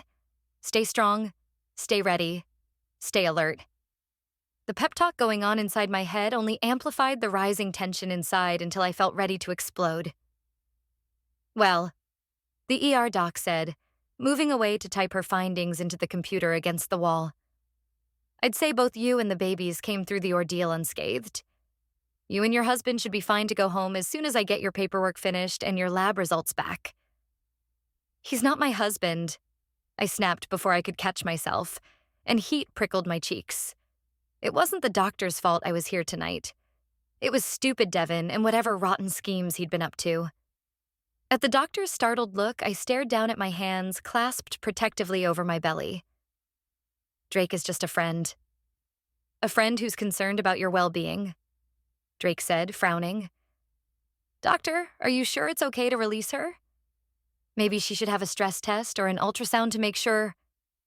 "I'm fine, all right?" Once again, the stress inside me boiled over into misplaced rage. Drake was staring at me now like a deer in the headlights, and guilt joined the roiling mess inside me. But I was on a roll and couldn't stop now. "Why are you so worried about me and these babies anyway? They're not yours, and you won't even be around when they're born. We're not your concern, okay? Not me and not my babies." Drake blinked at me a second as if taking that in, dots of crimson forming on his pale cheeks. Silence stretched taut between us, and if I could have taken my words back, I would have. But it was too late. And honestly, they weren't entirely wrong either. I'd be lying if I said I hadn't been thinking about that more lately, ever since we'd slept together. I had done my best to push it out of my mind, but tonight, with the attack, all those worries had rushed back full force. "I'm, just gonna run out to the nurse's station real fast to grab some instruction sheets, and I'll be back in a moment to get you folks on your way." "Excuse me," the doctor said, hurrying out of the room like her butt was on fire. I couldn't really blame her. As it was, I was stuck here in this room with the one man I couldn't escape. Deep in my heart, I knew that even after he was gone, Drake Shepperton would stay with me forever. I ought to say something, but the more I tried to force words, the blanker my mind felt. Honestly, what was I going to tell him? "Sorry for putting it all out there like that. But it's the truth. Sorry I slept with your brother when I knew he wasn't even remotely the man for me and now I'm carrying his legacy. Sorry you won't stick around because you can't stick around, and I went and fell in love with you regardless." Yeah, none of that was going to help anything at all, and I was nothing if not resilient. So I let my accusations sit there, hanging in the air between us like live grenades waiting for the final pin to be pulled. After several tense seconds, Drake cursed under his breath and stalked away to stand in the corner with his phone in his hand, scowling down at the screen and effectively shutting me out. My heart caved in on itself a little more. His angry indifference was almost worse than his cloying concern. But I'd created this mess, and now I needed to find a way to be okay with it. Thankfully, the doctor returned a couple minutes later to go over the discharge paperwork with me. Basically, rest, eat, drink lots of fluids, call them if anything weird happened. I nodded and smiled when appropriate. Anything to get this over with so I could get out of this room and away from Drake. Except once we left the hospital, we had the car ride back to the condo. Then the stilted interactions once we went inside. Normally, the place felt open and airy, but now Drake and I seemed to run into each other every time we moved, and we were constantly in each other's way. I took a shower, then changed into my PJs and sat on the edge of the bed, too restless to sleep, but too afraid of another confrontation with Drake to go back out into the living room. Anything I said now would probably just make things worse. So I sat there staring at the wall instead, berating myself for losing my temper at the hospital until a knock on my door made me look up to see Drake slumped against the doorframe. "Look," he said, his dark brows knit as he stared down at his hands. "I'm sorry if I was crowding you tonight at the ER. That was never my intention." He sighed and met my gaze, his dark eyes full of contrition. He shrugged. "I just kept thinking about how terrifying that attack tonight must have been for you, and I wasn't there to help, and—" Drake shook his head and looked away again. "I feel terrible about that. I should have been there in time to stop it before it even started. It's my job to be there, to protect you." I started to open my mouth and he winced, holding up a hand. "Number, you were right at the hospital. I'm sorry. Those aren't my babies, and you and I aren't—" He gestured between us. "Well, you know. Anyway, I can't give you what you need. And I'm sorry about that, but that's probably why we never should have gotten involved in the first place." Hearing him say that, even though I'd been thinking the same earlier, hurt like a knife in my chest. I swallowed around the tightness in my throat and narrowed my gaze on him. "You regret sleeping with me." It wasn't a question, but he was quick to answer anyway. "What?" "Number, definitely not. I don't regret any of the time we've spent together, Layla. Truth is, I've loved every minute of it." Those words should have made me feel better, but instead they only made the ache inside me worse. I'd loved spending time with him too. Loved him, period, even if I shouldn't. Drake took a deep breath, then walked over to sit beside me on the bed, not touching me at all, his hands clasped between his knees. "Layla, you're a wonderful woman. Fun, kind, generous, dedicated to your job and to helping others. You love astronomy almost as much as I do." At my snort, he amended, "Okay, fine, just as much as I do." He hung his head and gave a sad little laugh. "I wish we could have spent more time watching the stars together. If things were different, you're exactly the type of person I'd want to spend the rest of my life with. But our lives are too complicated now for either of us to even think about a relationship." I considered his words, wanted to argue with them, but couldn't. He was right. I knew that deep inside, even if I hated it. I fiddled with the duvet and asked, "So, what now?" Drake cleared his throat and straightened, clapping his hands on his thighs. "So, we keep looking into this fiasco my brother created until we find out what really happened and why he was killed. Then we make sure the people involved are brought to justice. We put them away for a long time to make sure you and the babies are safe. Then we both get back to our normal lives." "And us?" My breath hitched a little, the corner of my eye twitching. "What do we do about this?" I'd moved my stuff into the master bedroom with his, but that wouldn't work if we weren't sleeping together anymore. The king-sized mattress was big enough to fit four comfortably, but it would be too weird sleeping together without sleeping together. Drake pushed to his feet and walked to the closet to grab his duffel bag. "You stay in here and I'll move to the guest room." "That's not fair," I said, standing too, then placing a hand on my side where the sore muscles pulled. Drake noticed, because of course he did, then pointed at the bed. I sat back down, my shoulders slumping. I was tired. More tired than I could ever remembering being, and all I wanted to do was curl up in a ball and sleep for days. But not alone. Still, I couldn't ask Drake to stay now, not after everything that had happened and what he'd just said. You were here first. This whole place belongs to you. I should move back into the guest room. No. He didn't look at me as he said it, just continued to shove clothes into his bag without appearing to care that they were getting wrinkled. You're dealing with enough. You deserve the big bed and the luxury bathroom. I'm used to cots and pit toilet latrines. Just having indoor plumbing is like being at the Ritz for me. Despite the crappy situation, I couldn't help laughing. I wish I'd met you first, before Devin. He met my gaze, his own filled with heat and affection. Me too. We stared at each other across the span of a few feet, an ocean of yearning between us. Finally, Drake looked away again as he emptied the dresser drawers of his socks and undies. But things are what they are, and we need to make the best of them. Finished, he zipped up his duffel bag, then slung it over his shoulder to head out the door. Halfway into the hall, he stopped and looked back at me. We okay here? I nodded, feeling very not okay inside, but hiding it well. I'd had years of practice. We're good. I even forced a smile for his benefit. See you in the morning. Night, Drake said. Sleep tight. The door closed behind him, and I lay back on the bed, staring up at the ceiling, wondering how in the world things had gone from lovely to lonely so fast. Chapter 17. Drake. Mr. Bexler, it's great to hear from you, I said the next morning in the office. The prospective buyer I'd met at the gala had called first thing today. Always a positive sign of interest. I was eager to move Shepperton Inc. off my plate, that was true, but I didn't want to lose my tactical advantage in negotiating too soon, so I played innocent. Maybe I'd learned more from my family about being a businessman than I'd given myself credit for. What can I do for you today? What you can do is sell me your company, the older man said, his Texas drawl as pronounced as it had been the previous evening. You seemed amenable to an offer when we talked last night.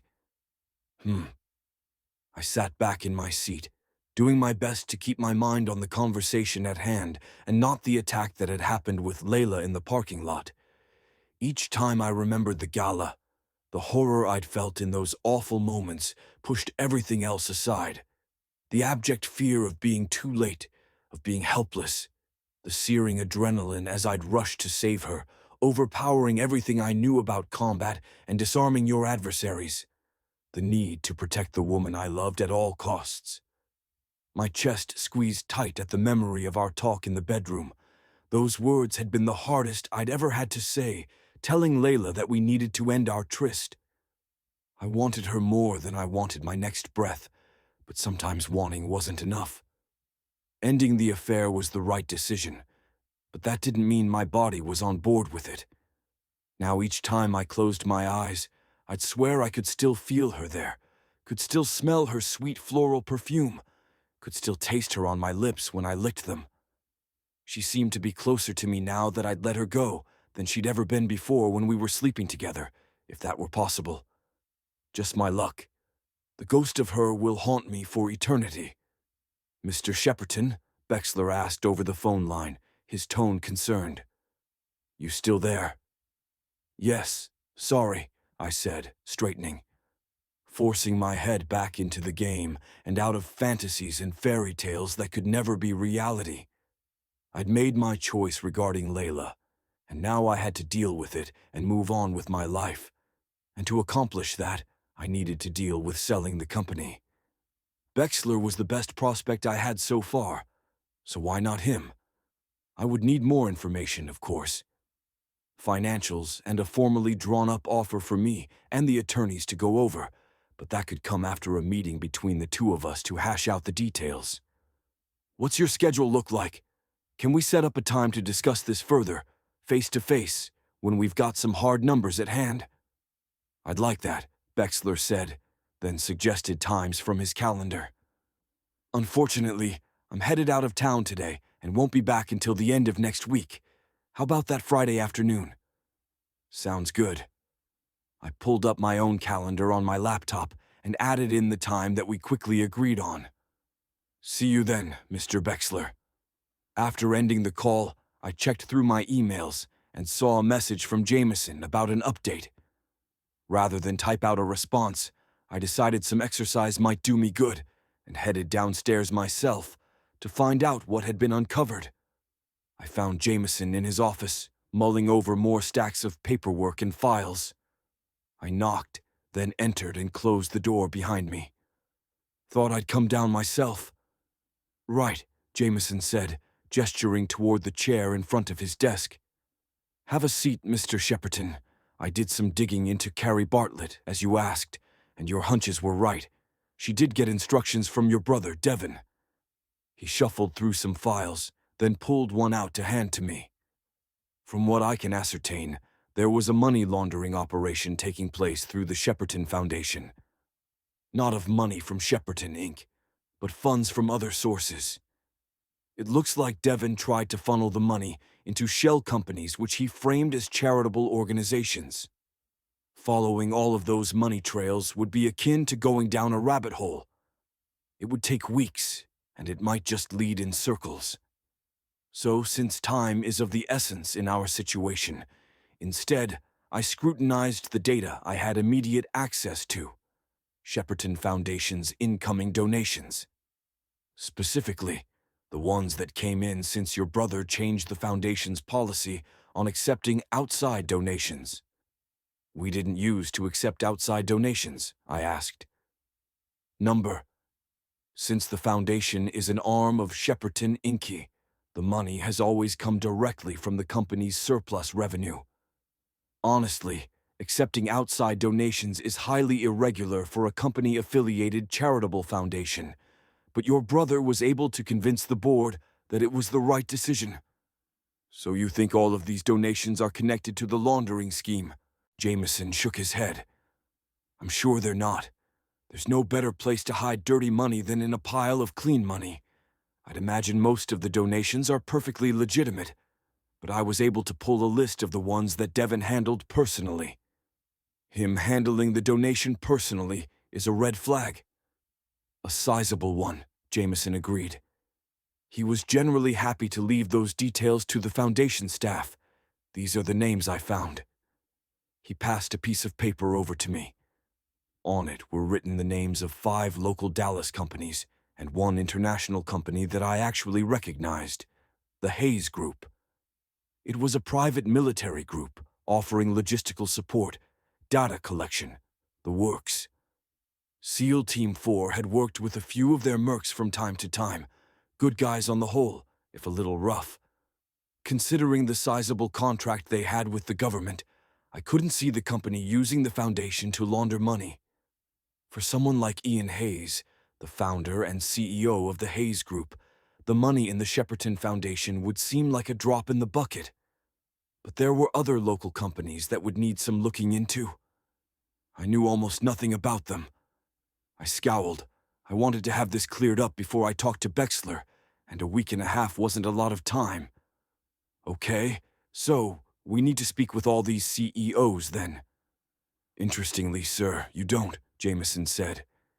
My research showed there's a common thread connecting all of them, Dowd and Associates. That law firm represents all of these companies. Even the Hayes Group. Jameson nodded. Their Texas branch, anyway. Why would an international company need a local law office to represent them? It might not be pertinent to what happened to Devon, but something about it itched at the back of my mind. There had been Hayes men in the Row W when we'd been there, though they hadn't been part of the extraction mission that had gone so badly. Still, focus, Drake. One thing at a time. I shook my head and looked at the older accountant, my lips parting. Maybe we were finally getting somewhere on this after all. Good. Let's make sure we have all of our documentation in order before we approach our legal counsel with this. I want them armed with everything to begin a full investigation into this mess. I stood and handed the file back to Jameson. Thanks for all your hard work on this. Any time, sir, the older accountant said. I'll make up formal reports now. Chapter 18. Drake. Back in my office, I made the call I'd been putting off for a long time. Adrian Pierce was the SEAL who turned me into the CO that I'd become.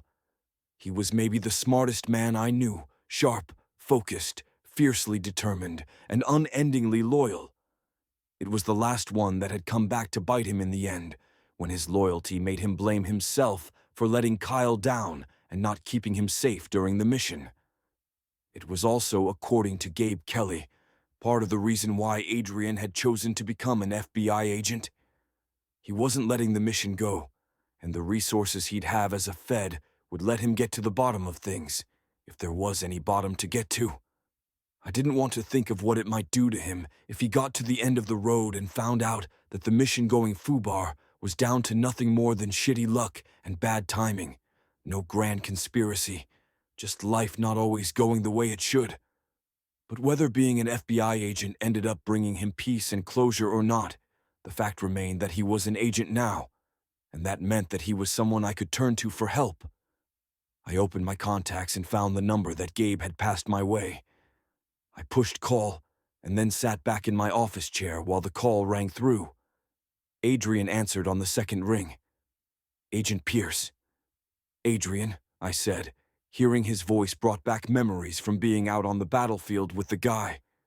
Somehow I always felt reassured when I heard that voice. "It's Drake Shepperton." "Drake?" Adrian sounded genuinely surprised.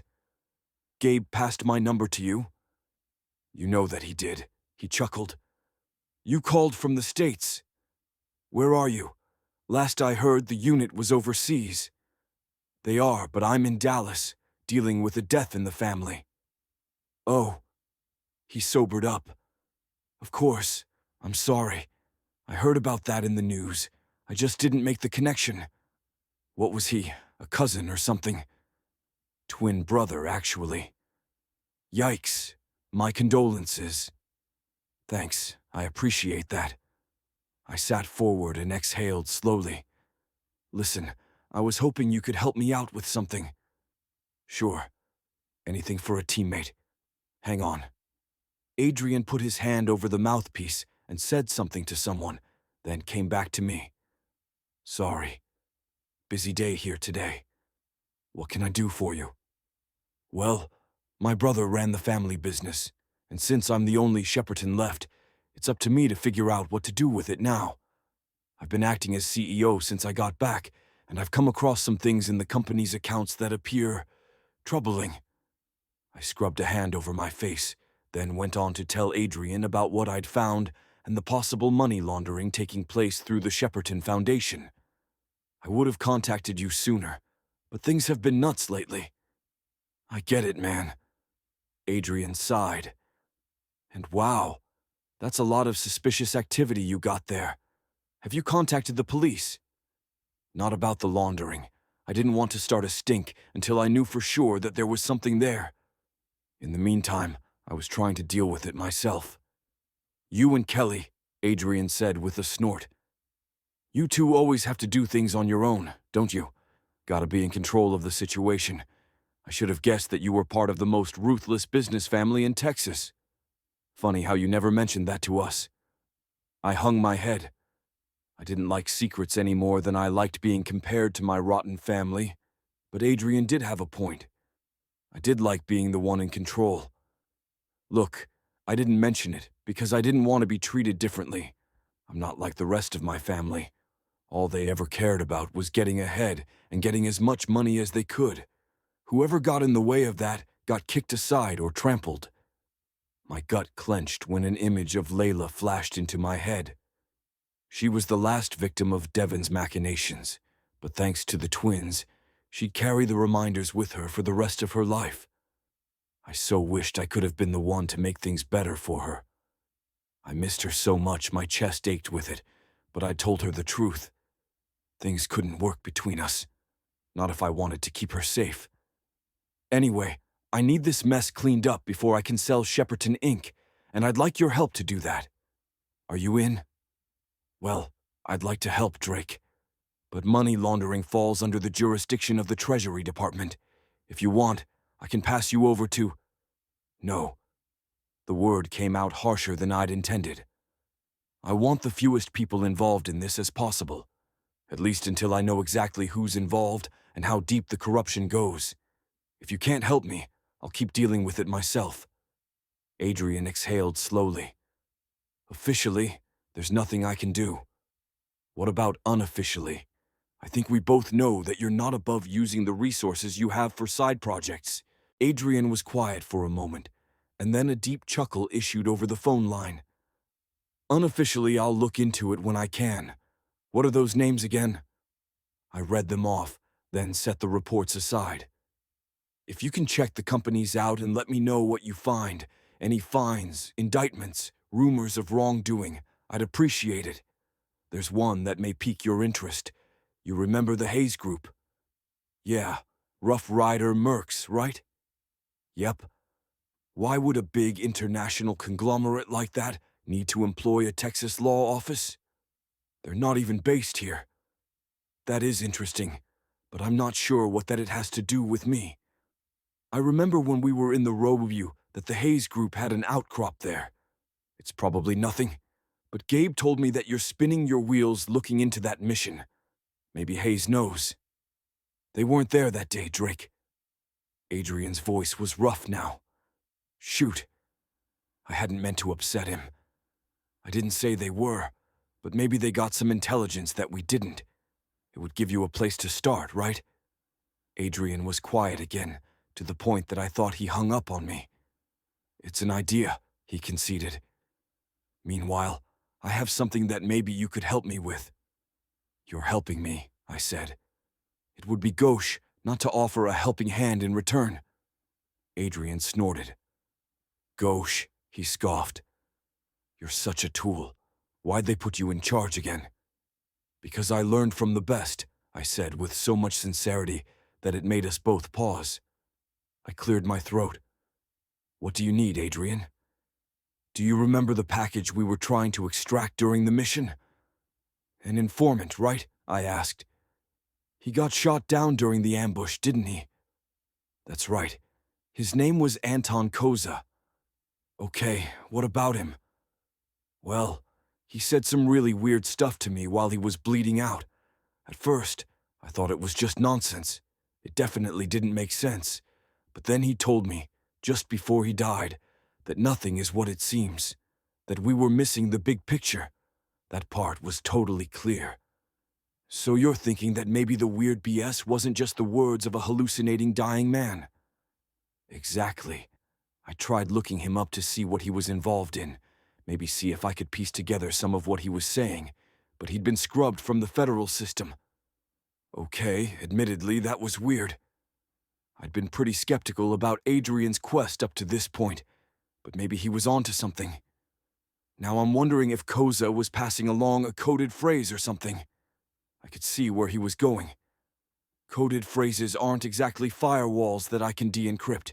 It's just words. But if you thought about it like a computer program, could you try and make some sense of it? Code breaking was a skill set that I dabbled in, though I couldn't claim to be a true master at it. I can work on it, run it through a few of my programs. Thanks, Drake. I'll send it to you. Do you have a secure email? I gave it to him. In the meantime, I'll work on your brother's money laundering. I'll be in touch when I know something. Yep. I thanked him and ended the call. Okay. One problem tackled and another put on my plate. But that could wait. Right now, I needed to get with Layla about all this too. I'd put off seeing her as long as I could today, even though I could hear her bumping around in her office next door. Time to man up and get it over with. I took a deep breath and stood, grabbing the reports from the desktop and heading for the door, as an old SEAL motto rattled through my head. I'd heard it millions of times over the past few years, but it had never hit quite so close to home as it did now. The only easy day was yesterday. And wasn't that the truth? Every day with Layla up until yesterday had been easy, or at least easier. Then I'd gone and fallen in love with her, despite my wishes and intentions to the contrary. And now things were awkward between us because of me and my speech in the bedroom last night. Damn it. I should have kept my hands to myself and my heart out of it. But where Layla was concerned, that hadn't been an option. She'd stormed my defenses and broken through all my barriers. I halted on the threshold of my office, the muted sounds of Layla's voice as she spoke with someone on the phone in her office echoing into the hallway. My ribcage constricted, seizing the air in my lungs. If things were different, if I were different, maybe we'd have had a chance. As it was, once this was over, there'd be nothing left between us but goodbye. A few weeks ago, that would have made me feel happy. Now it made me feel anything but. Layla. The knock on my office door made me glance up from the computer screen. Yes? Drake poked his head around the door and my heart sank. My first instinct was to get up and walk over to him, throw my arms around him, and kiss him silly. Except things weren't like that between us anymore. He'd told me in no uncertain terms our affair was over, and the sooner I accepted that and moved on, the better. I gave him what I hoped was my most professional smile. "What can I do for you, Mr. Shepperton?" His expression tightened slightly at my use of the formal title, but he quickly covered it. He walked into my office and shut the door behind him, then handed me a sheet of paper. I met with Jameson earlier, and he gave me this. Huh. I scanned the page, noting that it listed 5 of the Foundation's most generous donors. You think all of these were involved in the operation? Not sure yet, but from what Jameson told me, it seems likely. Drake slumped down in one of the chairs in front of my desk, the faint lines at the corners of his dark eyes and around his lips more pronounced today. There were dark circles beneath his eyes, too. I wondered if he'd slept as badly as I had the night before, but didn't dare ask. There was enough tension around us as it was. No sense adding more to the pile. He rubbed his jaw and stretched his long legs out in front of him. Even knowing he wanted nothing more to do with me sexually didn't stop the rush of lust searing through me at the sight of him in his perfectly tailored suit. The man looked fine. I shook off the inappropriate thoughts and frowned down at the reports once more, determined to stay on track and out of the smutty pool where he was concerned. When I didn't answer, Drake continued. I also called in a friend to check out those companies marked in the report.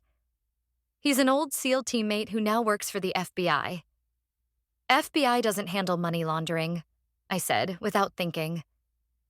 At his pointed silence, I glanced up to find him watching me with a narrowed gaze. How do you know that? Crap. I hadn't told him about my parents' crimes, and now I wouldn't either. He might have had some right to learn about my past back when we were lovers, but we were nothing more than business colleagues at this point, so I tried to play it off as best I could. I shrugged. I watch a lot of crime shows on TV. He sounded decidedly unconvinced, but thankfully let it go. Anyway, my friend Adrian said he'd do some checking into those companies anyway, then let me know if he turns up anything suspicious. He's also going to try and track down Carrie Bartlett and question her. See what she knows. Good. I set the reports aside and went back to typing on my computer. Anything else? Do you recognize any of those company names on the reports? Of course, I said, clacking away. It's my business to know all of our donors. You didn't mention that the Foundation had only recently started accepting outside donations. Well, yes, I said. From what I understand, it started a few years ago. I've only been with the Foundation for the past 2 years, so it predates me. I guess I forgot that it hadn't always been that way. Drake continued to stare at me, his dark gaze unreadable. The quiet grew suffocating, and his stare burned a hole through me as I worked. And the moment stretched taut. Heat prickled my cheeks. Please don't let him ask me how I'm doing. Please don't. Because if he asked, I was feeling vulnerable enough right then that I just might tell him. Tell him I felt heartbroken and lonely and missed him so much I hurt with it. And that wouldn't do either of us any good. Luckily, he didn't ask. Instead, he changed topics to something that surprised me completely. I may have found a buyer for Shepperton Inc. I stopped short, my fingers freezing on the keyboard as I met his dark eyes. Really? Who? Man by the name of Baron Bexler, big-time rancher. He was at the gala last night. Ever heard of him? Drake asked, sitting back in his seat, his broad shoulders slumping a bit as he stared down at his hands in his lap. Number and pretty much everyone who's got money down here has some connection to ranching. I swiveled in my chair to face him. I'd known he'd been searching for a buyer, but hadn't expected him to find one so quickly. One more task completed. One more nail in the coffin of our time together. So, he sounds serious then? Seems to be. I've set up another meeting with him to formally discuss things, since we first met when we were a few drinks in, which really wasn't conducive to talking business. He sat forward again, the expensive material of his suit stretching tight over his muscled arms, and my pulse stuttered once more. I swallowed hard and looked away fast. Do me a favor? Anything. The word teetered on the tip of my tongue before I forced it away.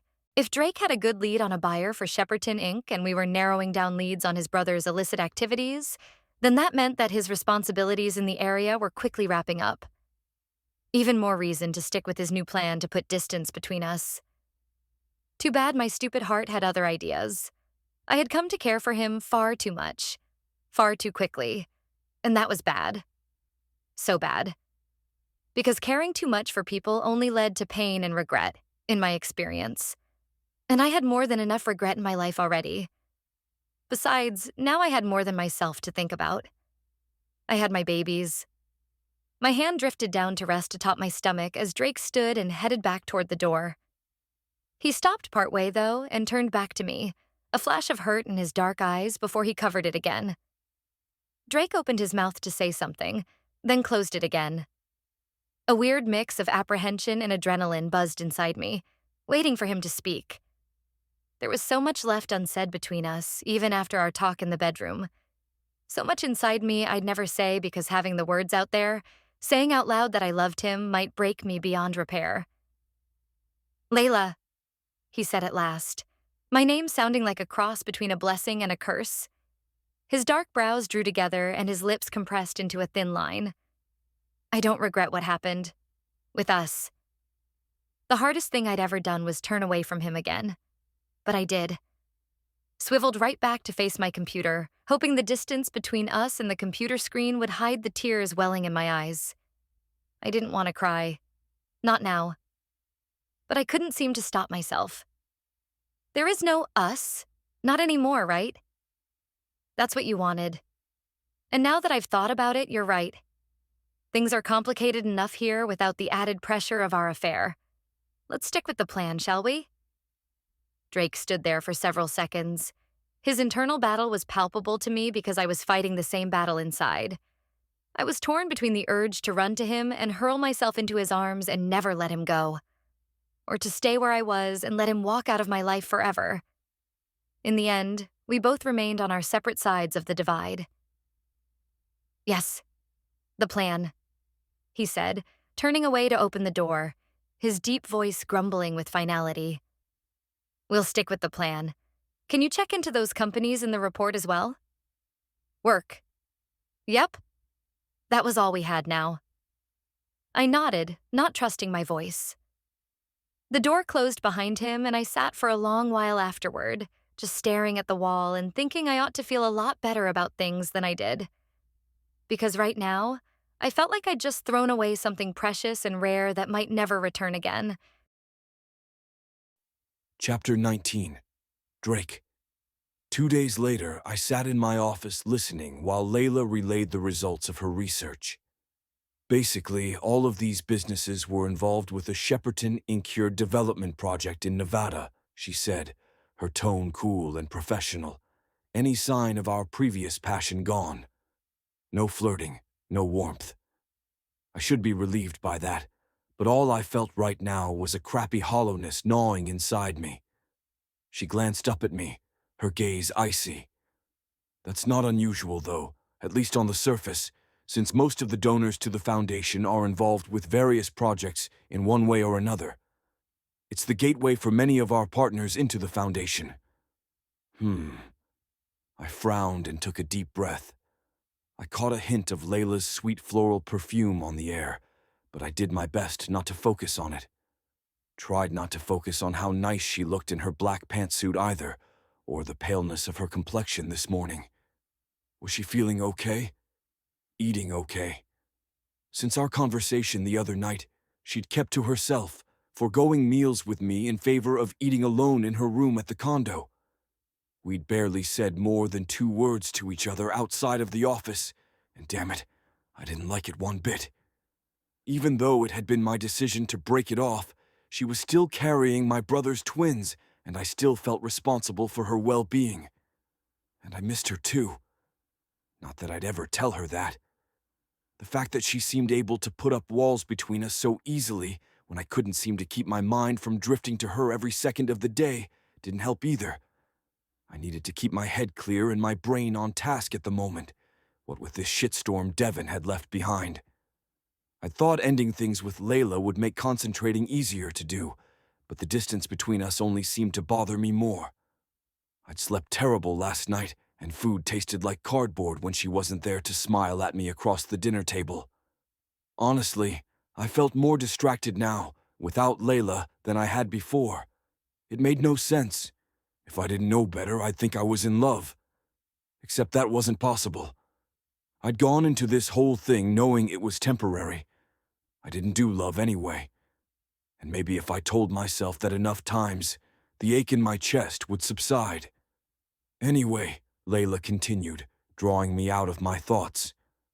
From my end, all of the donation activity from these companies looks normal. The only possible red flag would be the large amounts. I opened my mouth to answer, but the buzzing of the phone on my desk cut me off.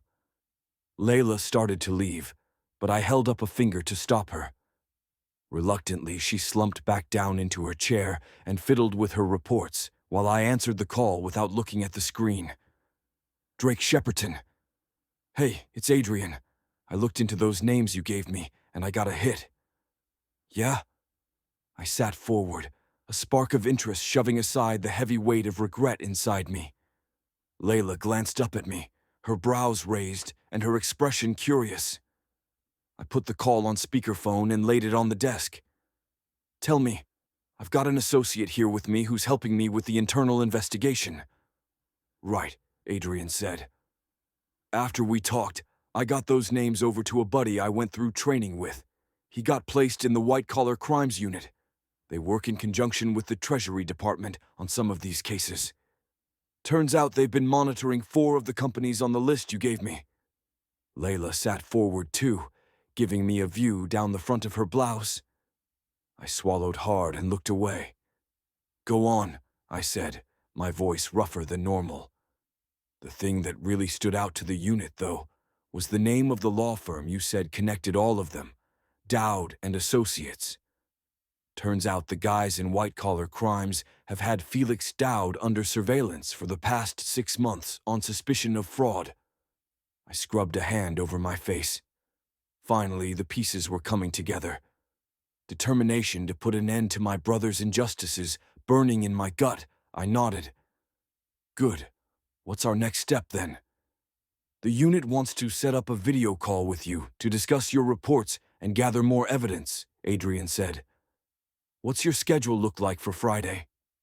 After pulling up my calendar and checking the day, I set up an appointment for Friday afternoon, then ended the call. Layla still sat across from me, oddly quiet now that the new information we'd been searching for was out there. I could feel the weight of her stare prickling on the side of my face until I finally glanced her way. Her frown had darkened, and shadows filled her brown eyes. I figured maybe she was upset because I dominated the conversation, so I said, "You can attend the meeting too on Friday, if you're available." "I'll have to check my calendar," she said, standing. "What about the company's legal counsel?" I'd forgotten about them. Before she left, I picked up my phone again and called the company attorneys to tell them about the FBI's findings and the Friday afternoon meeting. Once I hung up, I stood and walked around the desk to catch Layla before she opened the door. "The attorneys advised that we suspend all donation activity to the Shepperton Foundation until after the meeting on Friday," I said, hiding my wince. That foundation was everything to Layla. Having it mired in scandal now because of my asshole brother, Had to be killing her. I'm sorry. It's fine, she said, though her brisk tone and the fact she wouldn't meet my gaze clearly said it was not. I should get back to my office and get started then. I've got lots of phone calls to make. She exited, leaving me behind to stare after her, my initial happiness at having my suspicions confirmed dulled by more regret. I couldn't help but regret hurting Layla more after what I'd already done. Maybe I could make some calls, find her a new foundation to run, a new career to replace the one I'd destroyed. Restless and frustrated, I stalked back to my desk. The one thing I still couldn't figure out was why my brother had done it. Devin wasn't a saint by any means, but he was also rich by any definition of the word. He didn't need the extra cash. Plus, money laundering took a lot of planning and effort, neither of which my brother had been too keen on in his life. Devin liked things with as few complications as possible. Devising this elaborate scheme seemed way outside his wheelhouse. Even with the help of Carrie Bartlett, it seemed beyond Devin. So, was there someone else helping him to funnel the funds through the company? An image of Layla flashed into my mind again, but I quickly shoved it aside. No way. She'd been through enough where my brother was concerned. There was no way she'd have helped him, even if they had been sleeping together. Besides, I'd seen her personnel file. Everything had checked out clean. She was the one who had come to me with the initial suspicions. I wouldn't even have looked into this if she hadn't brought it to my attention in the first place. Beyond question, she wasn't involved. I wasn't the kind of guy who enjoyed questions in life. I was an answer man through and through. Perhaps that's what bothered me most of all about this whole mess. The uncertainty, the not knowing, the uncomfortable realization that I didn't know who I could trust anymore. Except Layla. You trust her completely. It was true. I did. After what we'd been through together the past couple of weeks, there was no one I wanted on my side more. Even if I'd soon walk away and never see her again. With a sigh, I plopped back down in my seat and reached for my phone once more. I needed to fill Jameson in on the call with Adrian and the meeting Friday, since I wanted the accountant there as well. Chapter 20. Layla. I returned to my office feeling even more discombobulated than I had before. It wasn't just the thing with Drake. It was the fact that all of this would be over way sooner than I'd imagined, based on that phone call I'd just heard. And speaking of phone calls, I needed to start making some myself. Hoping to distract my mind from the yawning cavern my future had become, I kept busy calling all of Shepperton, Incas's current donors, with the exception of the companies on the list Drake had given me, and informing them that all fundraising activities were on hold until further notice. When questioned about why, I told them that the foundation was reevaluating its future due to Devin's death. Not the truth, but not a complete lie either. All of this mess had started with his car accident. No, that wasn't true. The mess had started the minute Devin had made his choice to launder that money. Then, of course, I'd had my own moment of idiocy in sleeping with the guy. Not that the two were connected, but still. Looking back now, I could see how foolish it had been. I sat back and rubbed a hand over my belly. Not that I regretted everything about our ill-advised union. Sleeping with him had given me the twins, and I wouldn't trade them for anything. And the twins had eventually led me to meeting Drake Shepperton. Even though it was all over for us now, I didn't regret that either. Honestly, the only thing I regretted here was the fact that the job I loved would soon vanish. With a sigh, I picked up the phone again to make another call, only to hang up. It all felt so pointless now. Pointless and exhausting. Given that the FBI was now involved and Shepperton Inc. was up for sale, it was unlikely the foundation would survive. Maybe I should just let it die a quick death and move on.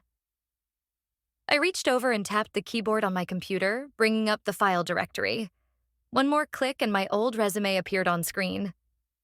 Whatever the fate of the Shepperton Foundation, I needed to make sure I had a job that would ensure adequate finances for the months ahead.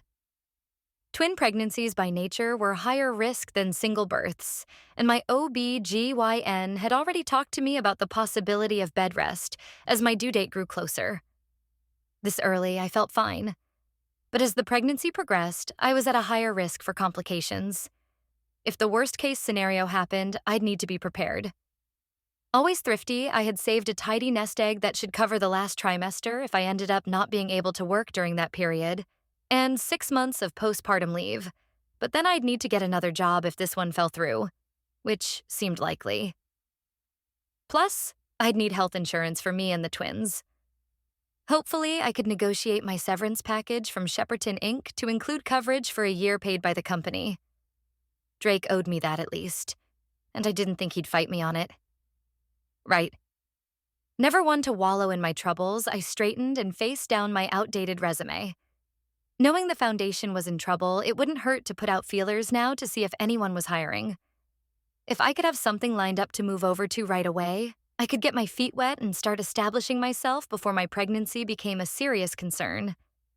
Maybe I could even work through the last trimester if my new employer was flexible about letting me work from home. Nonprofits were my specialty, but at this point, I wouldn't be picky. Basically, anything that would pay the bills and offered a full benefits package was on the table. Never mind, I might be overqualified. Postgraduate degrees didn't mean squat when you couldn't put food on the table. My gut clenched and my shoulders tightened. I gave an ironic snort. Funny, but I'd spent so many years trying not to end up like my parents.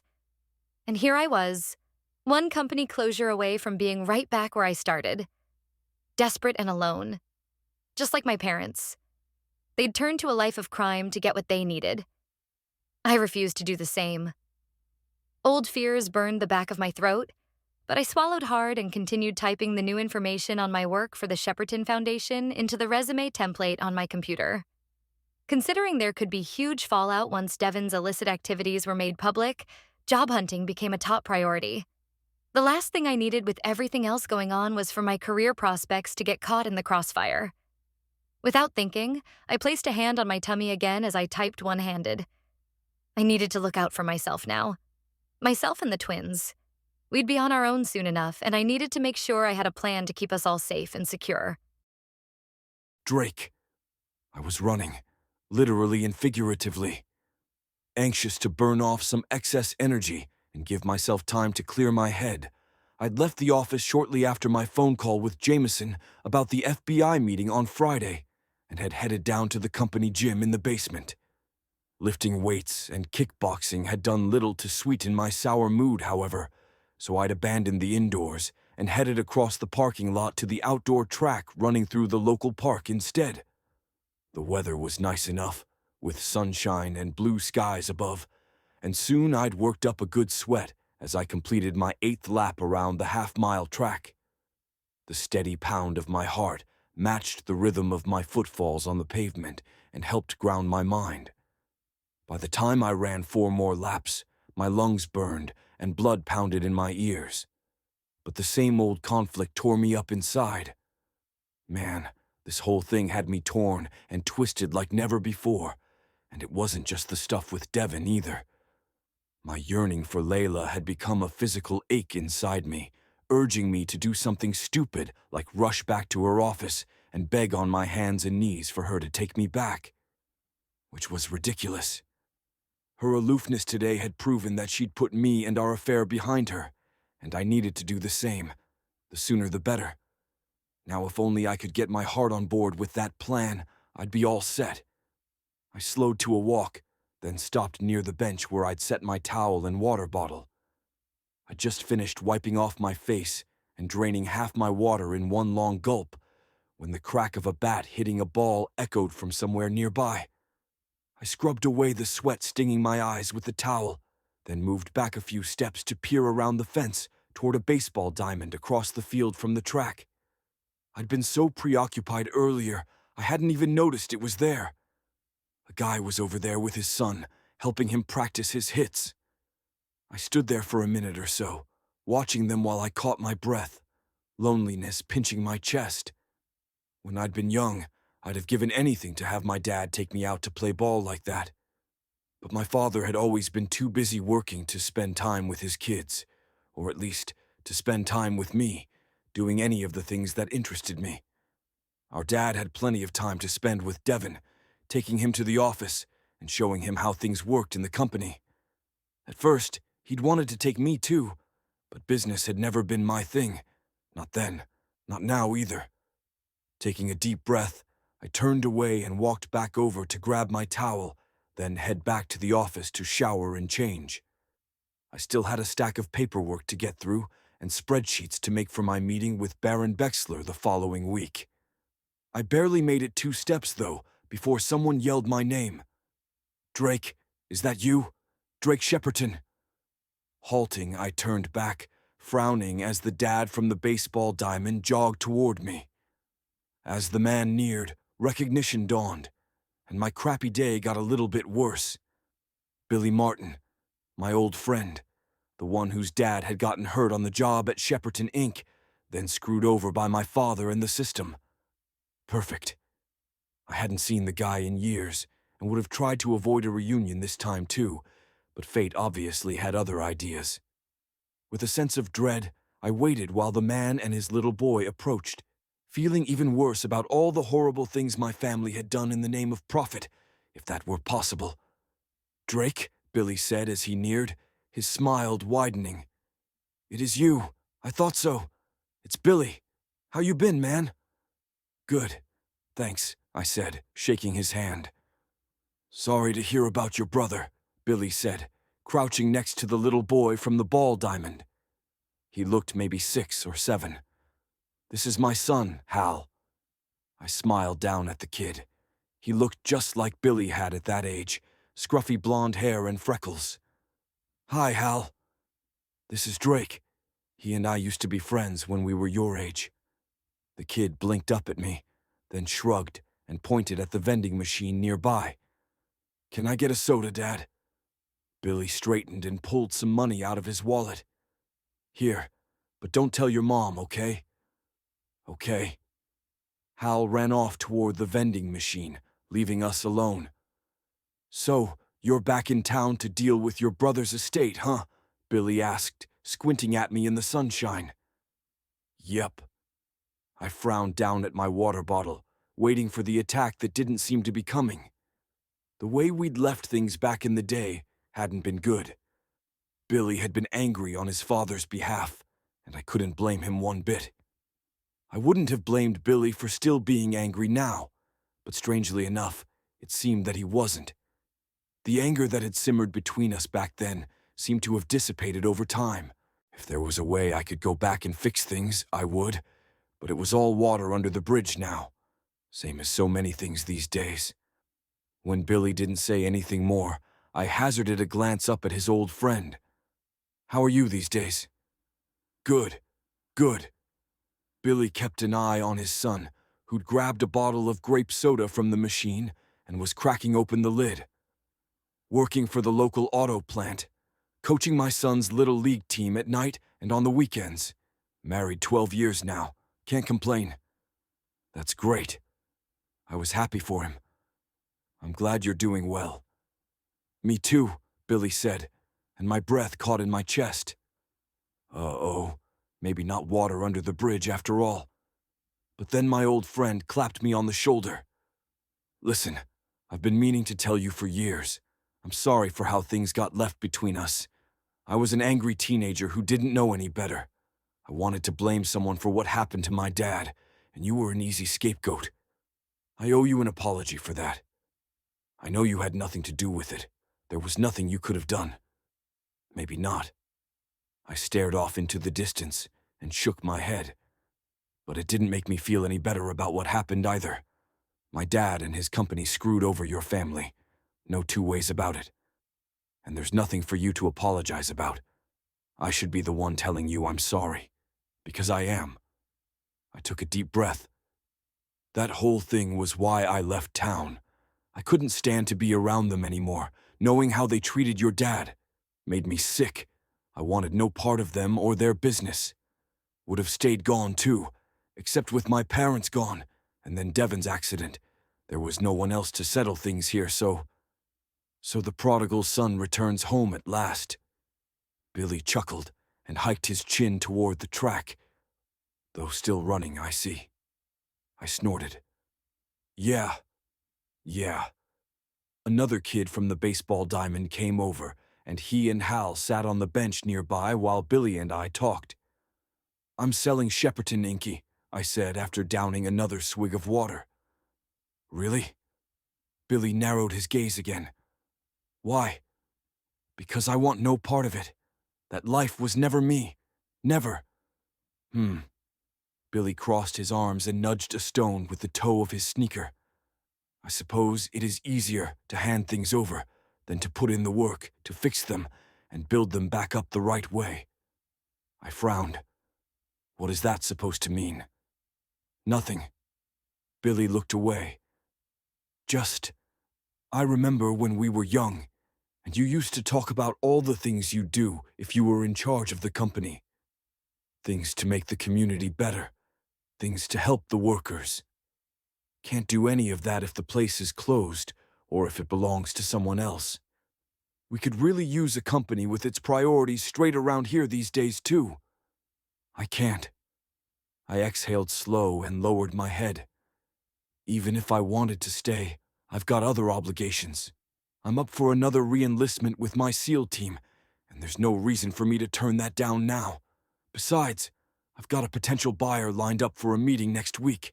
I don't know anything about running a business. That was always Devin's thing, not mine. Sure, I get that. We've all got stuff going on.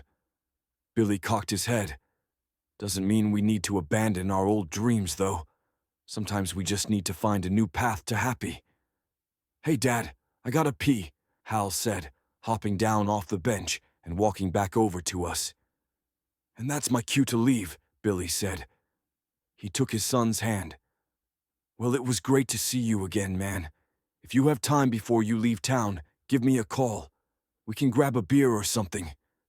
He rattled off his number and I typed it into my phone. See you around.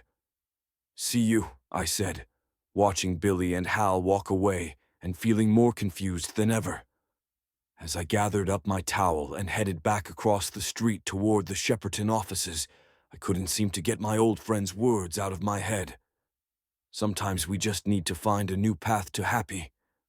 I would love to regain the happiness I'd lost, but it all seemed impossible at the moment. I had too much going on, too much to deal with, too many wrongs to make right. There was no time to stop and think and plan what I wanted for the future. I had meetings and sales to make, and a SEAL team who were waiting for me to re-up for 4 more years.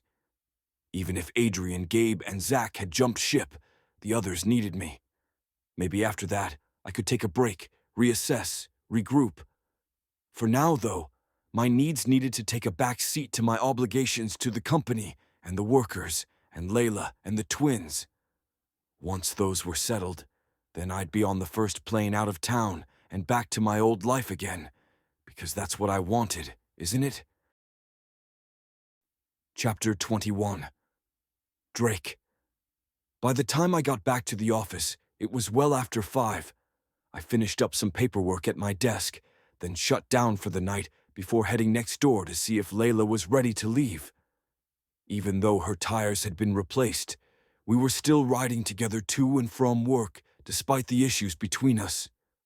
Whatever our relationship might be, I was still committed to keeping her as safe as possible, and that meant making sure she wasn't vulnerable to another attack. She was just ending a call when I peeked inside her open doorway, and she held up a finger for me to wait. Yes, Ms. Adams. Thank you for your understanding. You can still make a donation directly to that charity by contacting the website I gave you. Thank you so much. After she hung up, Layla sat back and yawned, looking about as tired as I felt. For a moment, I nearly walked over to massage her tense shoulders, maybe bend down and nuzzle her neck. Kiss away those slight frown lines at the corners of her mouth. Then I remembered things weren't like that between us anymore, by my own decision, and I dug my heels into the carpet to lock myself in place. It had been a long couple of days for both of us. I leaned a shoulder against the doorframe and glanced down the hall. The rest of the place was quiet since the staff had cleared out a while ago. "You ready to go?" I asked. "Yes. Sorry." She stood, her polite professional mask quickly replacing the fatigue on her face. She was shutting me out again, and it was just as well. Neither of us could afford to be vulnerable at this point. She logged off her computer and gathered her things, then joined me at the door, carefully avoiding my gaze. "Ready when you are." "Great." The words sounded less than enthusiastic, but I was doing my best here. To try and alleviate a bit of the awkward silence between us, I stuck to what I hoped were safer subjects. "How are the donors taking the news?" Layla shrugged and stared straight ahead at the metal doors of the elevator as we descended toward the first floor. Her flat stare tugged at my heart, and I longed to see her sunny smile and fiery spirit again, no matter how dangerous they might be to my future plans. "About as well as can be expected," she said, her tone crisp. The majority of people involved with the Shepperton Foundation are honest individuals who are truly devoted to making positive changes in the world. It's really horrible that a few bad actors ruined it all for everyone. My real concern, though, is for those who needed the grant money from our organization. I just hope other foundations will step in to fill the gap we've left behind." "I'm sure they will," I said, holding the elevator open for her to exit first once we reached the lobby. "I can make a couple of phone calls as well tomorrow to see if I can urge some support too." "Thank you. That would be helpful." We walked out into the warm, late spring evening and headed for my vehicle. There were only a couple of cars in the lot now, though it had been packed this morning when we'd arrived. I'd had to park at the end of the row, near a copse of bushes that lined the side of the building. I hit the button on my key fob, and the headlights on the SUV flickered on and off. Layla avoided my gaze as we walked side by side, our arms occasionally brushing, sending sparks of awareness through my system, despite my vows to steer clear of the connection still sizzling between us. "Why is your hair damp?" Layla asked after a glance in my direction. "What?" The swift 180 in subjects knocked me off course for a second. "Oh." I reached up and ran a hand through my hair. "I went for a run earlier, then had a shower in the locker room." "Oh." Now it was her turn to frown. "I didn't know you jogged." "I don't. Not usually." I stopped near the front of the SUV. "I mean, I do when I'm away on missions, but not when I'm home on leave. I just needed to get out and clear my head, you know?" Her eyes held mine for a moment before darting away again. "Yeah, I know." The breeze stirred around us, rustling the leaves on the bushes nearby. Her sweet scent surrounded me, drawing me forward like a magnet, and before I could think better of it, I took a step toward her, my focus solely on Layla at that moment. "Listen, I know what I said the other night, but please." She held up a hand to stop me, her gaze lowered. "Let's not do this here, okay?" "Okay, but..." I inched closer, vaguely aware of the rustling nearby getting louder, even though the wind had died down. But the urgency inside was too strong to ignore. "Layla, I think maybe I was wrong." That got her attention at last. Her brown eyes flew to meet mine, then widened with a combination of shock and fear. "Drake, look out!" Everything happened so fast, I had zero time to react. There was a sharp sudden pain on the back of my head, and my knees gave way. Next thing I knew, I was on the ground, the asphalt beneath my cheek biting into my skin, and a warm stickiness slowly dripping down my face from a spot near my temple. My brain felt sluggish, and my thoughts were fuzzy. My body didn't want to cooperate with the voice bellowing in my head for me to get up. Get up and protect Layla. She was screaming. I tried to lift my arms, tried to reach out to her, but my muscles refused to move. Darkness crept in from the corners of my vision, but I fought hard to stay awake, even though my eyelids felt leaden. Words. People were talking, but what were they saying? What was happening? Danger. Danger! For a second, reality shifted, and I was back on the battlefield, bombs and bullets exploding all around me, adrenaline and anxiety making the blood rush through my head. I'd been hit, wounded. That's why I was on the ground. Had I been shot? The only pain I had was in my head. They'd struck me on the head. Must help my team, must get up, must save. My consciousness wavered again, and I found myself back on the rough pavement. Over the pounding of my pulse, I strained to make sense of the conversations around me. It was all a blur until one sound stood out above the others, one I recognized all too well. The snick of a gun being cocked. "No," Layla said, her clear voice cutting through the growing fog in my head. "Don't shoot him. You can't. We need him." My heart tripped. What the? No. I refused to believe she was involved in this mess. I'd had her checked out. I trusted her. "There is no we, lady," a gruffer male voice said. Layla's sharp laugh grated on my already overtaxed nervous system. I tried to lift my head to see who our attackers were, but it felt like it weighed a ton. I managed to grunt, though, and earned a kick to the gut for my trouble. "Are you so sure about that?" Layla continued, sounding different than I'd ever heard her. Harder, more brittle. She chuckled again, the sound unpleasant. "Listen, I'm glad you finally showed up again." Again? I struggled to remember, and my whirling thoughts finally settled on the attack outside the condo and the one outside the event. It must be the same men sent by Dowd and Associates. My heart rate kicked up another notch. Why had she said it like that? Was she trying to give me clues? Or was I fooling myself? "Now I can drop the act," she said. Thank God. Talk about a crappy job, pretending to like this jerk. I thought his brother was bad, but Drake's 10 times worse. Selfish, lazy, and stupid. A trifecta. This got a snort from our attackers, and the tension in the air eased. The thug nearest me in my limited line of sight shuffled his feet, and the sound of a gun being holstered followed. "So, about the money."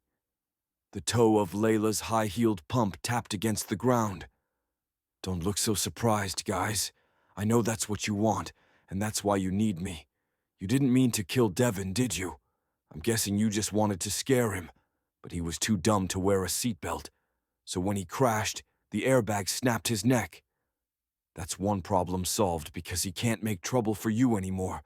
But then you panicked when you realized you had no way to get the money without him. Don't worry. I can access all those accounts and withdraw the funds. I'm happy to cooperate too for a price. Lady, we ain't about to negotiate here. We've got orders from our boss to take this guy out and bring you back with us."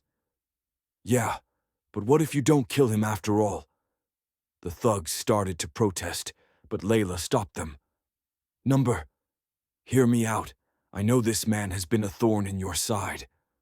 Believe me, he's been a problem for me too. I just wanted a second to myself so I could try to reach out, come to some kind of accord with your boss.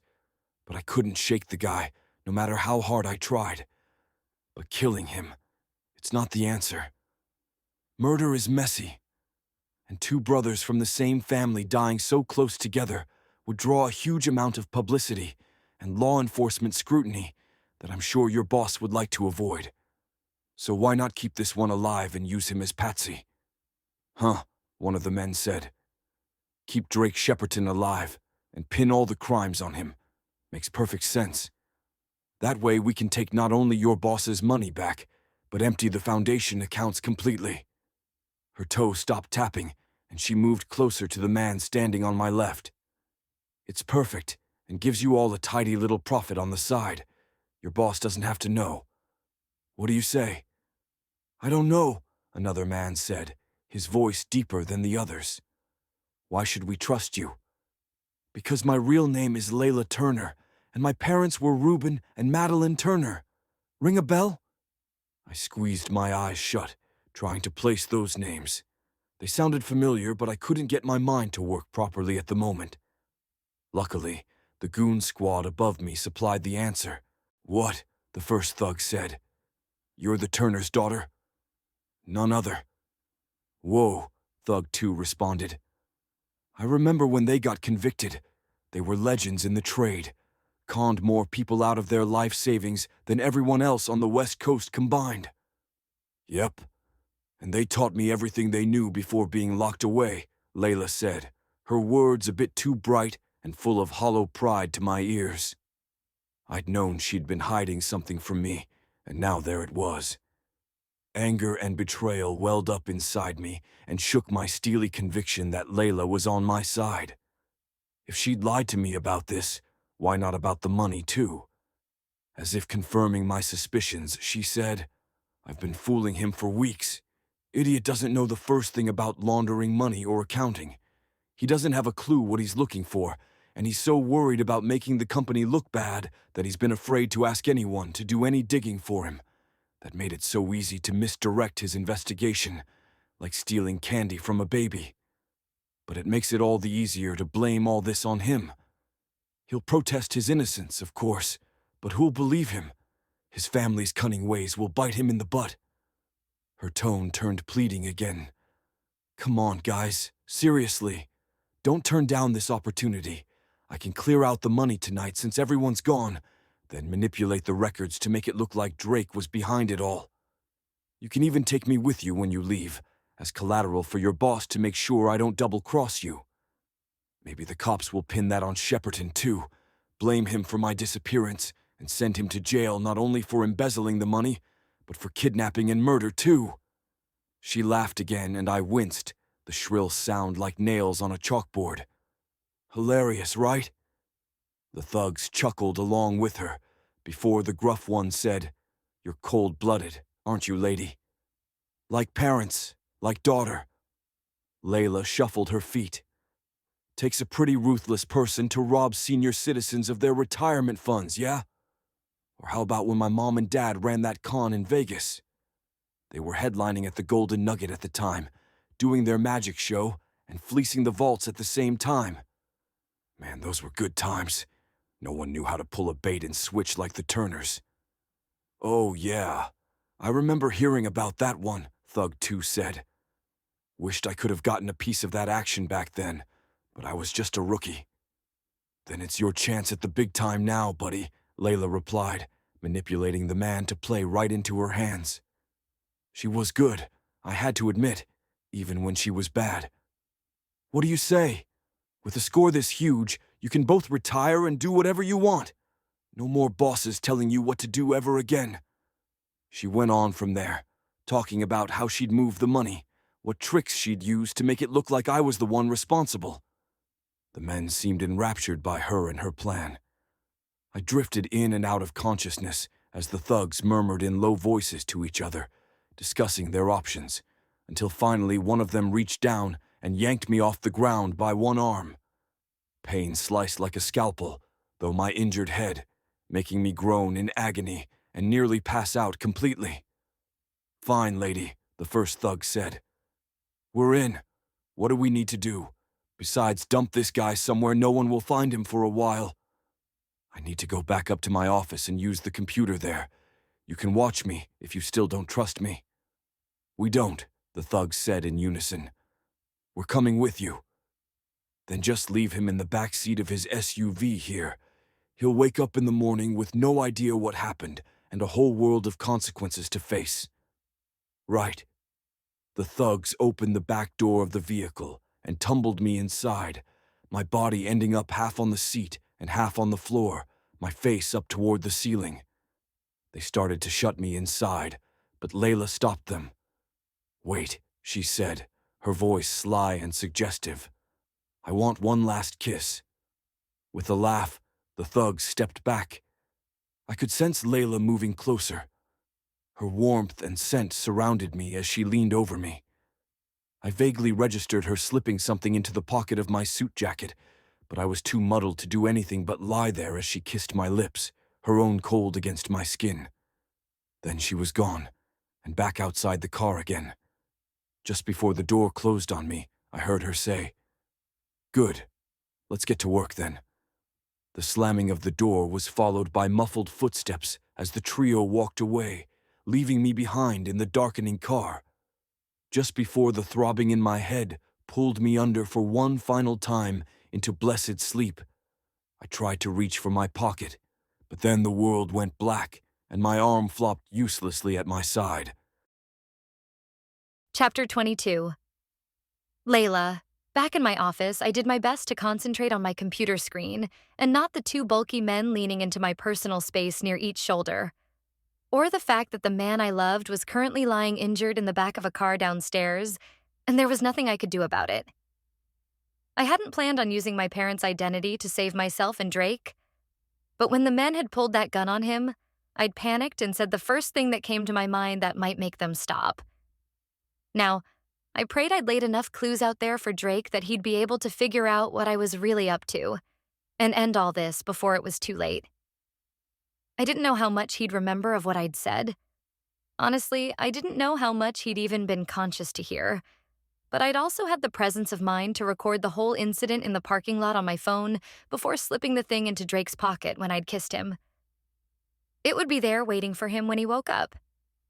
If he woke up. Man, there'd been blood. South much. Blood. Head wounds bled profusely. I knew that rationally, but they'd hit him so hard with the butt of that gun. Every time I closed my eyes, all I could see was Drake's face at the moment of impact. The surprise and sudden pain in his dark eyes, the way his body had slumped to the ground, lifeless at my feet. My stomach cramped and bile burned hot at the back of my throat, but I swallowed it down hard. The worst thing I could do in the middle of a con was lose it. I needed to keep it together, or both Drake and I would be dead before this was over. My fingers shook slightly on the keyboard, bumping the wrong keys, but I corrected my mistake on screen and kept going. Hopefully, Jameson down in accounting would be able to follow the tiny digital breadcrumbs I was leaving to track the funds I was currently rerouting out of the Foundation's accounts into an offshore bank owned by one Felix Dowd. Between that and the phone, I hoped Drake would know that I'd never actually been involved in the money laundering. Of months, I didn't expect him to forgive me. But maybe at least the things I'd done would give him the truth at last and help absolve him of the crimes I was framing him for. "Hurry up, lady," the larger of the two thugs said. He looked maybe 40 and had a face resembling a bulldog. He also seemed to be the smarter of the two, which wasn't saying much, and was therefore the leader. He kept glancing back at my office door where the second thug was now standing to keep an eye out on the hallway. The staff was gone, but the cleaning crew would be arriving soon for the night. "We need to get out of here." "I'm almost done," I said, the clack of my typing the only other sound in the room. My heart ached with each line I entered, wishing things between me and Drake hadn't had to end this way, wishing my life had turned out differently. Lord knew I'd tried to escape my past and my parents' legacy. But here I was, right back where I'd started. I entered the last set of commands, then hit send before logging out of the system entirely and shutting my laptop. Done. Good. The second thug took my arm and all but dragged me toward the door. He was shorter and stockier. Also, his nose was black and blue, and he was breathing through his mouth, confirming that these two guys were most likely the same ones who'd attacked me and Drake in the parking lot a while back. "Let's go." As we returned to the lobby and headed back outside to the thug's vehicle, I couldn't help taking one final glance at Drake's SUV, still parked where he'd left it, no sign of life inside. I said a silent goodbye, knowing that this was truly the end for us. Even if he believed in my innocence, there was no way he'd ever want me back after this. I blinked back the sting of tears, then closed off my heart, the same way I'd learned to do as a kid. Cons and emotions didn't go together. I was on my own now. I had to make it through this, whatever it took. Not just for myself, but for my unborn twins as well. My parents might have failed me growing up, but I was determined to make a better future for my babies, no matter what it took. Chapter 23. Drake. I woke the next morning with horrible headache and an odd crick in my neck.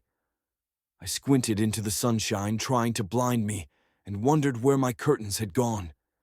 It took me a moment to realize there were no curtains because I wasn't at home. I was in the back seat of my car. I lay there a moment, my brain racing to grasp how I'd gotten there and why. But it was all a bit of a muddled mess at the present. The harder I attempted to force the memories, the more nauseated I became, until I finally shut my eyes again and swallowed hard against the burning in my throat. Eventually, my stomach settled enough that I propped up on one elbow, allowing time for the dizziness to subside before sitting up all the way. Slowly, I reached back to feel the egg-sized lump on the side of my head, and a few of the pieces fell into place. We'd been walking out to my car after work. Layla had been cold and distant, as usual these days. It had been late, and the lot was empty. I'd been about to tell her something, and then... crap. My temples throbbed as if in sympathy. Someone had bashed me on the head. Good. I winced, the movement in my cheek causing the dried blood there to pull against my skin. Honestly, given how long I was out, I probably had a concussion. Ugh. Okay. So I'd been knocked out and... Layla. My pulse tripped, and I turned fast to survey the inside of the vehicle. Too fast, my stomach protested, and this time I couldn't stem the tide of nausea roiling in my stomach. I barely got the door open before I retched on the pavement. Luckily, it was still early, and the lot was deserted. Once I emptied my stomach, I wiped my mouth with tissues from the car, then leaned back against the side of the vehicle. God, what a disaster. With all my SEAL training and experience, I should have suspected something was up, should have realized someone was lying in wait for us. But I'd been distracted lately. I lowered my head and took a deep breath, willing the shakiness in my hands to stop. I needed to figure out who it was who'd attacked me, then find Layla. Thoughts of her made my chest ache and my heart hurt. It also caused a torrent of memory fragments to slice into my mind, none of them whole enough to make sense.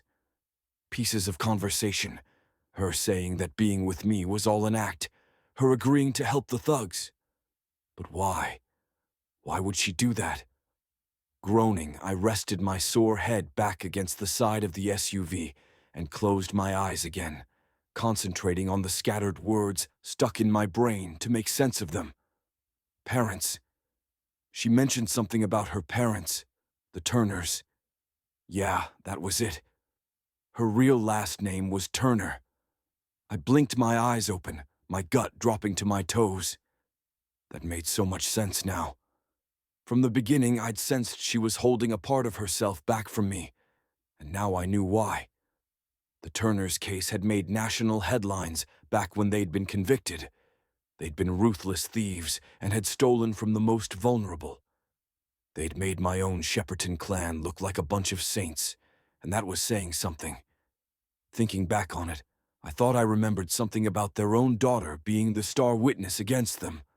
No wonder she'd wanted to distance herself from that past and bury it deep. But more than anyone, I understood what it was like to try and escape your past and your family's legacy. That was exactly what I'd been doing when I joined the SEALs. I'd been upfront with Layla about it the whole time, and yet she'd still not trusted me enough to tell me the truth. That hurt worse than the lump on my head. Cursing, I pushed off the vehicle and breathed in deep. Checking my watch, I saw it was going on 7 a.m. Wherever Layla and the men who'd hit me were, they had a good 12-hour start on me. Best get back to the condo and get cleaned up before calling Adrian about all this. Common sense said I should probably see a doctor too, but there wasn't time for that now. I'd walk it off and get back to work, like the true soldier I was. I started back around the car, then stopped again as something heavy in my suit jacket pocket flapped against my thigh. I kept my phone in an interior pocket, so it wasn't that. Frowning, I reached into it and pulled out Layla's phone. Another memory flashed in my head. Her leaning into the back seat to kiss me goodbye. The smell of her perfume filled my nose once more, and I braced my free hand on the SUV to keep from stumbling. Why would she leave me her phone? After climbing in behind the wheel, I started the engine, then clicked on her phone to see that the last app used had been a recording one. The latest recording was still up on the screen. Chest tight, I pushed the play button and heard the conversation between Layla and the thugs from the night before. Clever girl. She must have recorded the whole thing for me, then slipped the device in my pocket as a record. I still wasn't sure what to believe about her lying to me about her identity, but the fact that she'd given me this evidence had to mean something. I listened to her words, picking out the clues she'd dropped without letting the thugs know what she was doing. Telling me exactly how she planned to move the money out of the foundation's accounts, where she planned to send it, what she'd input into the computer to make it look like I was responsible. Pride swelled inside me, along with a sense of foreboding. I needed to get home and get in contact with Adrian, because things were about to get a whole lot worse. I clicked off the phone and tucked it safely back in my pocket. The taped conversation should be more than enough to put the thugs and whoever hired them behind bars for a good long time, once I got it into the hands of law enforcement. First, though, I needed to get home and get cleaned up. I started to reach for my keys, but no. Driving was not in my best interest at the moment. I used the app to order an Uber instead.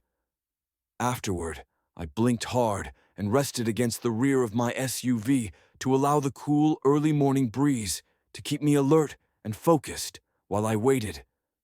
Adrian. I needed to let Adrian know what had happened. Hitting the redial button for my friend, I waited and waited, but he didn't pick up. Leaving a message wasn't ideal under the current circumstances, but it was better than nothing. I relayed the facts as best I could remember, then hung up just as my ride pulled up in an empty spot nearby. Thankfully, the guy didn't ask too many questions, just gave me a few odd looks in the rearview mirror before we headed toward my condo. The traffic was light between the office and home, and I arrived within 10 minutes. Layla was nowhere to be found, of course, but the fact that all of her stuff was still there in the guest room gave me hope she hadn't left town for good. Now, if I could just find her and make sure she was safe, I'd be all set. I checked my phone screen, but still no call from Adrian. I tried his number again, but still no answer. Please let her be okay. Please let this all work out. Please. After a quick shower and change of clothes, I felt almost human again. I popped a few aspirin and grabbed a bag of frozen peas from the freezer to hold on my sore head, then plopped down on the sofa in the living room and tried Adrian's number one more time. This time he answered. "Drake," Adrian said once he answered. "I just finished listening to your voicemail. Jesus, you never do anything the easy way, do you?" "Easy is boring," I said, snorting, then wincing when it hurt my temple. "Listen, we need to find her. I don't believe she was in on the money laundering. Layla loves that foundation, and she wanted to atone for the awful things her parents did. She'd never betray the charity like that." "Okay. Well, I'd say our best bet is to stick with Dowd and Associates, since they're our top suspect in all this. I'd lay money that Felix Dowd is behind this at the end of the day." Adrian went silent for a minute, then got back on the line. "I've just texted my buddy with the connections in the Treasury Department. They're going to tap into the banking system to monitor transfers to and from the Shepperton Foundation accounts this morning. If your girl's clues pan out, then we should be able to track it all from here and trace them directly to Dowd. Then the local guys can pick him and his associates up for questioning." I tossed the bag of peas aside and raked a hand through my hair. I hated waiting around, but there wasn't much choice. "Let me know when you have something, please." "Will do," Adrian said. "Should probably get that head of yours looked at too. Maybe they knocked some sense into you at last." "Funny. Not." I chuckled, then ended the call. Out of patience and restless, I spent the next couple of hours pacing the condo, making myself breakfast, then monitoring the local news for any signs of the cops picking up suspicious vehicles or Layla's abduction. Nothing. God, Why hadn't I told Layla earlier how I was feeling? Now I might never get the chance to say what I needed to say to her, to tell her that I didn't care about who her parents were or the horrible things they'd done. She wasn't her family any more than I was mine. All that mattered now was us, together. If she'd have me back, if we survived this. She had to be terrified, out there alone with those men, playing a part to throw them off course, all to protect me when I should have protected her. My inner SEAL instincts railed against the failure. I wouldn't fail here because I couldn't fail here. I would figure this out, with help from Adrian and the FBI and Treasury Department. I'd bring down Dowd and clean up the mess my brother had left behind. Then perhaps Layla and I could start fresh, make a new future for ourselves and the twins. When I'd come home a few weeks ago, I had been so sure of what my plans were. Sell the company, then re-up for another stint with SEAL Team 4. But now, nothing seemed sure. I'd never considered myself a businessman, but maybe I could run the company. My conversation with Billy the previous day had reminded me that once upon a time, I had dreamed about changing the world, or at least my little corner of it. Had dreamed about making Shepperton Inc. a company to be proud of rather than despised. About making life better for our employees and empowering them to help others and better the community too. As I made yet another lap around the condo, the idea took root, blossomed. I started to see myself settling here in Dallas, maybe buying a house, starting a family, with Layla. It would be tough saying goodbye to my team, but now I felt ready to move on and start a new future. But first, we had to end this fiasco. After what seemed like a small eternity, but couldn't have been more than 2 hours, my cell phone buzzed. I answered on the first ring without checking the caller ID. What's happening? Anxious much? Adrian laughed, then sobered. Don't worry, we'll get them. Promise. The transactions have started, just like your girl said on the recording. My girl. That has a nice ring to it. And, I said, my heart pinching with a fresh wave of yearning for Layla. Can you trace them? Yep, we're tracking them now. The sound of Adrian typing echoed over the phone line. Looks like the signals are coming from a house over in University Park. Wait a sec, how do you know that? Aren't you in D.C.? I asked. Adrian chuckled. Why do you think I was out of contact for a few hours? When I realized this was going down, I flew in to help. What? Did you think I'd leave you to handle this on your own, brother? A rush of gratitude pulsed through me so hard that I couldn't speak for a minute. Of course I knew Adrian would come through for me when I needed him. Of course I knew that. Him being an FBI agent didn't change a thing about who he was, just like I wouldn't have to give up who I was if I left the SEALs and became the permanent CEO. I'd still be there for my team, my brothers, whenever they needed me. I'd just be doing it from a home base now. That was something I'd never really had before. My parents' house hadn't really felt like home, but the one I wanted to build with Layla would. I was sure of that. Earth to Shep, you reading me, man, Adrian said, intruding on my thoughts. The guys from local Treasury Department are putting a team together now to raid the place. You in? Like he even needed to ask. I'm in. Just tell me where and when. Chapter 24. Layla. I hadn't slept at all the night before, despite the opulence of my surroundings. After I'd pre-authorized the transfers through my computer at Shepperton Inc., something that could only be done on the company's network and something that the transfers wouldn't process without, the two thugs had brought me to this mansion set back in the woods on the outskirts of Dallas to complete the funneling of the money into their boss's account. At least I didn't have to wait any longer to find out who was behind the whole money laundering scheme. Felix Dowd. To look at him, he wasn't exactly what you'd call a classic villain. He was in his 60s with a smallish stature and an unassuming face. I'd met him several times over the years at different charity fundraisers and hadn't thought twice about him. Which, looking back, was probably what made him such a genius crook.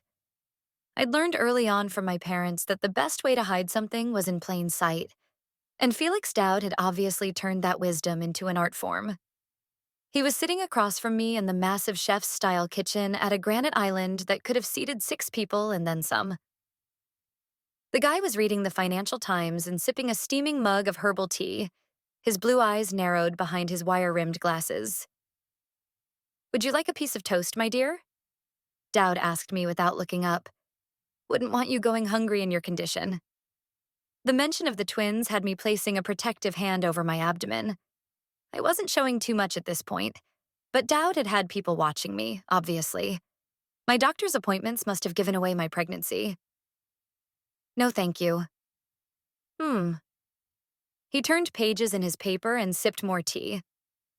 "I hope the boys treated you well last night." "The boys?" I tried to keep the snark from my tone and failed miserably. "You mean your thugs?" Thugs is such a base term. Dowd gave a dismissive wave, the silk sleeve of his expensive robe flapping gently. "How about guards?" He looked up at me at last, his icy gaze making me shiver. "Yes, I think I prefer bodyguards. Your thoughts, my dear?" "My thoughts are that I'd like to get out of here." I stopped short of telling him that I was not his dear and that his overly friendly tone made my skin crawl. "I've done what you asked. But the money is still in transit." Dowd set his paper aside at last and clasped his hands atop the cool granite countertop. "Until it clears my offshore accounts, you're not going anywhere." His eyes flicked down to my stomach again. "I assume Devin Shepperton is the father?" I compressed my lips instead of responding, then countered with a question of my own. "Why are you doing this?" Dowd blinked at me a moment as if confused. "Doing what?" "Stealing money from charities that need it." I looked around at the extravagant house, the hand-painted tile floors, the high ceilings, the priceless artwork scattered everywhere. "You clearly don't need more cash." "And that's where you're mistaken." He sat back and crossed his arms. As far as I could tell, we were the only 2 people in the house, though I didn't doubt there were numerous guards stationed outside for protection. Besides the 2 goons he'd sent after me and Drake last night, I'd seen several others patrolling the perimeter of the property out the window of my bedroom earlier. "One can never have too much money." I snorted and shook my head. That sentiment was one I'd heard over and over from my parents while I was growing up. When they'd first started stealing and cheating people, it was because they'd needed the money to survive. But as their cons got bigger and more successful, their need had quickly transformed into greed. By the end, the funds they were taking from those elderly clients weren't even necessary. My parents had just done it because they could. "Wrong," I said, biting the word out with a good portion of spite. "And you're too idealistic, Miss Turner," Dowd said, using the last name I never wanted to hear again. "Would have expected better from you, knowing your esteemed lineage." Exhausted and afraid, I couldn't restrain my emotions any longer. I all but growled. "Esteemed? Are you kidding me? My parents were liars and cheats and frauds. There's nothing noble about that." He tisked. "My dear, so ungrateful. Your parents were artists. They took what was basically a Ponzi scheme, then added on the flair of a magical act, and voila! Perfection. The fact that you can't see the genius in what they did is your shortcoming, not theirs." He waved his hand again, as if my morals were nothing more than a bothersome fly to be shooed away. "You should embrace your past. Use your talents as God intended and join me." "Join you?" My bark of laughter was decidedly snide. "What are you, some washed-up wannabe Bond villain?" "You're a petty thief, Mr. Dowd. That's all. A common criminal. And as soon as Drake Shepperton figures out what you're up to, he'll catch you and put you in prison for the rest of your miserable life." I shrugged. "Maybe you can bunk with my parents. I'm sure they could use a friend or 2 right now." Straightening, Felix Dowd smoothed a hand down the front of his garish embroidered silk robe and glared at me. "There is nothing common about me, Miss Turner. Nothing. And as far as Drake Shepperton goes, you saw to it yourself that he won't be coming after me. He'll be too busy clearing his own name." A small smile curved his thin lips, unpleasant and cruel. Besides, you should be careful about throwing stones from your glass house. You were happy enough to climb into bed with Devin Shepperton, who was as dirty as it comes.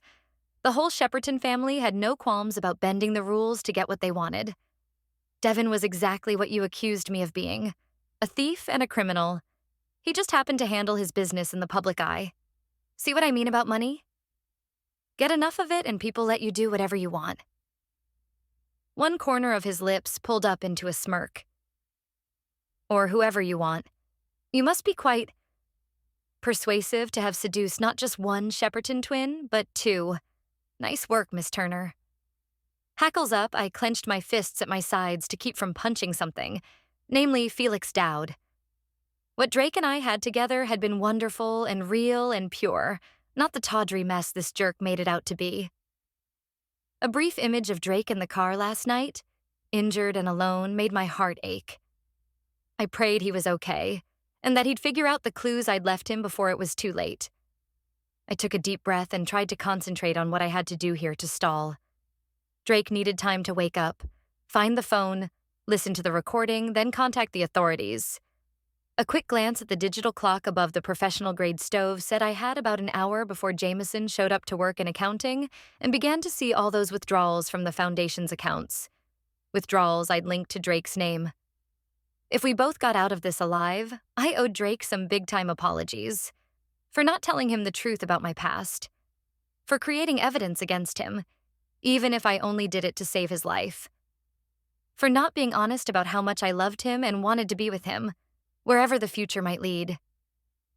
But I might never get the chance now. Too little, too late. I swallowed hard and switched subjects to one I knew Felix Dowd liked to talk about the best. Himself. Why'd you work with Devin? At first, Dowd didn't respond, just held my gaze for a moment. Then he sat back and picked up his tea again, sipping it, then watching me over the rim. I know what you're trying to do, Miss Turner. Buying time. He looked over at the clock, then back to me. But I suppose it can't hurt for me to monologue a bit, right? I did come up with a brilliant plan after all, and it would be a shame not to share it with someone who can appreciate it, especially since you won't be around long enough to share it with anyone. Dowd laughed and shook his head. You may be right, my dear. I do sound like a movie villain. Sorry, too much work and no play. Maybe I'll take a nice vacation in South America after this. Get some R&R, refocus my mind. I had several ideas of what he could do with his mind and the rest of him, but refrained from saying so. As long as the guy kept talking, it bought Drake another minute to find the truth and find me. Anyway, Dowd said, I began working with Devin Shepperton shortly after his parents died. He'd taken over the company as CEO and was looking to expand Shepperton Inc.'s holdings internationally. I had extensive connections in Eastern Europe and offered to help him make some acquisitions there. The Baltic region was in flux then, and grabbing land rights was almost too easy, if you knew what you were doing. And you did? I always do. His chilling grin made me shudder. I wrapped my thin black cardigan tighter around me. What about Carrie Bartlett? How'd she fit into all this? Just a very minor cog in a huge machine. Expendable, so expendable. My eyes widened as the ramifications of that word hit home. Before I could ask him if Carrie Bartlett was dead, he continued. Anyway, after getting my hands on a couple of lucrative oil and natural gas reserves in Belarus, I approached Devin about partnering with me on them. He, of course, was thrilled, at least until I laid out my terms for co-ownership. We couldn't funnel the money directly into our bank accounts because of laws and sanctions, so we had to get creative with the financing. Creative? My heart sank as I put the pieces together. That's why you used the foundation. Yes, very good, Miss Turner. He finished his tea and set the empty cup aside. No sense dirtying our hands with tainted money when we could run it through a couple of charities and grants and come out fresh as daisies and with a tidal wave of great PR to boot. The local Chamber of Commerce even gave me a medal last year. Did you know that? Philanthropist of the Year. Dowd shook his head again and laughed. Idiots. I felt like the biggest idiot of all, though, for not seeing all of it sooner. I'd tried so hard to be different, to not follow in my parents' footsteps, and yet I'd inadvertently ended up exactly like them. Even if I'd been a dupe rather than an accomplice, I still blame myself. I'd run the foundation. I should have known what Devin was doing. Should have questioned him more. But nope. I'd fallen for his BS hook, line, and sinker. Idiot indeed. Before I could fall too deeply into my pit of despair, however, the door leading out onto the exquisitely manicured back lawn opened and a well-armed man dressed all in black entered. He rushed to Dowd's side and whispered something to him that I couldn't catch. Dowd's expression hardened slightly before relaxing back into an unreadable mask. He murmured a response to the man, then stood as the guard headed back outside. "Excuse me, Miss Turner. There's something I need to deal with. I suggest you get back to your room and stay away from the doors and windows." My blood froze. What? Why? What's going on? Felix Dowd came around the island and took me by the arm, muscling me to my feet and down the hall toward the stairs with far more force than I would have given him credit for. "Get upstairs. Now, I don't have time to argue with you. If you want to stay alive, you'll do as I say." When I hesitated again, he shouted, "Go." I'd barely made it to the second floor, however, when the sound of shattering glass echoed from the foyer below. Suddenly, bullets flew everywhere. Men shouted and doors crashed in. I tried to take cover as best I could while the world exploded around me, ducking to shield my abdomen and protect the twins. They were all that mattered now. I'd screwed up my own life, despite my best intentions. Had lost the man I'd loved. Had made the wrong choices. Footsteps pounded up the stairs amidst shouts of, "FBI! Put your hands up." I covered my head and pushed farther into the corner, dizzy and distressed and downright terrified. I should have taken Dowd up on his offer of toast in the kitchen. I'd not eaten since lunch the day before, and now I was lightheaded. Not good considering the situation around me now.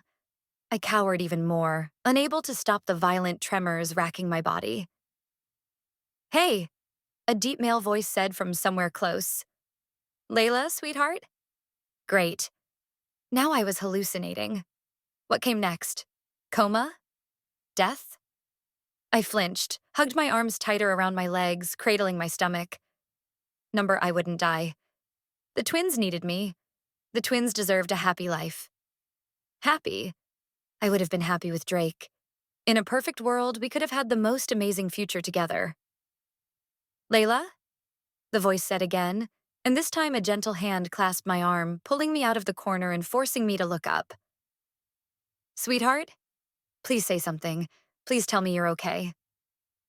At first, I didn't believe my eyes. I blinked, then blinked again. As the handsome face swam in my vision, tears welled and spilled down my cheeks. Before I could stop myself, I'd thrown my arms around Drake's neck and held on like I'd never let go. "I'm sorry. I'm so sorry." I sobbed against his neck, not caring how it looked, not caring that this wasn't me. I wasn't usually a crier, but today, God, today I was. "Please don't leave me, please." "Shh," he soothed me, stroking my hair and holding me close. "I'm not going anywhere, sweetheart."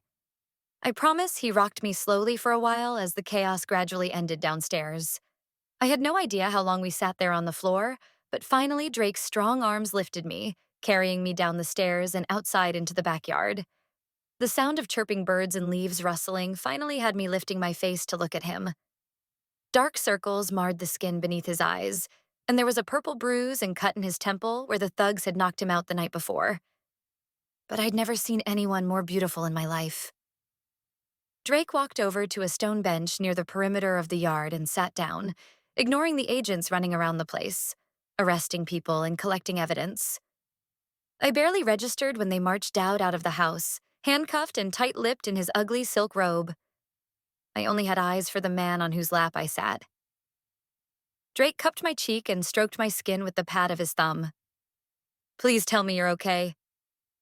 I nodded, not trusting my voice at first. Finally, I croaked out, "I'm fine."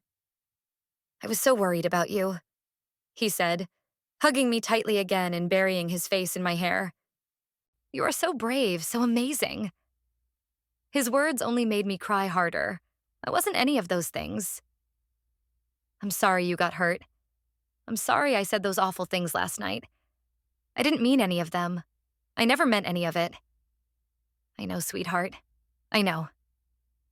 We held each other for a while until finally I leaned back to ask, "You're not angry? About my past?" He snorted. Seriously? How could I be when I've spent the last decade distancing myself from my own family? You did what you had to do to survive. We both did. When you had the chance, you made the right decision. You testified against them and put your life on a new trajectory. One that brought you to me. That's what matters. He kissed me lightly. And you kept me from getting shot, so yeah. Grateful all around, really. Thanks, Layla Bailey. I sniffled and swiped the back of my hand across my damp cheeks. Turner, actually. Bailey is my grandmother's maiden name. My real name is Layla Turner. I hate it, though, so I don't use it. Well? Drake clasped his hands behind my lower back. If you dislike it that much, you could always change it permanently. Layla Shepperton has a nice ring to it, I think. It took a minute for that to sink in. When it did, I frowned up at him. What are you saying? I'm saying that I love you, Layla Bailey. Or Turner. Or whatever you call yourself these days. He sighed. I know we agreed to keep things temporary between us, and at first I was okay with that. But the more time we spent together, the more I realized that my priorities were changing. I want a future with you, with the twins, right here in Dallas. I want to build a new life with you, a new phase in my life. What about your SEAL team? I asked, still wary of this thing between us. I loved him too, but old habits die hard. Happiness was a hard thing to trust after the life I'd had up to now. You love traveling and being on missions. True. He nodded. I do love that stuff, but being back here with you brought back lots of memories from my past. Made me realize that at one time I'd dreamed about making the future better. Not just for myself, but for my community. The best way for me to do that is by keeping Shepperton Inc. and starting it on a new path. Wait. I scooted off his lap to sit beside him on the bench, keeping hold of his hand just because it felt so good to touch him again. You're keeping the company? Yes. There are too many people dependent on it. On me? For me to turn my back on it now. I joined the SEALs because I wanted to make a difference, but staying here will allow me to make lasting, real changes right here in my own hometown. He kissed my hand, then met my gaze, his dark eyes glittering with intent. But only if you're by my side, Layla. I'm asking you to be my partner, my lover, my wife. What do you say? I opened my mouth to answer and promptly burst into tears again. Maybe it was the pregnancy hormones. Maybe it was the stress of the night before and the raid this morning. Maybe it was the fact that I'd been strong and independent and self-reliant for so long that I feared I'd never find my counterpart. Yet here he was, Drake Shepperton, offering me everything I ever wanted and exactly what I needed. A true partner, someone I could trust. A shoulder to lean on and a hand to hold, through thick and thin, whatever might come our way. I wanted desperately to say yes, but something held me back from accepting. I wasn't sure what was happening. All I knew for sure was that I couldn't seem to think straight at the moment. I buried my face in his chest, the steady beat of his heart beneath my ear calming me. Is that a no? He said, chuckling. 'Cause it seems like a no. Yes, I said, then sat back. I don't know. At his disappointed look, I said, I can't think straight right now. Drake put a finger over my lips. Enough apologies. Let's get you to the hospital first and we'll talk later, okay?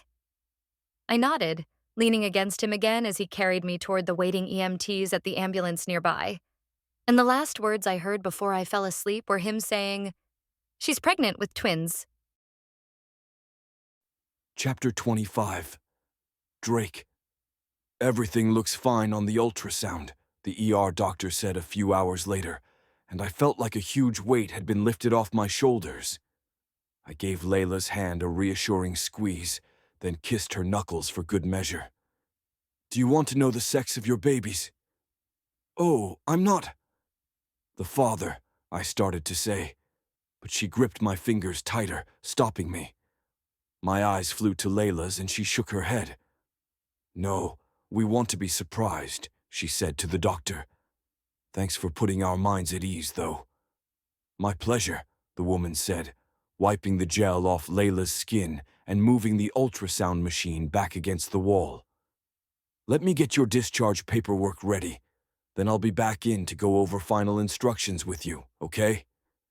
"Okay." Layla sat up with my help, then pulled her shirt back down to cover her stomach. In just the few short weeks we'd been together, her baby bump had become more pronounced, and I felt even more protective toward her, if that were possible.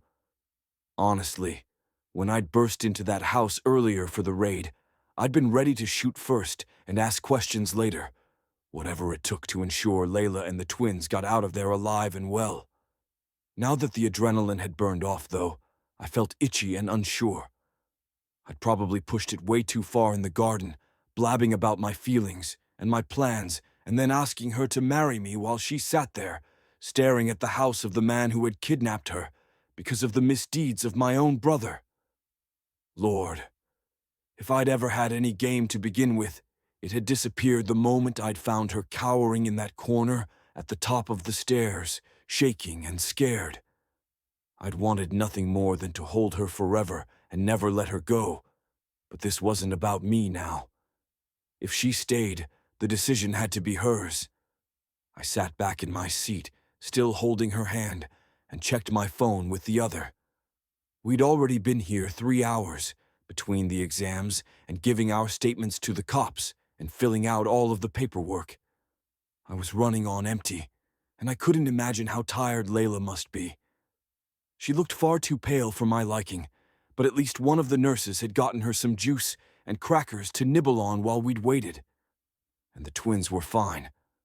Thank the Lord, the twins were fine. I punched in my passcode with one thumb, then squinted down at the missed call notification on screen.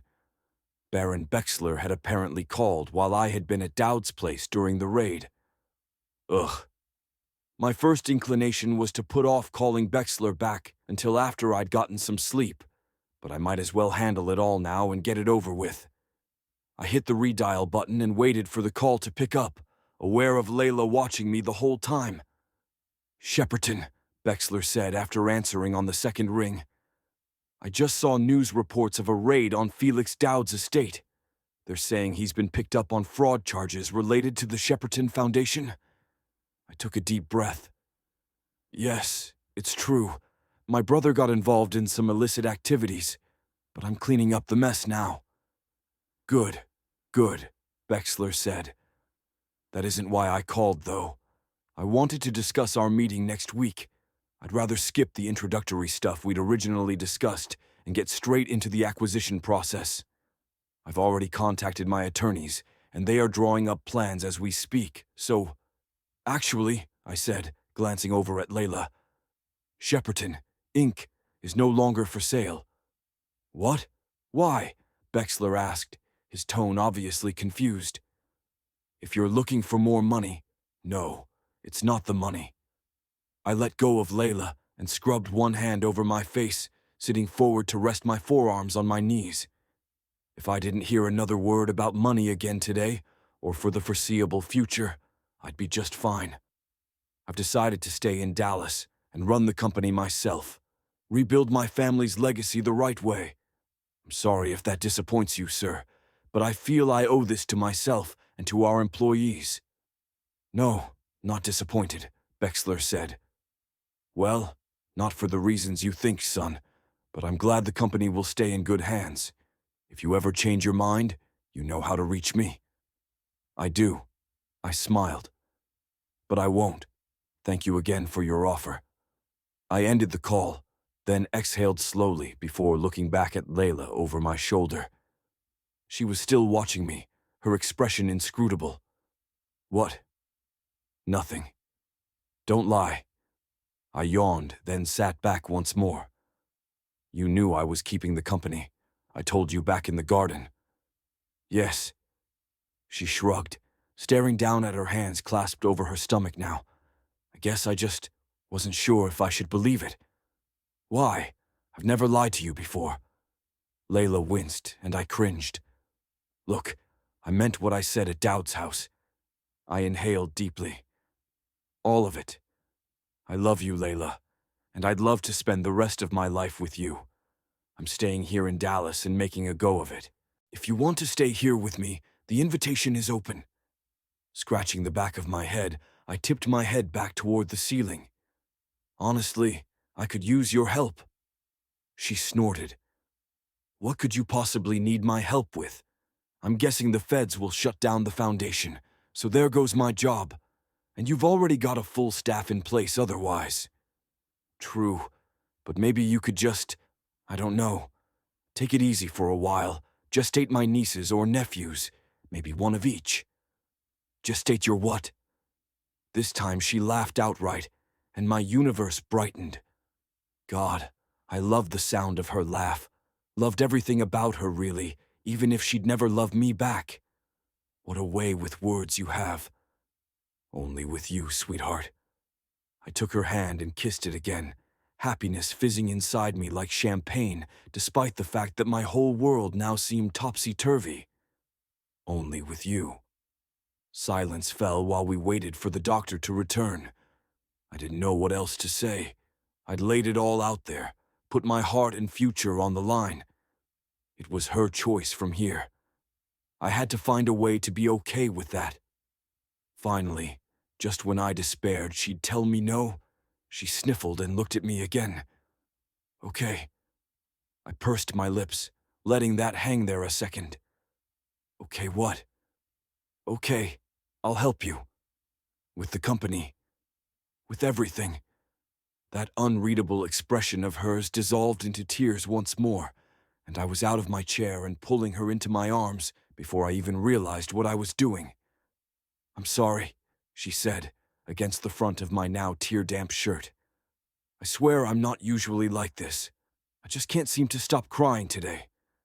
I grinned into the top of her hair, then kissed her scalp, inhaling her sweet floral scent. You could blame it on the pregnancy.